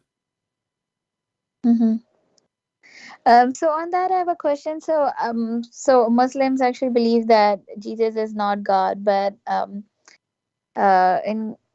and it is believed that actually when Jesus was a messenger and he asked people not to worship him, but people started worshiping him and associating him as a son of God. But that's like okay, let me ask you, why the Christian they worship Jesus as God? Do you know? No, yeah, that's what I want. That's my question is. If I have a person who is the one when what the Quran says that you worship Allah, is that because He's the creator? Yeah. Okay. Well, Jesus in the Quran is a creator. Like how? He created it from the mother bird. As an example. Okay. So Jesus have all the quality of God. He don't commit sin. He is holy by birth. Even the Quran says, chapter 19, verse number 19, holy son. So I create for you from the mud the bird. I resurrect people from death. I heal the leper. And I tell you what you hide in your houses, chapter 3, verse number 49. What is left? Then the Quran says, by the will of Allah, who care? Now he have all the qualification of God. He tell you the unseen. If you know, he heal you from any disease. He resurrect people from death. And He's a creator. So right now as we speak, there's a bird flying in the sky made by Jesus. So if the qualification to believe in somebody is to be creator, well, Jesus is a creator. Question. If Allah is the one who gave Jesus that power, don't Allah knew by doing that the Christian they will worship Jesus? Do you know the future? If I am God and I give you power to be creator, to resurrect people from death, I mean, what is the purpose of the miracle? The purpose is to believe in Him, what? Right? Okay, to believe in Him as what? As a prophet or as God? What I understand is as a prophet. Okay, but those miracles is not given to a prophet because now he became a creator. Do Muhammad create anything? No. Do Muhammad make the blind see? No. Do Muhammad feed people from the sky? No. Do Muhammad resurrect people from death? No. So why all those things is given to Jesus? Just to make us believe that He's a prophet. And guess what? The Jews did not believe according to Muhammad. So all those miracles was for nothing. So you're quoting Quranic verses on this, and how do you think that the other Quranic verses are wrong and these verses are right? No, all the verses are wrong. I never say this is right. So about the Jesus, you mentioned that he used to do this. First of all, your prophet, he got the wrong Jesus. First, he called him Isa, and we never know Isa. Secondly, he think that Isa is the nephew of Aaron, and this is stupid. Maryam, she is not the sister of Aaron. There is Maryam, she is a sister of Aaron in the Old Testament, yes. So he thought is the same person. And if you read with me, you go, if I ask you now, where is this story written? You will say the chapter of Ali Imran. Okay, who is Imran? Imran is the father of Moses. Amram in the Hebrew, Amram. The same Muhammad, he thought that Amram is the father of Miriam. So Amram is the father of Moses and Aaron and Miriam. In the Quran, Amram is the father of Moses and Aaron and Miriam. When a Jewish rabbi came to Muhammad to get him busted, he says to him, but as you know, there's hundreds of years before between Moses and Miriam, the mother of Jesus. Muhammad then, he tried to fix it. He says, oh, they used to call them by their great prophets. But Miriam, she is not even from the tribe of Moses. Secondly, if Moses is the greatest prophet, we call them by Musa, the sister of Musa, not the sister of Aaron. And in the top of that, how the father of Mary become Umran. So Muhammad, he could not fix that. Already he said that the mother of Umran, the guy, his name is Umran, he have a wife, and you know, he made a vow that if you give me a child, etc., blah blah blah blah blah, and then Allah, he gave him Maryam, and then from Maryam there is Isa. So the whole story is wrong. So when I use for you verses from the Quran, doesn't mean I believe in any of them. Okay. You see, I have degrees in Islamic law. I don't know if you know that. So when you go to the court, I don't give a shit. Let's say I want to prove that you borrow money from me, right? So I have to provide to the court a paper by your hand, not by my hand, that you borrow money, correct? So this is what I'm doing. I'm providing the paper you sign on it, the one you agree on it. Because if I give you from the Bible, you say I don't believe in the Bible anyway. Yeah, that's what actually my next question is. You mentioned the Bible is actually not the word of God. It's No, I did not say that. I did not say that. I said no. The Bible is the word of God, but when we say the word of God, we mean what God he said in the Bible. However, in the Bible, there's stories about people. So, as an example, if Jesus says this to the ruler, the Roman ruler, the Roman ruler, he said this to Jesus. Is that God talking or the Roman ruler? So that's like a story that someone narrated. Exactly. But when Jesus talked, this is my God talking. Okay. Okay. So when we say the Bible is the word of God, doesn't mean that every single person there he speak is God. Okay. That's what I meant. I did not say that the Bible is not the word of God. I meant that not every single person there speak is God. Okay. But it was not like all the things that is written in there is actually like a revelation. It's not there like is that, revelation, right? And there's not revelation. Why? Because if I am telling you now that the ruler he said to the Jews, I washed my hands from this person, I did not find him guilty. Well, this is not inspiration. This God is saying what he believed. He's not a prophet, you know. So inspiration is what is given to a prophet. Or as an example, like a combination of like we have Quran and Sunnah, so it's like a combination of basically. No, we don't believe in such a thing. What we say that simply, it's a very simple method.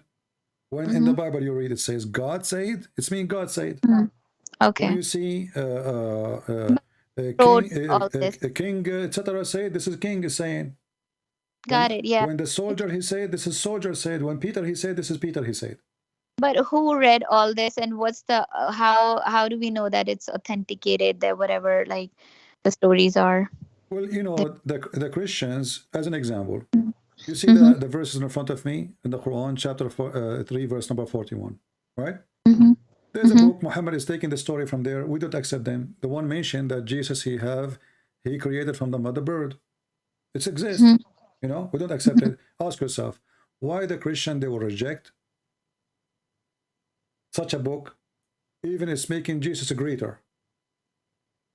It doesn't make Jesus down. It makes him greater. Why they will reject it? Because simply it's not true.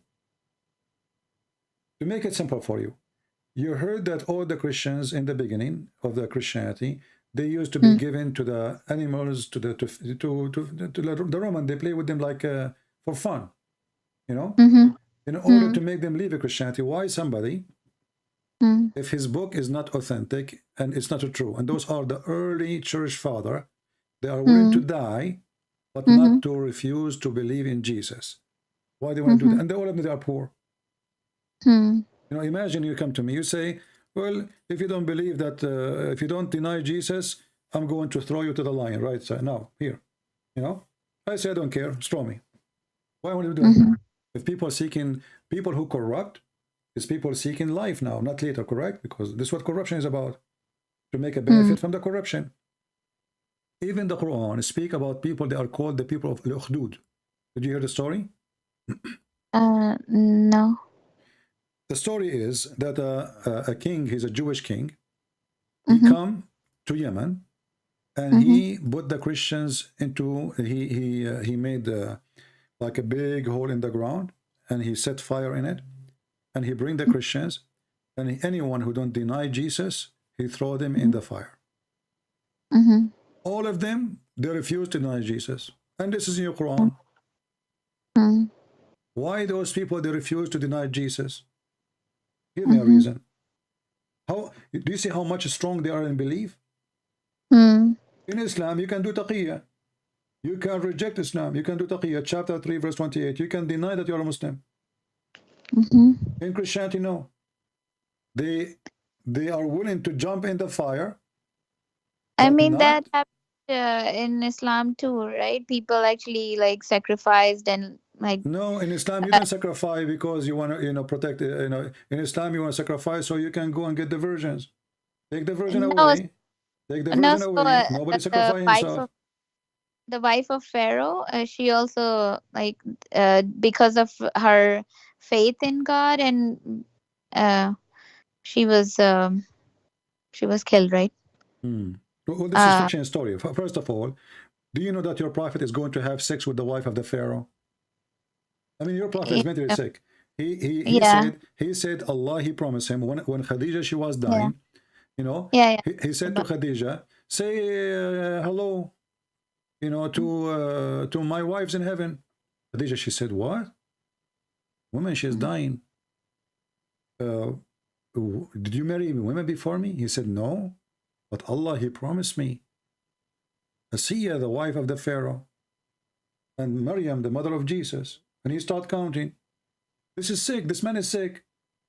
Secondly, the wife of the Pharaoh, Ramses II, is not Asiya, is Nefertari. It's because what I heard is that she was Asiya, right? And she actually prayed to God at that moment that my friend, listen. You pray to God, and you are the wife of the Pharaoh. Why Muhammad is going to have sex with you? Not about sex. It's about sex. It's about sex. This guy is obsessed. No. Every great woman, every great famous woman, he want to sleep with her. Okay, I want to ask you: is it a respect? Is it a respect from Muhammad to say that God, he promised him to have Mary in his bed? Is that a respect? What? Mary in his Mary, bed? the mother of Jesus. Is that how you respect Jesus? No, what is this? Why Allah, he promised Muhammad that all those famous women, Asiya, Maryam, all of those women, they are going to be in his bed. Why? Who is he? What? I mean, what about? I never heard about this. The Mary. Is it a hadith or in Quran? Yeah, it's hadith. For sure, it's a hadith. Okay. Can you also again send me the reference if it's possible? But I didn't know that. But about Asiya, what I heard is that she made a dua that she want to be close to the to Allah, and since Prophet would be the closest to Allah in heaven, so Allah actually he will make Asiya in his heaven, and so to marry Prophet, so that to basically fulfill her wish that she wanted to be closest to Allah. First, the name is wrong. Muhammad is a liar because the wife of the Pharaoh, her name is Nefertari. Secondly, Muhammad, he think that Pharaoh is the name of the person. Number 3, how this woman, she convert to Islam? How she convert to Islam? How is that happen? I mean, this is really silly. It was actually not the Islam. It was at that time Prophet Moses, right? And it was kind of he was giving the Prophet Moses was giving the message of God. So he was believing that. Isn't it the Jews, the Muslim, they say that Allah is the only prophet he sent him to all mankind is Muhammad. So how suddenly Moses is asking people to convert to Islam when Moses was not sent except to the Jews? You see how stupid this religion? If Moses was sent only for the Jews, then how is inviting the Pharaoh and the Egyptian to convert to Islam if only Muhammad is the only one? You see, Islam is a very silly cult. I want you to read this with me. This is a chapter 66. Chapter 66, verse number 5. And this is Ibn Kathir.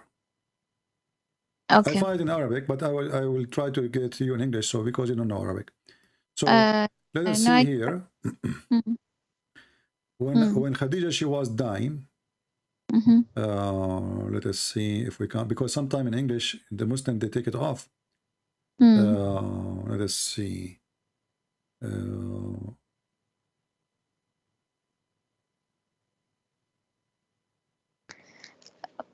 So when Khadija, she was dying, he said to her, I don't know if I can see it. I will give you the link, but I warn you, Ibn Kathir in English is not the same as Ibn Kathir in Arabic.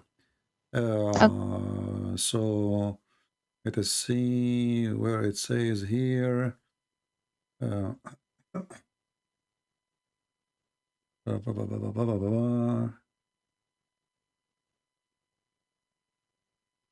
you see, they took it off. So let us show you in the English one. Yeah, I don't see it here about Khadija when she was dying. They took it off because it's a shameful thing.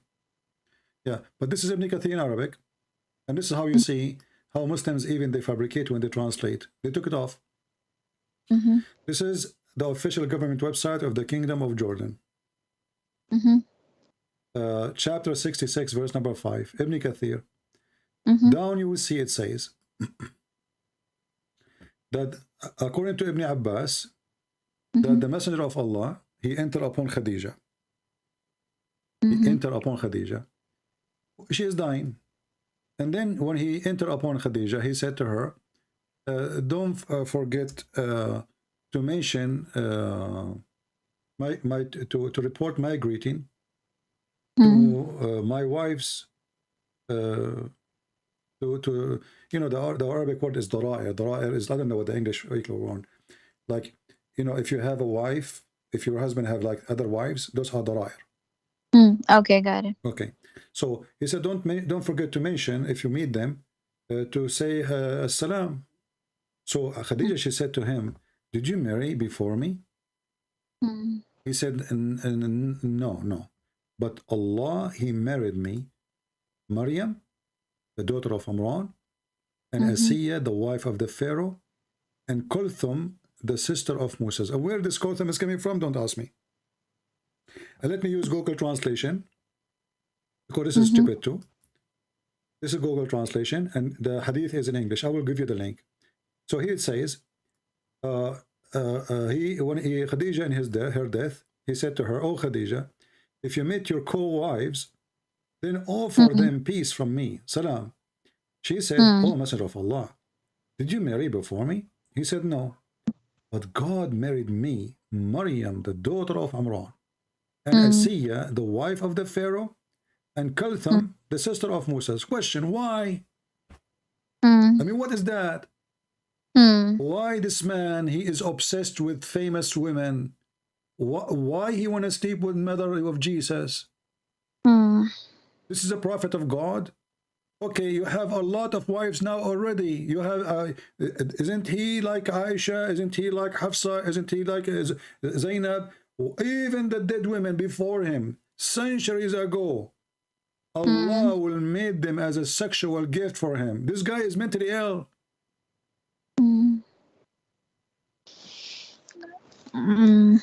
This one woman first, she is a wife of the Pharaoh. Okay. Why she is going to be his wife? What is that for? Yeah. So I thought, what I know is that his wives were actually, they used to feel blessed that they were married to him. My friend, hold on. The same chapter we are reading is where his wives, they were fighting with him. What blessed? The same chapter. Here we go. Let me post the link for you. Or you can open Ibn Kathir. The wife of Muhammad, they have a strike against Muhammad because, you know, he is not just, and he was even cheating. So how they were blessed and they were fighting, and then Muhammad, he said, if they don't repent, speaking to the wives, what repent? They make a strike against him. He's bad, he's ugly, he's disgusting. If they don't repent, Allah will exchange women for you. Give you other women. They are more faithful. They are obedience. So if they are happy, why they are striking, and why the Quran mentioned about it, and not only that, look how funny the Quran is. Yeah. The Yeah. Quran says that Allah is in his side, and Jibreel, and every Muslim believer, and furthermore all the angels. Do you really believe that women, they are happy with their husband? They need such an army, include Allah, Jibreel, every single believer. All of this against two women and the rest of the wives. Don't you think that this is a verse made by Muhammad just in order to overcome his wives? What I know is that actually there were so the two of the youngest wives, they like teamed up and kind of No, they those two, they have party. There's two party, Democrat and Republican. no, there's no two parties. So No, the house you can read the interpretation. You can read the interpretation. There's two party. Okay. The party of Hafsa and the party of Aisha.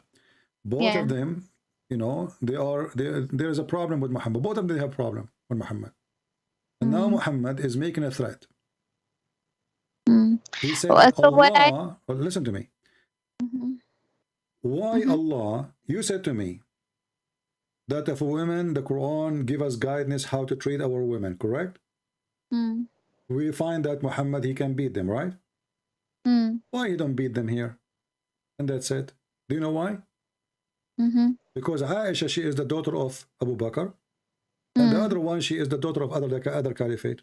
So if he beat the hell of them, he will lose them. How we can overcome those two? Who their father is powerful, I cannot make them angry.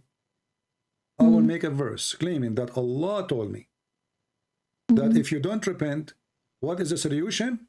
I will exchange you. Exchange, not divorce you, you know. Allah will exchange you. Here we go. Actually, it says divorce here in the verse here, but different verse it says, in the same verse actually, it says divorce and exchange you.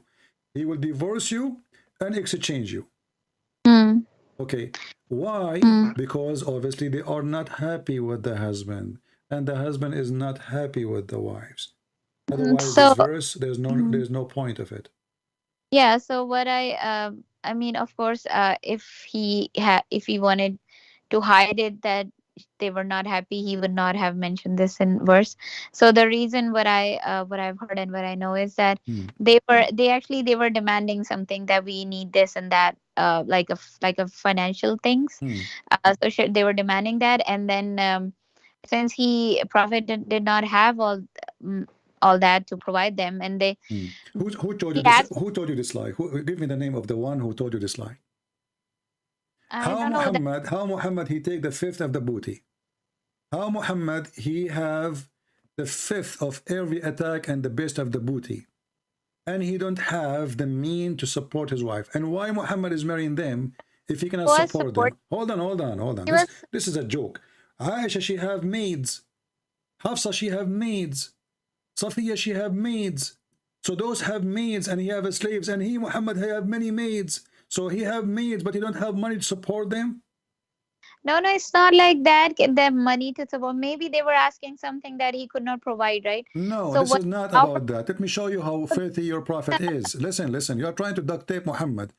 The story is. First of all, the story is Muhammad. He was cheating. He was sleeping with the slave in their house, in his house. So. When the wife she came and she found Muhammad sleeping with the slave, she made a big deal about it, and Muhammad he promised her that he will never do that, and then he broke his promise. He made a chapter. It's called the chapter of At-Tahrim. He says, listen, hold on, listen. He said that Allah told him, Lima tuharrim, why you are forbidding yourself from having sex with this woman? The Muslim later they try to lie and they say this is about honey, which is very stupid. The interpretation is there. We can show it. Everybody can read it. So why you are forbidding what is Allah made lawful for you, but Allah never made lawful for Muhammad to have sex with the slave, not from capture. And then there's other story where Muhammad he was being unjust with his wives. As an example, when Muhammad is in the house of Aisha, all Muslims, they have to give the gift to Aisha house. Okay? So the wives of Muhammad, they come to Muhammad. Do you think that Muhammad was treating his wife justly? I mean, no, not like he was trying, but of course he had more love for Okay, let me ask you. Aisha and Khadija. Okay, Yeah. more love. Yeah. So let me ask you. If you are a wife and then your husband, he have other 3 wives. Your husband, he told the people, when you have a gift, you give it to me only when I am in the house of that wife. Is that fair? No, of course. Okay, thank you. You just got your prophet busted. This is the story in front of you.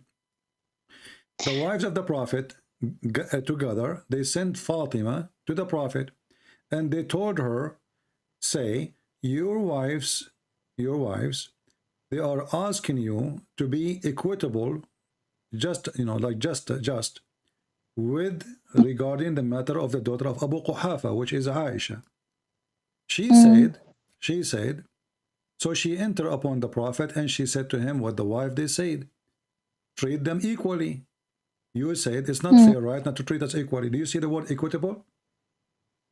Okay, so they aren't asking him to treat this one different and this one different. They say, can you treat us equally? Muhammad, he refused. Why? Do you have an answer? No. Okay. What kind of a prophet he is? Don't you Muslim, you lie to each other, says the prophet, the Quran teach us to treat our wives equally? So can I ask how do I know that the story that you're telling is authentic? Like, this is the right story? You see, that I believe not a single story the Muslim they tell is authentic, because Islam is the biggest fat lie. You remember I told you I have degree in law. I show you what you are believing. So you're asking me how in the world I believe. This is your website. This is your book. This is your translation, and this is Sahih. No, I'm saying that this happened, that he was cheating on her, and then she came. None and of then my business. This is your book saying that. Why Muslim lying about their prophet? I mean, you Muslim Oh, even lie about your prophet? This is not books written by Christian Prince.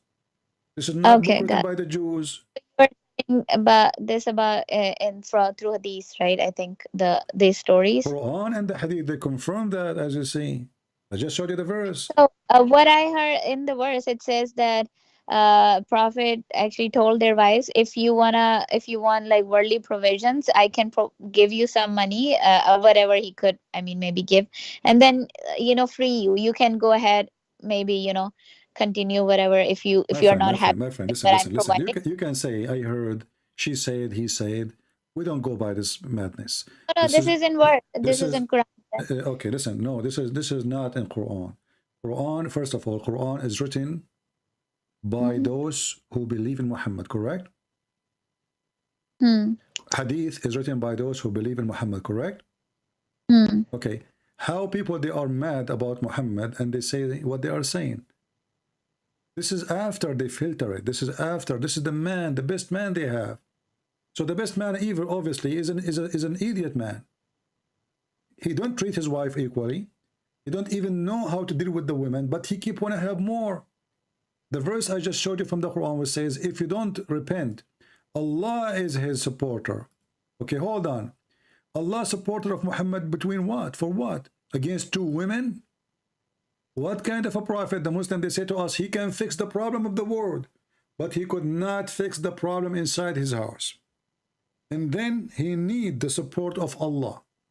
And not only that, to protect him. From what? Are they killing him? Are they beating him? It's showing us how weak this man is. He do not know what to do. And the threat is, if you don't repent by doing what? Became a chicken for him. Obviously, they are not being a chicken. If you don't repent, Allah will exchange you. But remember, if you repent to God and your heart has inclined or declined, but if you band together against him, you see, I told you party, you see, bond together against him, then Allah is ally. And Jibreel, let me ask you, if Allah is my side, do I need Jibreel? No, I mean Allah will maybe help through Jibril, No, but no, yeah. no, no, no, no, no, no, no, no, no, no, no, no. Really focus with me. If Allah is God and He is the boss of Jibril, Of who's course, Jibril yeah. anyway? If Allah He says, I am with you, that's Yeah, it. Okay, look what happened. like Allah is His protector and Jibril and every righteous believer. I mean, are we going to go in Third World War? In addition, all the angel. Who's left? All of this to fix the issue with two females. Can't you tell, be honest with me, Aisha, can't you tell that this man is fabricating a verse? I mean, this verse can be if Muhammad making a threat to Putin. It makes sense then. You have Allah, actually even with Putin doesn't make sense, because if the Bible says, if the Lord is with me, who could be against me? That's it, the Lord is with me. So here we have two women. This he is actually not, he told them that if you want worldly provisions, I can provide you that, and then you can, you're free to go. But my friend, what a provision. Allah will And, so replace, are you saying to me Allah that will Allah replace. is getting involved over falafel? No, I mean Allah will The wife, she replace. want to have chicken, and now Muhammad do not know what to do. So then those women, they said, no, we want to be with you. They decided to be with him if they were not happy or How anything. they can decide? The guy, he just muted them. He told them Allah said. So now you see this man, this evil man, he used Allah as a toy to silence you. Now, if you oppose Muhammad, if I am existing in the time of Muhammad, and then he said, Allah, he said this, who discussed, who did discuss? Allah, that said God. So the second he involved Allah, neither their father, neither their female, they dare to say anything, because Allah said, it's over. We can't discuss it. And here you see that this is not only stupid, it's an insult, because a message went to Allah that Muhammad, he have a problem with his wives. And look at this. Look, did you read the verse before? Just to show you how stupid the Quran is. The Prophet told something in confidence to one of his wives. But when she disclosed it, and Allah made it known to him. Allah made it what? Yeah, known to him, yeah. He communicated part of it. What? And he avoided another part. What? Then he informed her of it. Like, what? She said, who informed you this? He said, the all-knowing, all-informed informed me. Is that a comedy? So he told the wife something. The wife, she told the other person something. And then something go to something, and then Allah informed him that those women, they knew what you told the wife. And he made it, some of it known and some of it not known. What does that mean? And then Allah, he told Muhammad, he told the wife. When you tell a wife, do you think really the wife, she will not tell everybody? I mean, you told the women a secret, you know? And then the wife, she told the other wife.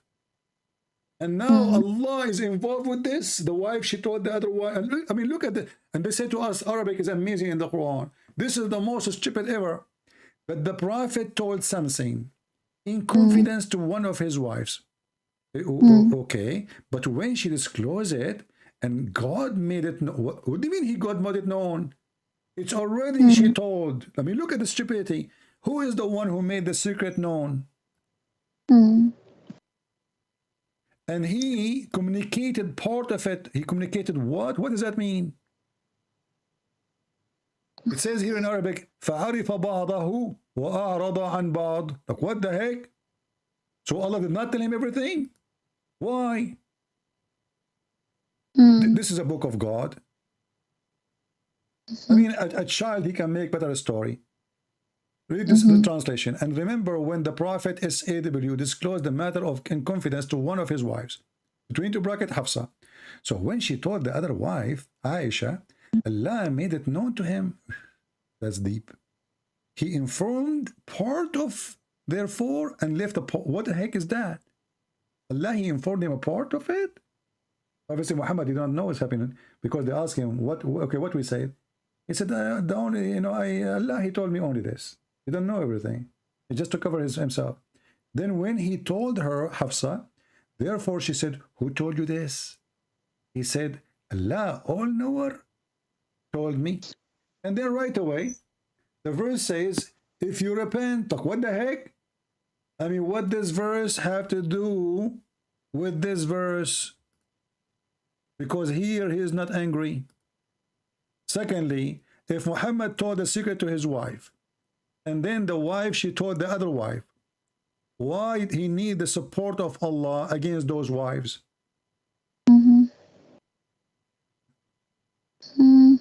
I mean, it's not like you need the support. I think it's just like he was just warning them that if Aisha, you are being funny now. I mean, you are not being honest. no, that's okay. I don't want to understand. be rude with you, but look, what do you mean he did not support? It says Allah is his protector, and you are saying he do not need his support. I mean, in against those two women, it's not like that. It was just like he was telling them that Allah will replace it. If you wanna leave, then you can leave. Allah will. You can leave. He will replace them. He making threat, and he's making a threat that Allah is in his protector. Does it say the word protector? Yeah. Okay. Whatever. Okay, hold on. Protector from what? What exactly Muhammad he was afraid of from? Protector. This is a big word. What is the verse, by the way? Can you say? I need to read this. Allah is his protector. I mean, can you send me, give me the reference of chapter 66? Let me give you the link. Here we go. Okay. So you can open it fast. So he told the women a secret. Okay, and what the secret is? He told the wife, keep this between us that I was sleeping with the slave in your bed, and I promise you I will make your father the caliphate. And this is what the problem is. Make their Khalifa. He did not do this. After his passing. He did not? Really? No, after his away, they were kind of voting and they were trying to make Umar ibn Khattab, but he said, no, I will not be the Khalifa before. Okay. My friend, when I say things, I say what is written in your books. So don't tell me no, yes, yes. I am saying what it says there. So what do you mean no? You know, I find it very funny when a Muslim, he tried to fix by duct tape what it says. Okay, let me ask you, what is the secret? What is the secret? Your prophet, he told his wives. It's a secret. Does it say a secret or not? Okay. Yeah. It's a secret. What is the secret? Go ahead. I don't know. What an answer. A second ago you were skilled and you said to me, the wives, they said that. Now you do not know. What is a secret? It says a secret. It have to be something serious. If I say the word secret, don't tell anyone, does that mean I'm telling you that I going to wash my face? No. It must be something serious. Right? Yeah. Okay. So what is the secret? I mean, I don't. Well, I'm kind of confused about this whole situation. Well, the whole Quran is confused. You know, I mean, even Muhammad is confused. Let me ask you: was Muhammad a confused man, or he was sure? I mean, as far as I've believed so far, no, he was not. Okay, I have a person who tried to commit suicide many times because of his belief. Do you think he is confused or not?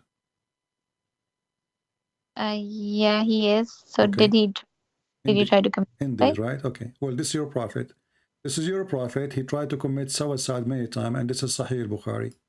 He go to the top of the mountain, and each time he tried to throw himself from the top of the high mountain, Jibreel appeared to him and said to him, Muhammad. Should I say the exact name? No. The prophet, each time the inspiration of the Quran stopped coming to him, he go to the top of the mountain. He took off his suit and he decided to throw himself. At that time, brother sister, there's no parachute.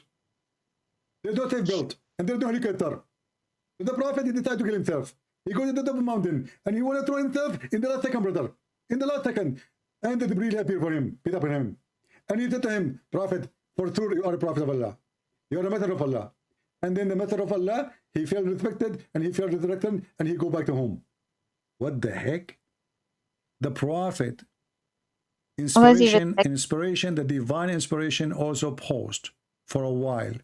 And the prophet becomes so sad, as we have heard that he intended several times to throw himself from the top of the high mountains. And every time he go to the top of the mountain in order to throw himself down, Jibreel would appear before him and say, O Muhammad, you are indeed Allah's messenger. In truth, whereupon his heart become quiet and would calm and would return home. And whenever the period of the coming of inspiration used to become long, he would go and do as before. Do you see it? Mm-hmm. And this is Sahih Bukhari, this is authentic. And you are the one I ask you. If a person, he tried to commit suicide because of his faith, is he confused? You said yes. So who narrated this? Who said that? Did he himself say that I went to mountain so many times? Well, Aisha, she's saying that here. This is the hadith from Aisha. Okay. And the narrator is, you know, is reporting the whole story. Okay. And I gave you just the link. So now, why Muhammad want to kill himself? Is he mentally ill? I mean, now I don't know the background of this, but yeah, and what I know is that trying to commit suicide is actually not allowed, like at all. There is no repentance to that. That's what I know. Do you notice that the angel, when he come to him, he says, indeed you are a messenger of Allah? And this is what make him not to commit suicide? That's mean, what is the problem? Muhammad don't believe he's a messenger of Allah in this point. Your prophet is a stupid man. He's mentally ill. Okay, I want to ask just a couple of things about Christianity. Right? No, you see, before I go, I'm not going to talk about Christianity for somebody trying to duct tape Islam. My friend, listen. No. You are trying to duct tape, since I'm talking to you. You try all your best, and the answer is, I do not know. I will look for it. I will see it. But you refuse to give me an honest opinion. Did you notice that?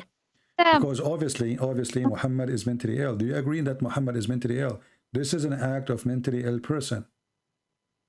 Again, listen, if I'm a prophet, and God, he sent me an angel many times, and now the angel did not come for a week or 2 weeks, a month. Why I will go to the top of the mountain, try to throw myself, unless I am mentally ill? So again, the reason it's not like I'm trying to duct tape what of course the years of belief that I had and the things that I listened. You're giving me a different kind of perspective, you know, and which I really appreciated. So what I am trying to, whenever I say some things, it's not like an argument. It's something that based on my understanding that I try to share with you, and maybe But you see, you're not giving me your understanding. You are trying to duct tape. I just told you. I repeat. Let me repeat just to show you. You are trying to avoid the question. Is it is this act an act of mentally ill person? Either you say yes, I agree, or you say no and tell me why. You are trying to avoid. You know, you start saying based on what I read, and can you tell me? So you are saying things have nothing to do with my question. Based on what I'm showing you right now, is Muhammad mentally ill? If you say yes, tell me why. If you say no, tell me why. Let me tell you one thing. So, so the thing is, I believe in Prophet. I believe in Allah, and for so many years, and I believe in right now still. You know. That's not the question. Yeah. So I cannot say, oh yeah, he's a mentally ill. No, I want to look into it. I want to see, I want to see that I want to. Okay, hold on. I just gave you the link. I just gave you Aisha. I just gave you the link. You know, I don't want to be rude to you. I'm really being really patient with you. Usually I'm not that patient. Yeah, I know. I really appreciate it. Yeah. So listen, a person, when I asked you in the beginning, I said a person, he tried to commit suicide because of his faith. Yeah, you agree that he is confused? You said yes. Yeah. Okay, so do you agree now Muhammad is confused? I mean, yeah, if it's true that this happened, then Okay. How again, a person, I wouldn't say that he was no, you see, you're trying maybe, if this again. is Sahih Bukhari. Listen, Aisha, let us be honest. You Okay. Muslim, you say Sahih Bukhari is the most authentic book, correct? Maybe again, and I'm not a very knowledgeable Okay, so Muslim. now you are 33 years old Muslim. You never Yeah. heard that Sahih al-Bukhari is the most authentic book. You are Yeah, telling me that that. I've heard, yes. You don't know that. No, I've heard it. Yes. Okay, so why you don't say, yes, we agree, this is the most authentic.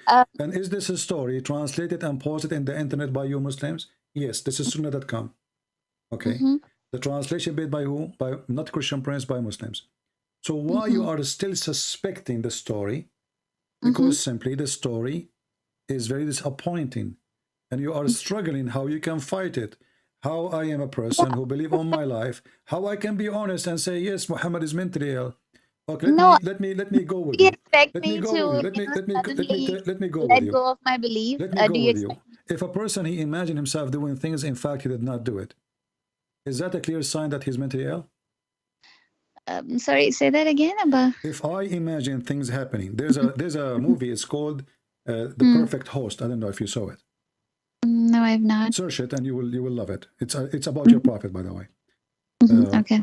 It's a person who writes letters to himself, and he invite people to come to his house, but there's no people coming. He put dishes, he talk to them, he speak to them, even he have sex with them.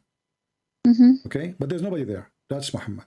Now I'm asking you, if a person, he imagined all those things happen, that people are eating with him, people are sleeping with him, people having sex with him, and there's no people around him, is that to prove that Muhammad, this person is mentally ill? I'm sorry, I could not understand this. Okay, if I'm a person who think I'm having sex with women, but I never did, is that a clear sign of mental illness? I imagine it happening. I think it's real, but it's not. Is that a clear sign of mental illness? So it could be, yes. Okay, this is your prophet. He imagined himself having sex with his wives. In fact, he never did. This is your prophet here. Listen, this is Aisha. The prophet was bewitched. So he began to imagine that he had done a thing. In fact, he did not. Everything he do, he is not sure it's true or not. Is that true that he was bewitched or he is mentally ill?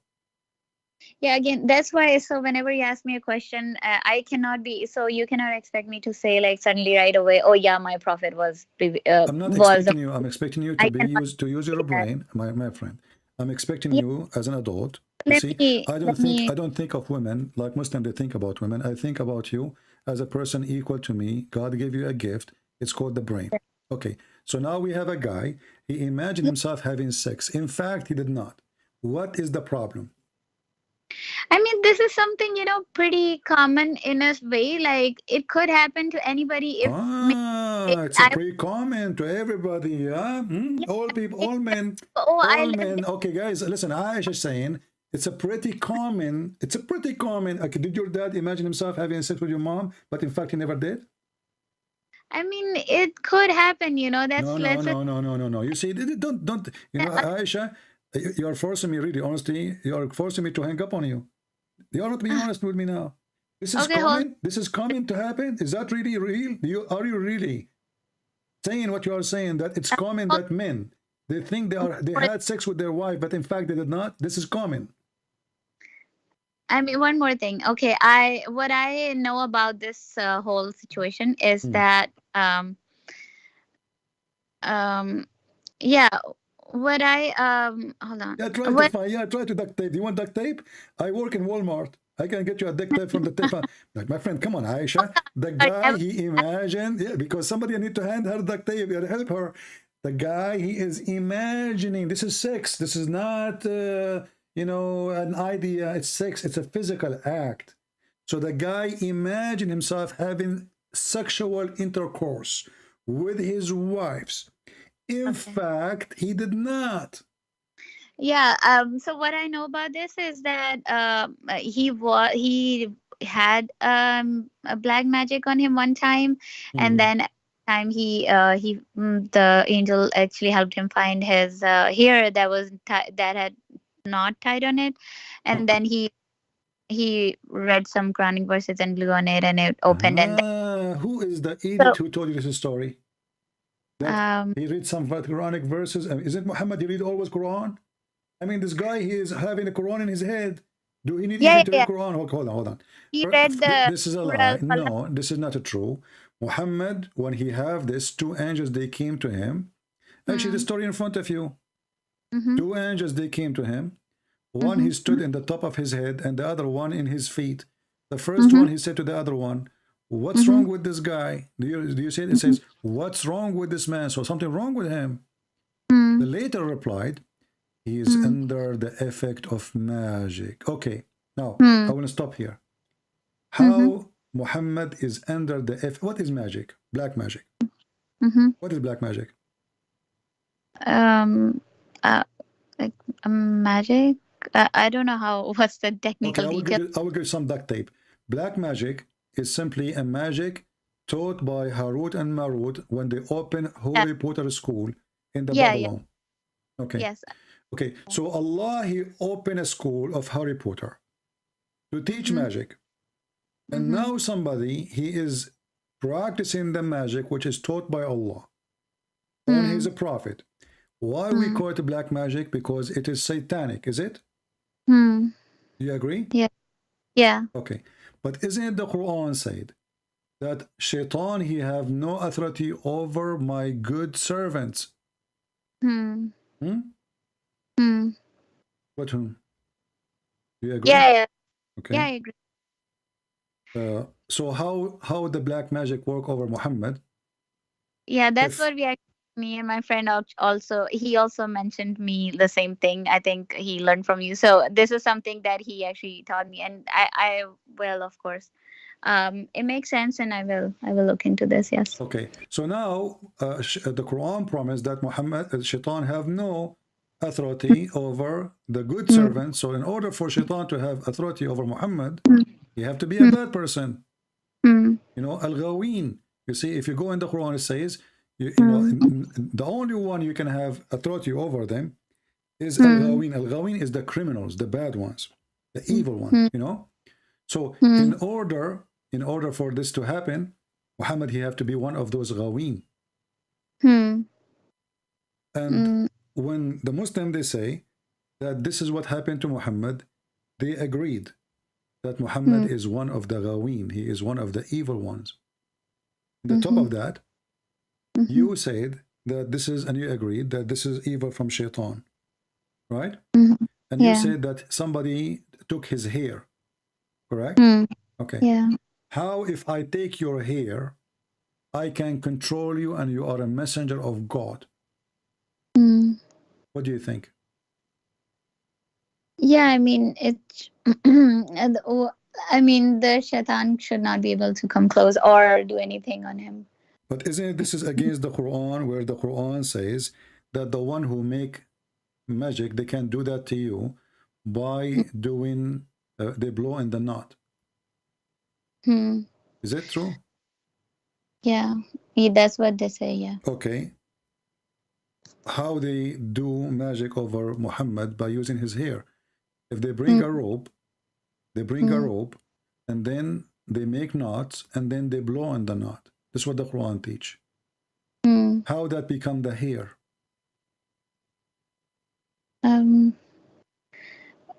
What do you mean by that? Okay. No, Quran chapter of Al-Falaq, chapter 113. It says, and by the way, here, if you go and read the interpretation here, verse number 3, it says, وَمِن شَرِّ غَاسِقٍ إِذَا وَقَبْ. Do you know what waqab is? Yeah, the knots, I think. No, this is the penis. Oh, okay. غَاسِقٍ is a waqab when the penis stand. What? I never. You know, you are a girl. I don't want to go like. But I mean, you're a mature lady. You are 33 years old, not a kid. Okay. What is it's about the Surah Al-Falaq, right? Yeah. That's what. Yeah. Okay. Yeah. This is supposedly Aisha. She came and she played with the hair of Muhammad. And Muhammad, because he cannot have sex, obviously. Mhm. He claimed that somebody he placed magic on him. And Muhammad claimed that the penis, when the penis go, I don't know what I would say, go up, you know what I'm saying? That is the evil happening to him because simply it's not working with him. And I can show you the interpretation of the verse and you will die laughing. وقد قال ابن عباس إذا وقب ذكر الرجل, it is the penis of the man. Let me show you the reference so you don't say I'm making things up.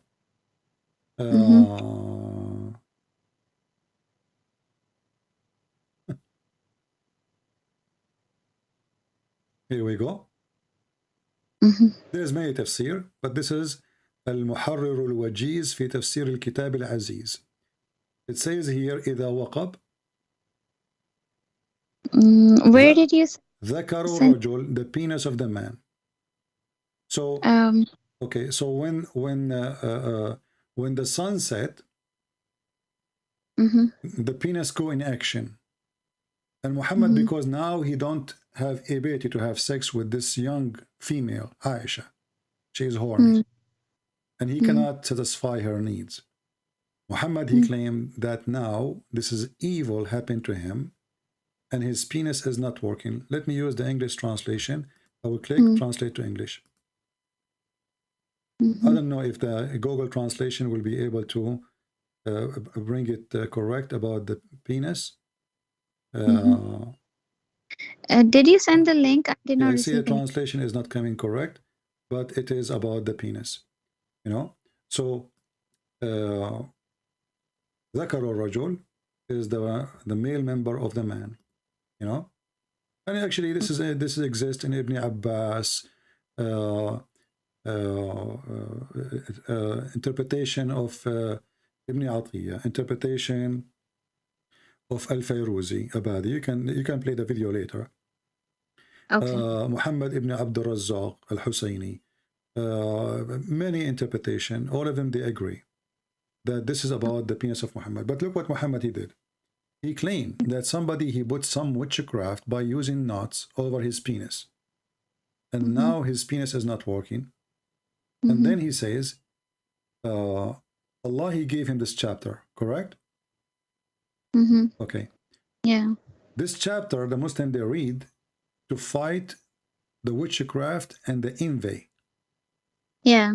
Okay. But all of us, we knew that this is not true. Because simply, I mean, if this verse will fight what Muhammad suffering from, then the two angels who came, they do not, nobody need them. Allah, he gave him the verse and that's it. He read it, yes, bingo, you know? Obviously, this verse doesn't work. Secondly, why this verse is coming to describe that Muhammad, he is a person now who is under the witchcraft by blowing in the knot. And Allah, he took him 12 months to open 12 knots.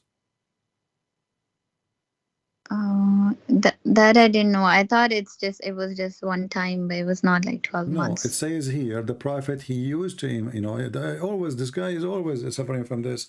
You know, didn't I from the beginning says that the prophet says I was the most weak person in intercourse, and then I invoke my God, he sent me a dish of shish kebab? Okay. So Muhammad, obviously, he have a problem, you know, and he cannot do it. So he claimed that Allah, he fixes a problem, and now he have the same problem, it's sexual problem. Okay. And the hadith confirmed that. You see, the hadith says the prophet, he imagined himself having sex. So Aisha, she said, let us go to bed, you know. Muhammad, he says, well, we had sex already. Aisha, she said, no. Not me, not the other wife, not the other wife, not the other wife. And now the solution is the prophet continue for such and such, and you need to ask yourself, why the Muslim, they took the word here? What such as? There's no way she said such as such. She might say a month, she might say a week, she might say a year, she might say years, right? They took it off, do you see? There's no way it is such and such, period. Imagine that he had sexual intercourse. If the shaitan can put magic on Muhammad, which one is more important? To control the inspiration of Muhammad or his penis? I mean, of course. I mean, what the penis have to do with this? I mean, why somebody? Yeah. He make a magic, and now he controlled the penis. Imagine I have control now over President Trump. He was a president. And I decide, in order to control the most powerful man in this earth today, I decide to control his penis only. He go to the bedroom, the penis is not working. If I can control all of him, that's what black magic is. Okay, so what I can think of it, I don't know how this is related to the other hadith. Like, what I think is that, what I'm thinking, again, I'm not trying to duct tape or arguing. I mean, I know you have way more knowledge in Islam than I do as Muslim, so that's really impressive. But I'm just like, whatever I say is just whatever my understanding is so far. So okay, I will go with you. You see, you're trying to duct tape now. Walmart. No, you're trying to say good things about me, so Christian Prince, he will feel like, you know, like I'm not the person you can feed him with ego. Listen, not listen, at all. Aisha. Now we have a person. He imagined himself having sex. In fact, he's not. Do you agree that he is mentally controlled? Because sex, imagine himself having sex and he did not. It's in the brain. Is that correct? Is that correct? Yeah. Okay. How I can trust this man to be a prophet of God as long he is under the control of Shaitan, and even his sex was fake? How I can trust him saying that he saw Jibreel? What I heard is that, let me just share my understanding. So what I heard is that the black magic actually affects your brain, and so when he had a black magic, it actually affected his brain, and he started forgetting things. So this is one of the No, he's not things. forgetting. You see, you're trying to duct tape your prophet again. He's not forgetting. No, I'm not duct taping. I'm just telling you what I know. Imagining things never happened. Yeah. So how I can trust Muhammad that he saw an angel? How I can trust him that he heard an angel? If even sex is not real, because sex is an action. You know, we don't want to talk in details. So this man cannot be trustworthy. You know, I was in the army. When I was released, there's many people, they are released with me. Before, when you go, you have to go and do your paper. So there's a guy, he was released. He said to me, I forgot what chapter, like in the army, they have like chapters for the reason of your release. So I asked him, what is that? He said, I hear voices. So they kick me out, you know, because they cannot trust him, because he might shoot. You know, he might shoot. Yeah. So now Muhammad, he hear obviously, and he see things nobody see. Okay, and those things are not even true. Even the hate come from that. Okay. How we can trust him after that? You are willing to give a job for somebody. He used to imagine himself having sex, but in fact he did not. And not only that, Aisha confirmed that this goes for everything. He imagined himself doing things. In fact, he never did, not only sex. So, did Muhammad go to heaven? Maybe he did not. Because this guy, he imagined himself. You know? He imagined himself, but he did not. And obviously, Muhammad, you know, he is suffering from a mental illness. He tried to commit suicide. Muhammad, when he received the chapter of Al-Fatiha, he received it when he was doing poo-poo. I mean, this God could not wait until Muhammad finished his poo-poo. And not only that, Muhammad, when he heard the angel speaking, during the time he take off his pant, the angel, he said to him, "Oh Muhammad, Muhammad, he flee." Why you flee? Why a prophet of God, already he received tons of verses. He flee when he hear the angel saying to him, "Oh Muhammad." Is it obvious that he is mentally ill? I mean, look, Mary, the angels, they came to her, right? Okay. Did Mary flee? No, of course. Okay, Mary is a woman. Okay, she should be terrified. But she did not flee. This is a prophet of God, already been squeezed by the angel, the same angel Jibreel. He saw the angel Jibreel many times. He spoke to him. And now, Muhammad, he go out to do poo-poo. Each time he go out to do poo-poo, he hear he hear a voice saying, "Oh, Muhammad." He said, you know, and then he flee. He used to flee. Why in the world he is running away? Mental illness. I mean, already you spoke to the angel. Already you know that you are a prophet. Already Jibreel spoke to you hundreds of times. And now Jibreel is saying to you, "Oh, Muhammad, why you run?" Yeah. Okay. Okay, I have to run because I heard somebody saying, "Oh, Christian Prince, I have to run." Yeah, no, I was going to say the same. You gave so many hours, and I really, really appreciate you answering all this. And yeah, No, this I'm not is. saying to you I'm going to run now. I'm Oh, just okay. saying No, how stupid this I story is. thought No, you wanna no. go, but No, I'm still like. I did beat all my wives, and nobody can open his mouth. Don't worry, you know. Like Okay. there's one of them. She trying to open her mouth. Shut up, okay? No, no. Allah, He gave me. Allah made me excel over you. Okay.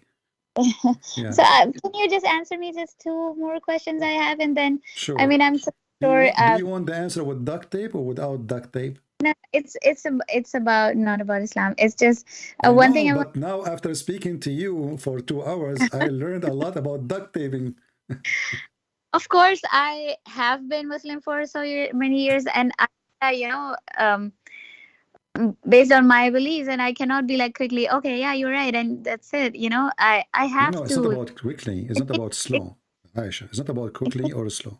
It's about, you know, I'm speaking to you in a logical way, and I'm showing you your books, not my books. Yeah, It's very yeah. simple, you know. I mean, if you That's imagine true. if Jesus is doing those things, why in the world I want to believe in him? If Jesus, he imagined himself doing things he never did. If Jesus, he have a problem, everything about him is wrong. I mean, how come Jesus, people, they touch him, they get healed? Muhammad, everything in him is wrong. His brain is not functioning, his penis is not functioning, his testicle is not functioning, even he leak. I mean, what's wrong with this man? If there is something right about him? And you know, you said that, you know, your prophet, he went to heaven. Did he go to heaven or he go to Ethiopia? Where? Yeah, because he said when he went to heaven, he saw the Nile River and Euphrates River coming from under the tree of Allah. So if we ask you, where is the heaven of Islam, you will say in the seventh heaven in the sky, correct? Yeah. Okay. How he saw the Nile River there and the Euphrates River? Okay, again, I wouldn't be able to answer this because I never heard about this. I will tell you, the guy is imagining, obviously, he's mental. I mean, come on, the Nile is there and the river is there. You know, this guy, he heard from the Jews in the Old Testament that it says that the river of Euphrates and Nile, they are from the heaven, but the heaven of Adam is in the earth, not in the sky. This guy, he took what the Jews, he said, he come with the story. He went to seven heaven, he saw the Nile and Euphrates in there. But you know, but this is how this is me and Muhammad. He went to Turkey and he went to Ethiopia. He did not go to sky. And when he went to sky, he found Moses, he found Adam. What they are doing there? I thought he is the first one to be resurrected in the day of judgment. Can I ask what's the concept of like sins and forgiveness in Christianity? I will answer you with one powerful word. Okay. Love. For God, he loved the world. He sent his only begotten son. To do what? To forgive your sin. So Jesus is actually like the actual son of God. That's what. There's no actual son. There's no adopted son. There's son. The Son of God. God. He present himself to us, or he informed us about himself. That God is a three and one in the same time. So God in the flesh is the Son. So God humbled himself. He come to us in the flesh of a man. God as a spirit is the Holy Spirit. God is the Father in heaven. This is the Father. When we say the Father, we are speaking of, we know, the second you say my Father, I understand that you have somebody have authority, correct? That's why you call him Father. It's a statement of a lot of respect. Right? Okay. So the Father, they represent that everything we have, everything we saw, everything we got is coming from the Father. When the Son, he says, my Father, he sent me. Hmm. In the same time, he says, I do work and my Father work. Hmm. So you glorify me and I glorify you. So the Father glorified the Son and the Son glorified the Father, because simply me and the Son and me and the Father is one. So when we speak about the oneness of God in Christianity, we don't talk about one as a number. We talk about God as a person. Even the word person in English is not really good, but my English is limited, so I apologize for that. So God the Father, God the Son, God the Holy Spirit is one God. It's not a three God. Okay. But the same as, you know, when we say, just to give you an example, but this is not what God is. As an example, if I say to you ice, and then I say to you water, and then I say to you steam, still I'm talking about the same thing. Ice is something solid. Steam is something flying in the air. And so basically forms, right? Sorry? But it's the three forms, but the same God. Like he actually. It is one God. It's one God in three a person. Yeah. And if you say how it can be, I say why not? If God is Almighty. Yeah. No, I don't question that. That's fine. And so about the making sin, and so for example in Islam it says that if we believe that Jesus is God, then we are making a shirk and we will not be forgiven. And I think in Christianity you say that if we don't believe in Jesus, then maybe we will not be forgiven. So it's like a very big difference between these two religions. Like as a Muslim, I think many do believe in Jesus and Bible and all the prophets and books, but this is like a main difference. So I wanna First of all, Haja, do you remember when I showed you that Muhammad said, if you say Alhamdulillah 100 times, your sin is forgiven.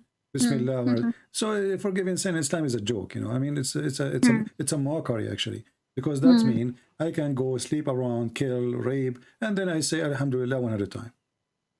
Your prophet, he said as an example, the one who fasts the fast of Ashura, it erased the sin of a year before and a year after. Some hadith says a year before. So look at this.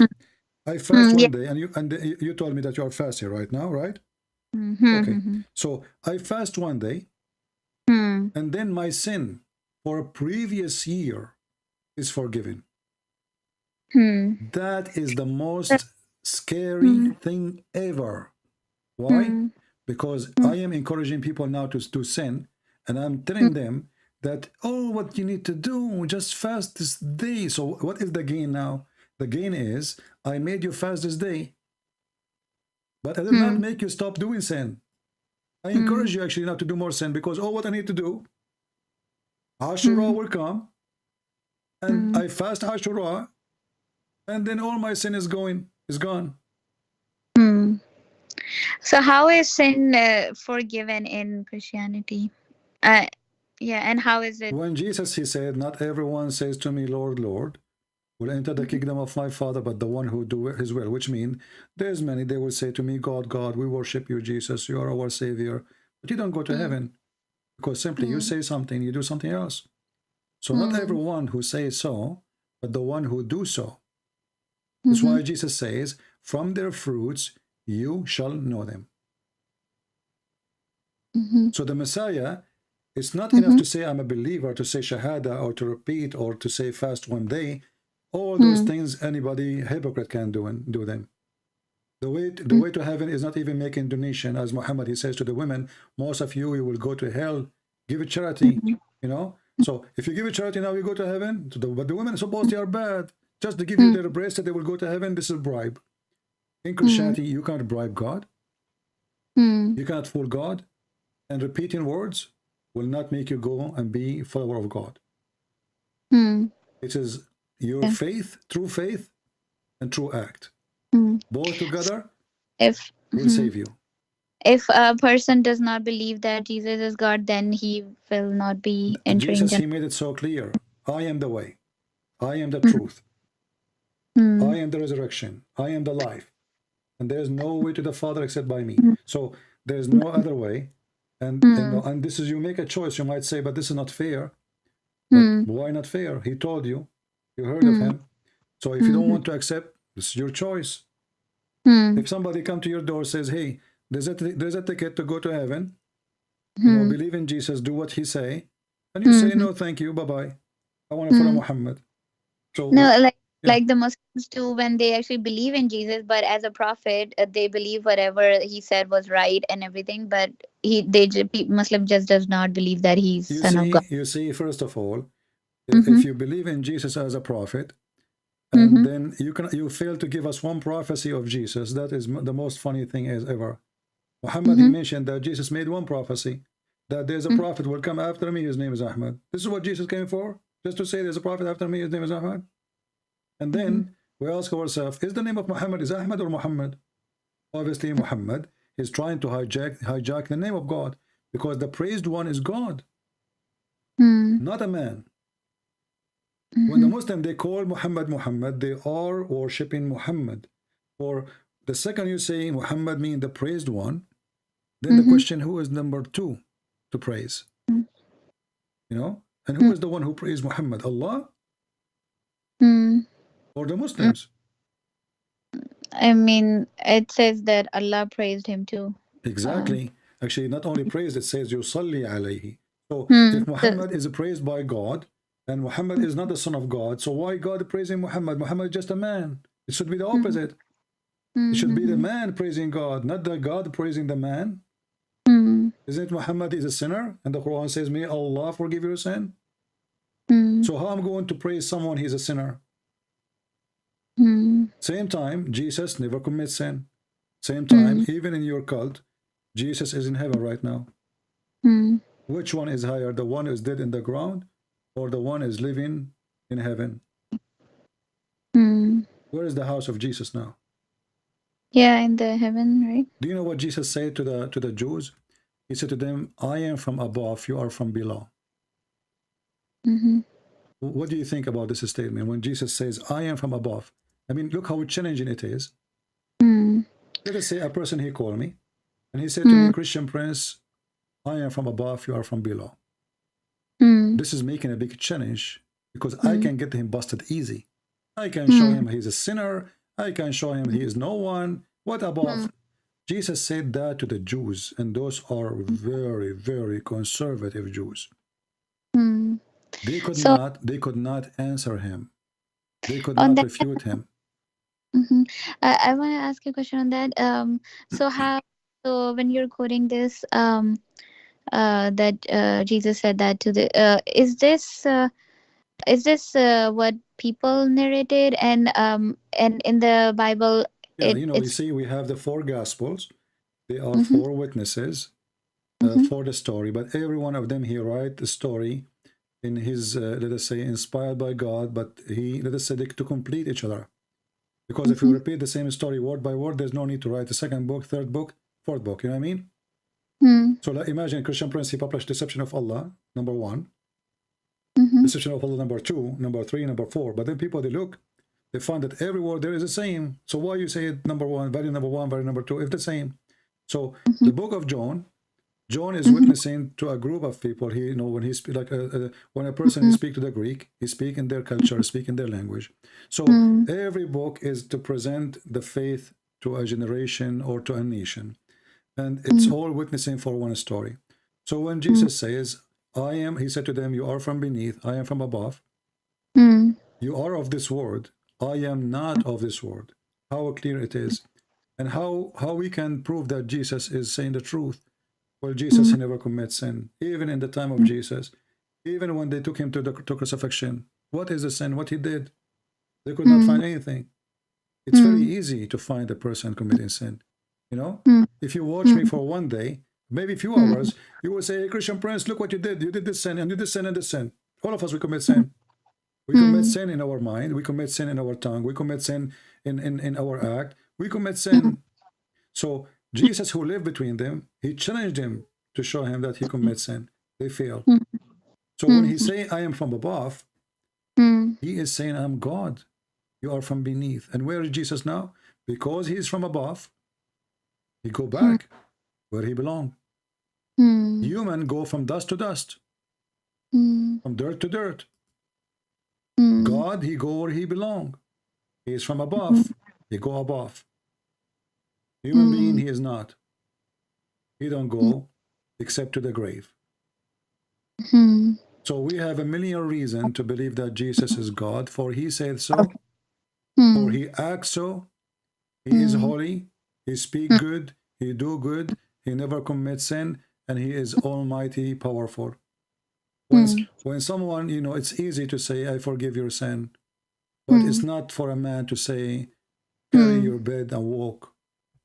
It's not for a man to say, I can tell you what you are hiding in your head. It's not for a man to say, your sin is forgiven, and today you will be with me in the kingdom of God, unless of my Father, unless he is, because the promise is big. And then after that, you will see that Jesus, imagine, Aisha, today I can bring people to death. Okay, how many kings they will kiss my shoes every day? Can you imagine how powerful I will be? I can bring people from death. You know? Jesus never get paid. Jesus never went with women. Jesus never collect money. Jesus never build a palace. Jesus never own a horse. Jesus, he washed the feet of his followers. Imagine those people, they worship him. He washed their feet. So what the gain of Jesus? Zero in this earth. He was spat at, people, they make fun of him, people, they laugh at him, and they killed him. And still, even in the cross, you see, he taught us to forgive, right? Talk is cheap. Forgive them. Jesus said, if somebody hit you on your right cheek, give him the other one. If they ask you one step, walk 1,000. You know, he said to them, when you pray, pray like this, say, our Father out of heaven. And he said, forgive to us the same as we forgive to others. So if Jesus was not, he is truthful, when he was on the cross and people putting nails in his hands and his feet, shouldn't Jesus now be cursing them? Can you imagine the pain? Do you know what Jesus said in the cross? He said, forgive them, Father, they do not know what they are doing. Why somebody in the cross? He is asking the Father, forgive them, Father. Because obviously he forgive them. But So he's asking the Father to forgive the Jews. why did he have to? Because it was one entity. Like, why did he had to ask the Father for forgiveness? Why couldn't he forgive? Because he was. Yeah. First of all, we need to understand Christianity. The Son and the Father is always in total agreement. So when he say, forgive them, Father, for simply he is now, he will go through death, and this is what he promised. So the one who will be in charge in this earth and heaven is the Father, you know. So forgive them, Father, so the Father will not seek justice against their crime, you know. And then he was resurrected in the third day. And resurrection means the soul and the body, they are reunited together. Yeah. But here when he asked him, he is not asking because they are not in agreement, or because obviously, you know, Jesus, he said many times, he have the power over the flesh.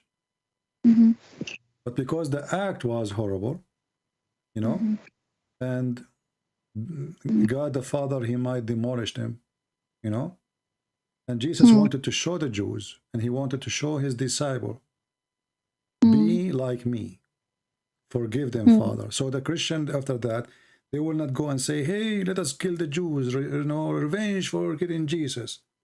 Especially the Jews, they were shouting, saying, his blood in us, on our children's after us. They were shouting that. So I believe that Jesus, when he said that, he was trying to protect them from their stupidity. Because many after that, from the Christians, they might seek revenge for killing Jesus. But when Jesus forgive them, me as a Christian, what I can say? If Jesus on the cross says, forgive them, Father, who am I to say they are not forgiven? You know? I cannot go against the will of my... So even when he is on the cross, he is thinking of them. He's worried about them. This is how much love he have. This is why when I said to me, what's the concept of God forgiving sin? I said to you, love. Hmm. You know? Yeah. If you don't have love, he don't forgive. And so The according God to of Islam is the God of revenge. The God of Christianity is love. according to Christianity, if a person don't believe that Jesus is God, he or she will be in the hellfire. Yes, anyone. And not only that, even if you believe in Jesus, even if you believe in Jesus and your faith is fake, which means you are a person who you want Jesus to be God as a spare, you know, like when I die, before I die, I say you know, you cannot fool God. Either you believe in him or you don't. Okay. And there is no fasting day, as Muhammad said, will erase your sin. And there is no touching the black stone will erase your sin. Forgiving is going to be given for those who deserve it.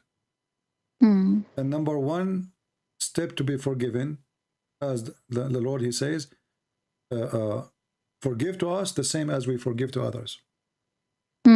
So if we don't forgive, let us say Aisha, she did harm to me. If I cannot forgive Aisha, well, I did harm to God too. Because every sin we do is against God. So why I'm asking God to forgive me if me myself I'm not willing to forgive somebody else who hurt me? So forgiveness in Christianity is a condition of those people who forgive, which means they have love. Because of love you forgive, not because of hatred.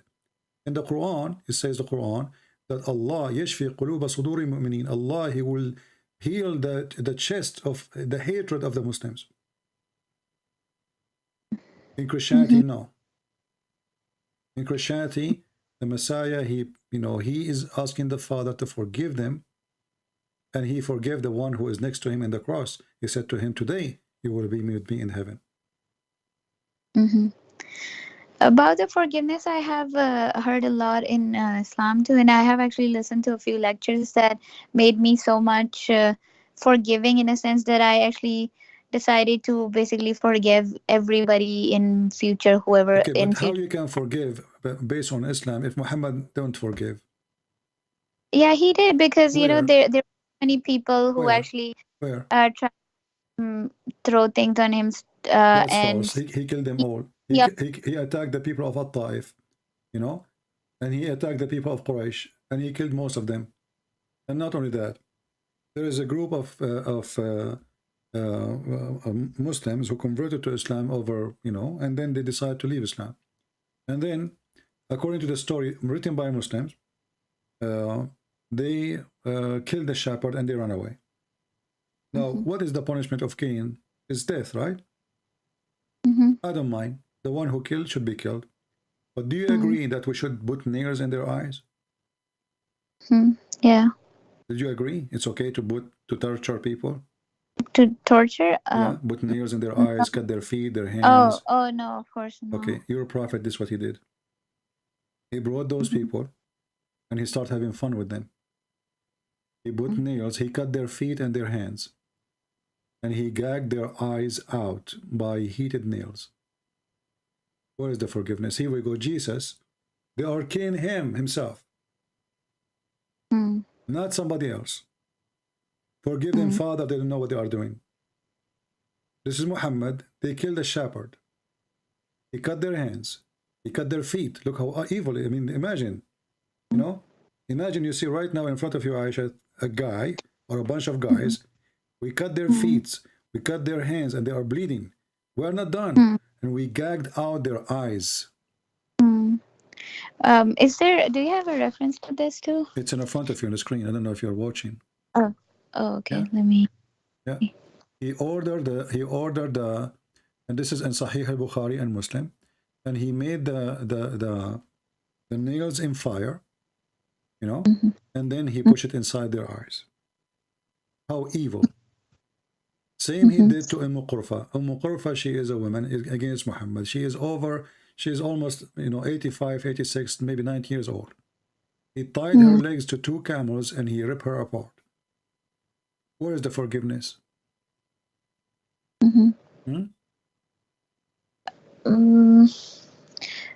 Yeah, I mean, I've heard some stories of forgiveness too, but yeah, these are I've never heard saw these, but yeah, thanks for giving me the When references. Muhammad he entered Quraysh, you know, Mm-hmm. but remember the Muslims they say he forgave the people of Quraysh, but after what? After he became a superior and he killed them, right? And then still those are his people, and without them he is nobody. So he did not really forgive as much he is forcing them to convert to Islam. You know, when the brother of Uthman, he did expose Muhammad lies about the Quran. I don't know if you know the story. Is Abdullah ibn Sarh. No, I don't know about that. Abdullah ibn Sarh. Do you remember the story in the Quran where the Quran says Allah the best of the creators? I mean, yeah, I know about this, this verse, but I don't know about the story. All right. Muhammad, he have an scribe, because Muslims they say he don't know how to write, how to read, but I believe not because of that. I believe because he's acting, wealthy, he can hire people to do a scribe for him, right? So he was asking the scribe to write, an inspiration came from Allah, and he said he made the clot, he made the nutfa into a clot, congealed the blood, which is stupid, and then we made the clot into lump, etc., blah, blah, blah, blah, and then he said, he stopped. Then the guy, his name is Abdullah ibn Sarh, he said, فَتَبَارَكَ اللَّهُ أَحْسَنُ الْخَالِقِينَ, blessed be Allah, the best of the creators. Muhammad, he said to him, he heard him, he said, write it there. The guy, he said, write what? He said, write what you just said. He said, but I am the one who said that. He said, well, it came to me the same as it came to you. And right away the man discovered that Muhammad is a fraud, because he is the one who said this sentence. Muhammad, he copied what he said, and he said to him, write it there. I said, well, what do you mean write? I'm the one who said it. So he left Islam, and this is the brother of Uthman ibn Affan. Muhammad, he ordered his death. And by the way, this is in your books. This is what makes it more funny. You see all those references? It's in your books. And this is after filtration. Imagine after the Muslim, they clean all the garbage they have about Muhammad. After all the filtration, those stories are in your book. So he ordered to kill him, even if he held his hands over the curtain of the Kaaba. All what the guy did, he left Islam. And all what the guy did, he said, well, you know what? Muhammad, he copied from me a verse. It was given to me. He said to himself, if Muhammad is a prophet for receiving Quran, will I receive Quran too? And he decided to leave Islam. So, and not only that, by the way, Muhammad, when he did that, he gave us a favor. Look what he did. When the man, he says, blessed be Allah, the best of the creators, showing his wonder. And Muhammad, he copied it and he put it there. Do you see the mistake there? Yeah. What is the mistake? I don't know. Creators. He said the best of the creators. Yeah. Okay. That person is not he's not a prophet. He's just a normal person. Maybe he still have some pagan belief that there's creators. So when he said that, how Muhammad he accept to say, as he said, the best of the creators? Because that means there's many creators. The Muslim, they try to fix it. They say, oh, the one who made a bicycle. What bicycle, my friend? Creator is not a bicycle maker.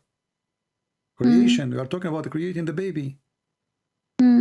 Creation is the one who gives life, who creates something out of nothing, nothing else. Otherwise, nobody else. There's only one creator. So when we say he is the best of the creators, is Muhammad lying, or he is saying the truth? Oh, okay. I get your point, yes. Because this is a lie. And in the top of that, when Muhammad, he copied this story, and this man, he left Islam for saying such a thing, and Muhammad, he put it in the Quran, and the Muslim, they knew what this guy, he said. Why none of the Muslims says to Muhammad, what do you mean he is the best of the creators?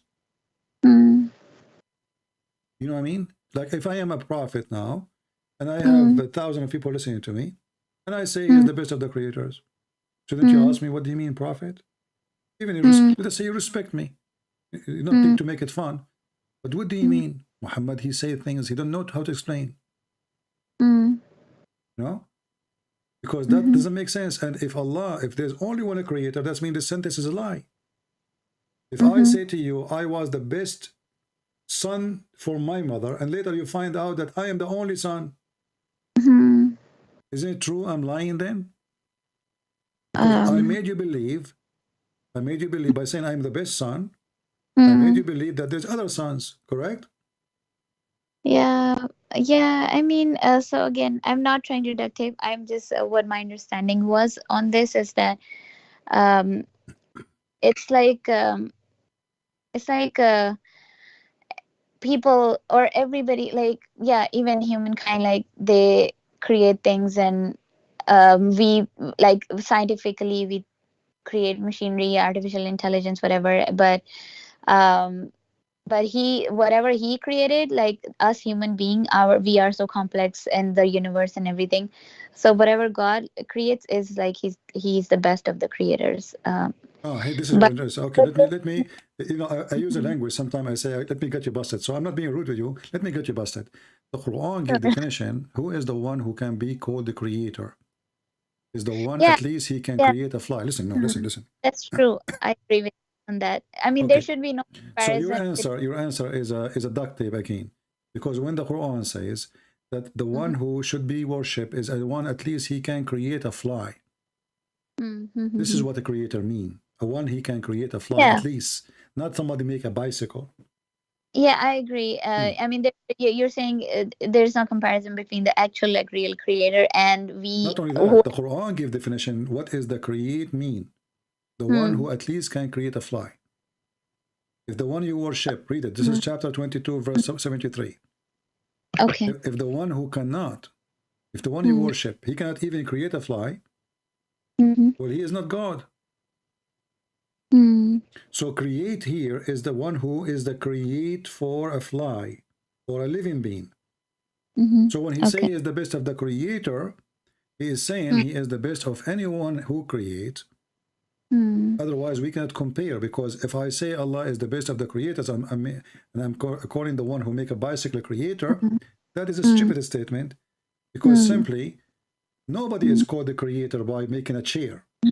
You know, that does not make you creator, you know? Yeah. And we are talking about religion, remember. So there is a creative ideas and there is a creation. Yeah, we are the creations, yes. Okay. So when the Quran made the rule, the Quran should obey by the rule. And when Allah, he says he is the best of the creators, that means there's other creator. Actually, in different verse, the Quran says, you forsake, you pray or you seek the other gods like Baal, and you forsake the best of the creators. So Allah, he compared himself even to Baal. You know who's Baal, right? No, what's compare himself to what? Chapter 37, verse 125. Okay. It says, will you cry into Baal and forsake the best of the creators? But Baal is God for the pagan, correct? And he is the God of fertility. Okay. Okay. So when Allah, he compare himself as the best of the creator, he admitted that Baal is a creator too. He did not say, you cry into false creator. He say he is the best of a creator, mentioning Baal. Okay. If I say, you pray, you pray to zucchini, and you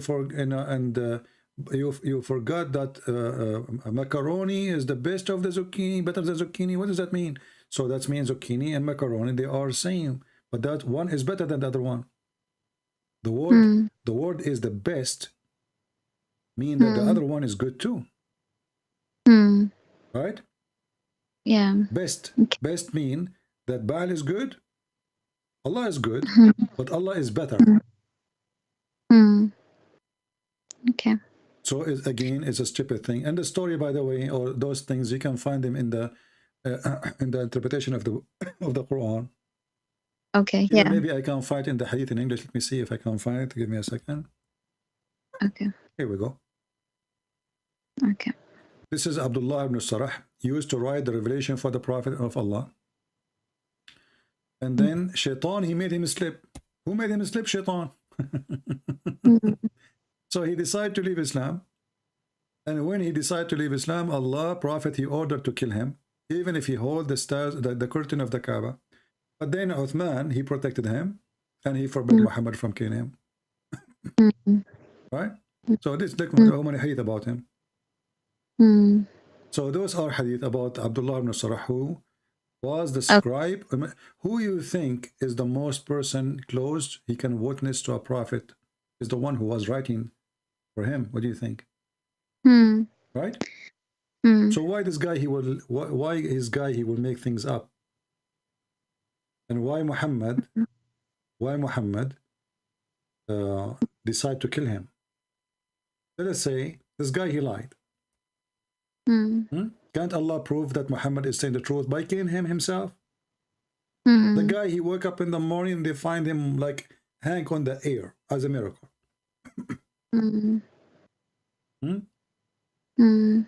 Why he need to kill him? He need to kill him because he need to shut up his mouth.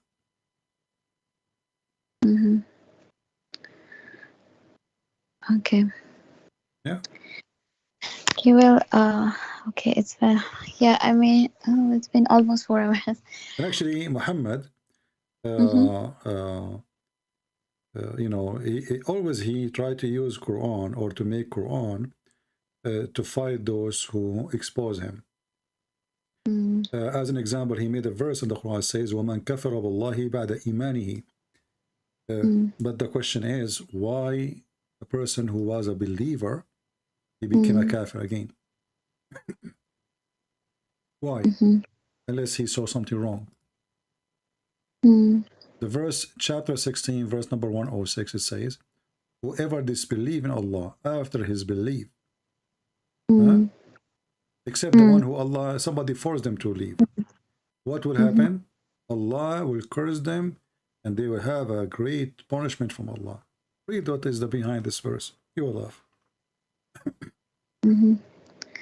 I heard this verse where it says that that people go the kuffar kind of just to pretend accept Islam and then go back to their people and then say, this is the guy, this is the brother of Uthman. Yeah, I understand, but there's this that they go back. Hold on, listen. You see, the stupidity is that the Muhammadan, they say, do you know that the Prophet, he have a chapter about Abu Lahab? And they say this is a miracle. Why? Because Abu Lahab never converted to Islam. Okay. But this verse is about the same guy, which is the one who gave Muhammad the verses. And later, this guy became a Muslim again. Because he had no choice. Either he died, Muhammad, he took over Mecca, he went to his brother Uthman ibn Affan. Uthman, he told Muhammad that he will become a Muslim, that's it, leave him. He became a Muslim, and later they became him, they made him a ruler. So how a person is a liar, he fabricates things is not true, and suddenly just because he converted to Islam again, he's okay. No? Yeah. Oh, okay. His brother, you're talking about his brother, Uthman, right? he's a brother, Yeah, yeah, Uthman ibn Affan, the caliphate. Yeah. Not only that, actually, you know, I don't know if you know that your prophet, he have a name. They call him Abi Kabsha. I did not know that. Yeah, this is a funny insult, you know, Abu Kabsha. Maybe we should make a video about it. He mentioned how Muhammad, he can be, Abu Kabsha can be a prophet. Let me see if I can find. Okay. Yeah, they ask him, here we go. This is Tafsir Abi Hatim al-Razi, volume number 4, page number 1346. They said to him, the people of Quraysh, hey, Abdullah ibn Sarh, how you did wrote the Quran to Abi Kabsha? He said, I used to write as I wish. And then Allah, He sent a verse saying, look at this. And Allah, He sent this verse. Man azlama mimman iftara ala Allahi kadiban. Let me show you the verse, and so you will laugh with me. Who is more unjust than the one who fabricate lies against Allah? Read with me and see how stupid Islam is. This is about the same person. Chapter 6. This is telling you how Muhammad, how much trouble he went through because of this. So now Muhammad trying to make verses to refute the man. He says, and who can be more unjust than the one who invent lies against Allah? Or he say, I receive inspiration, whereas he is not inspired in anything. Do you see it? Okay. So the guy, he said, I receive inspiration like Muhammad. The Muslim, they confirm the story that he said that before Muhammad. So how he did not receive inspiration? And why Allah told the sentence to this man before Muhammad? And you know, when you see here, let me show you I use Google translation. He said, I used to write as I wish. As I wish. He's a scribe. I used to write as I wish. Read with me carefully here. He said, where is the part?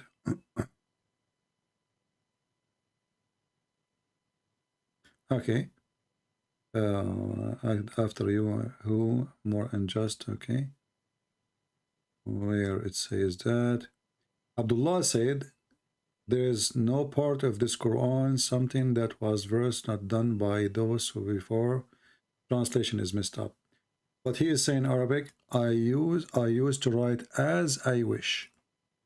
So Muhammad did not know what he's writing. You know? He write, and because simply Muslim they say that Muhammad do not know how to read, how to write, right?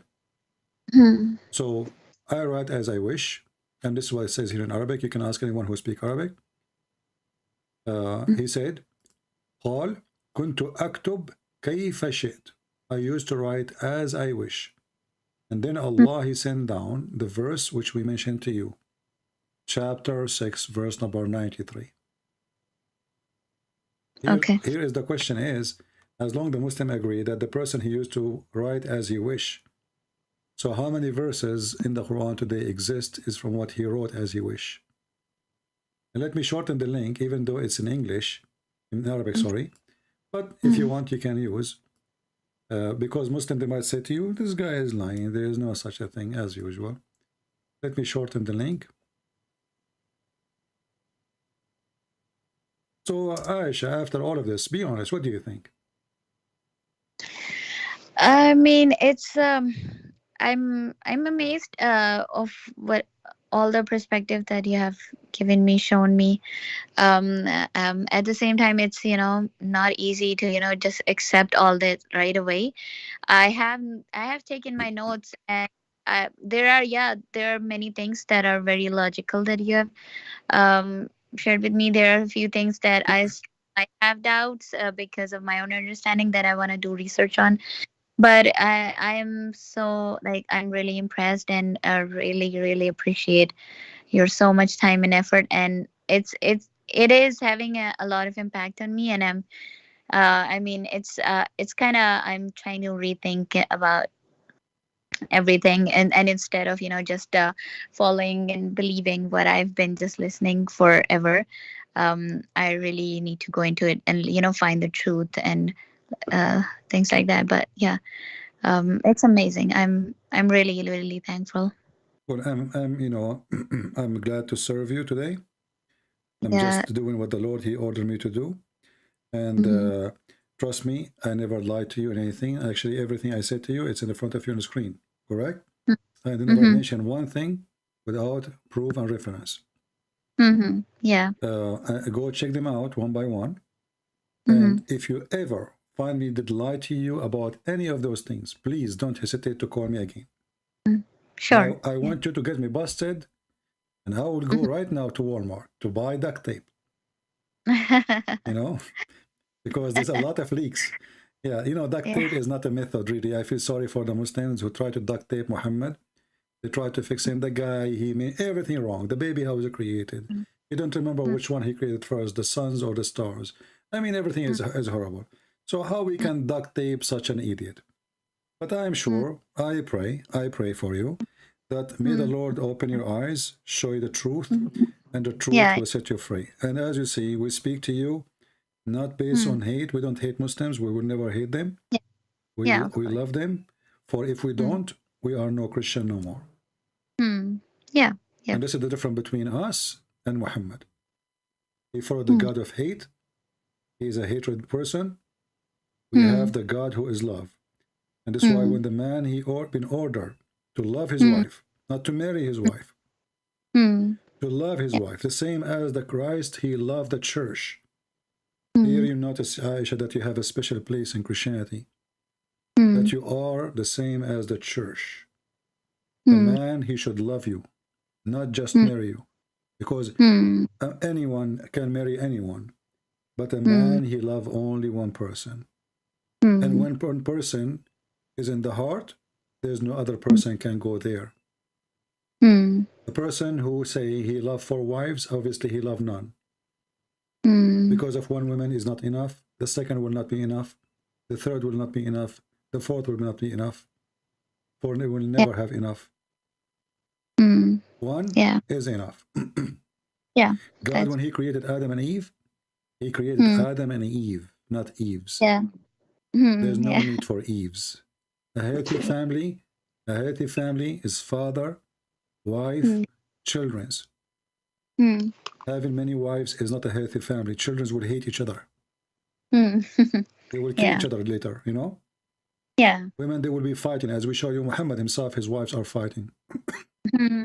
Yeah, of course it does. Healthy family is the family of Christ. Healthy children is the children who belong to Christ. Where they've been taught to respect their parents, but not only respect, they will respect the parents who respect themselves. A father who is not seeking other women just because he's bored from the first woman or because she got older. Women, she is not a car. We'll replace her when she got older. And if we want to do that, then we have to be fair. We should say, okay, well, as long as the man, he can replace the women, well, we should create equal rule that the woman, she can replace the man. He got old, bye-bye. I will find someone younger. But this religion is made by the man for the man. I remember once a Somalian woman, she left Islam after talking to me. She said, I'm leaving Islam but not because of you, but because I discovered that this religion made by the man for the man.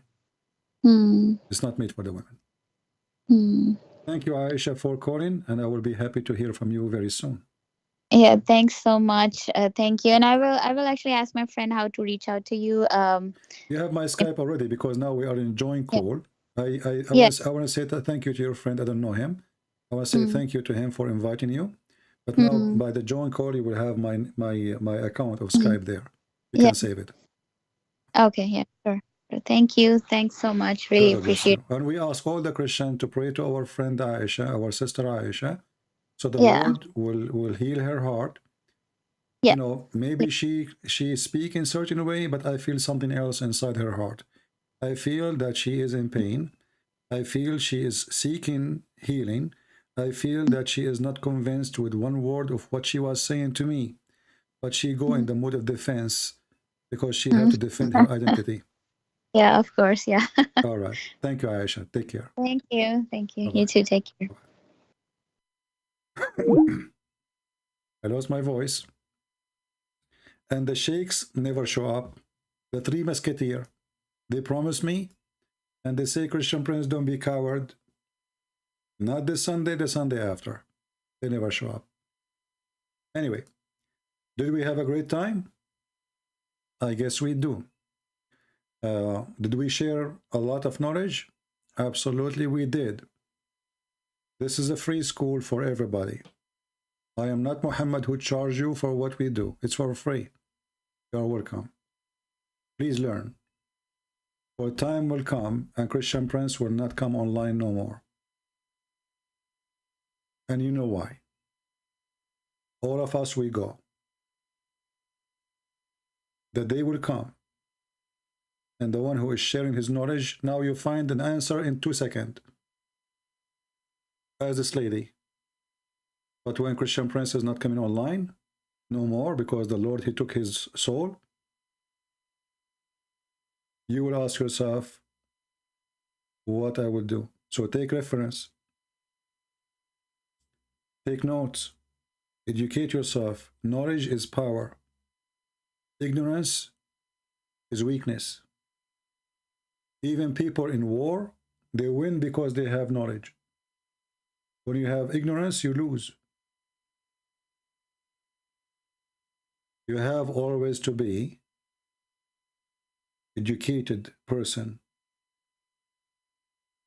When you are educated, you will have your place wherever you go. People listen, because in 2 seconds you prove who you are.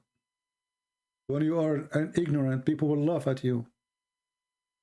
You have no place. So I invite you to educate yourself, to learn, to take notes. And all of us, we are ignorant somehow. All of us, because knowledge is endless. So if one day you become a person who think he is very knowledgeable, you are still don't have any knowledge. But the joy of life is that we learn every day.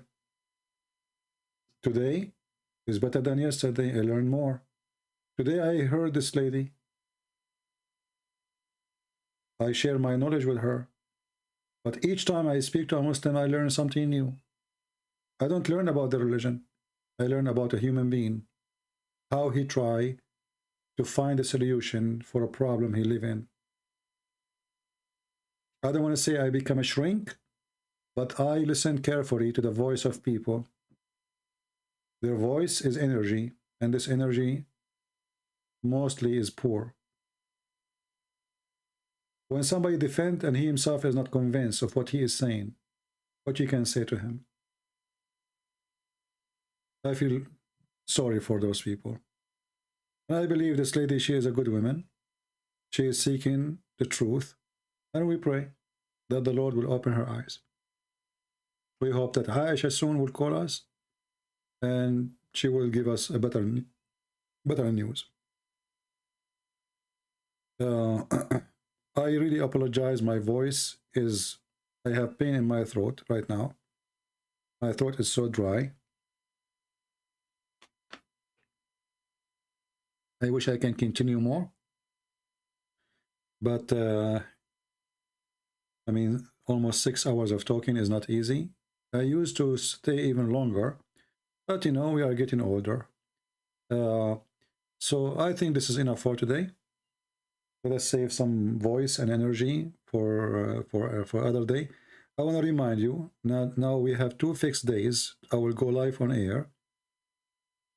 Friday in the morning, New York time, and Sunday in the morning, New York time, between 10 and 10:30 a.m. New York time. But doesn't mean I will not go live in the other days, but those are fixed days, which mean every Friday morning, USA, New York time, between 10 and 10:30, Friday and Sunday, I will be live.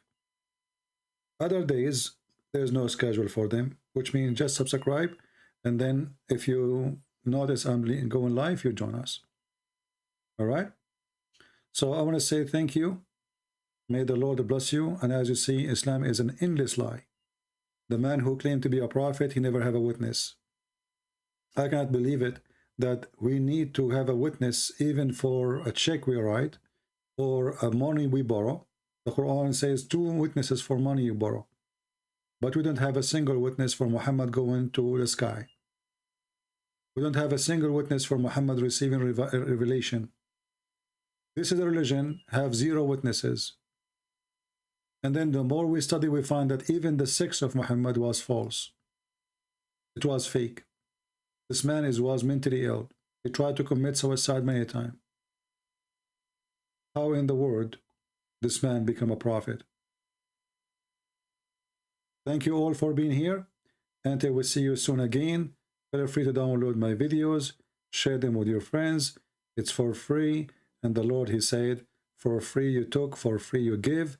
And the admins, they share with you always links, because we give my books in many languages for free. And more books will be published soon in other languages. Thank you. God bless you.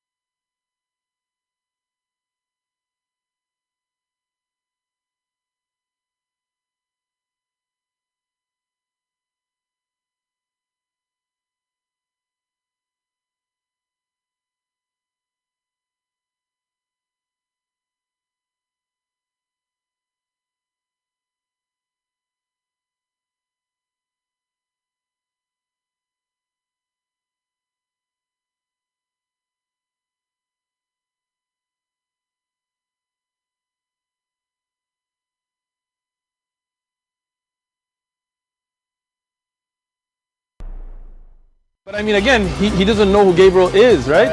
Because he didn't come from an Abrahamic faith. The people of Mecca were pagan. The Quran is mentioned, if this book was from other than God, they would have found in it many contradictions. If a book is without contradictions, that has no bearing on whether it comes from God or not. I've had phone books that are inerrant, but I certainly don't think God gave them.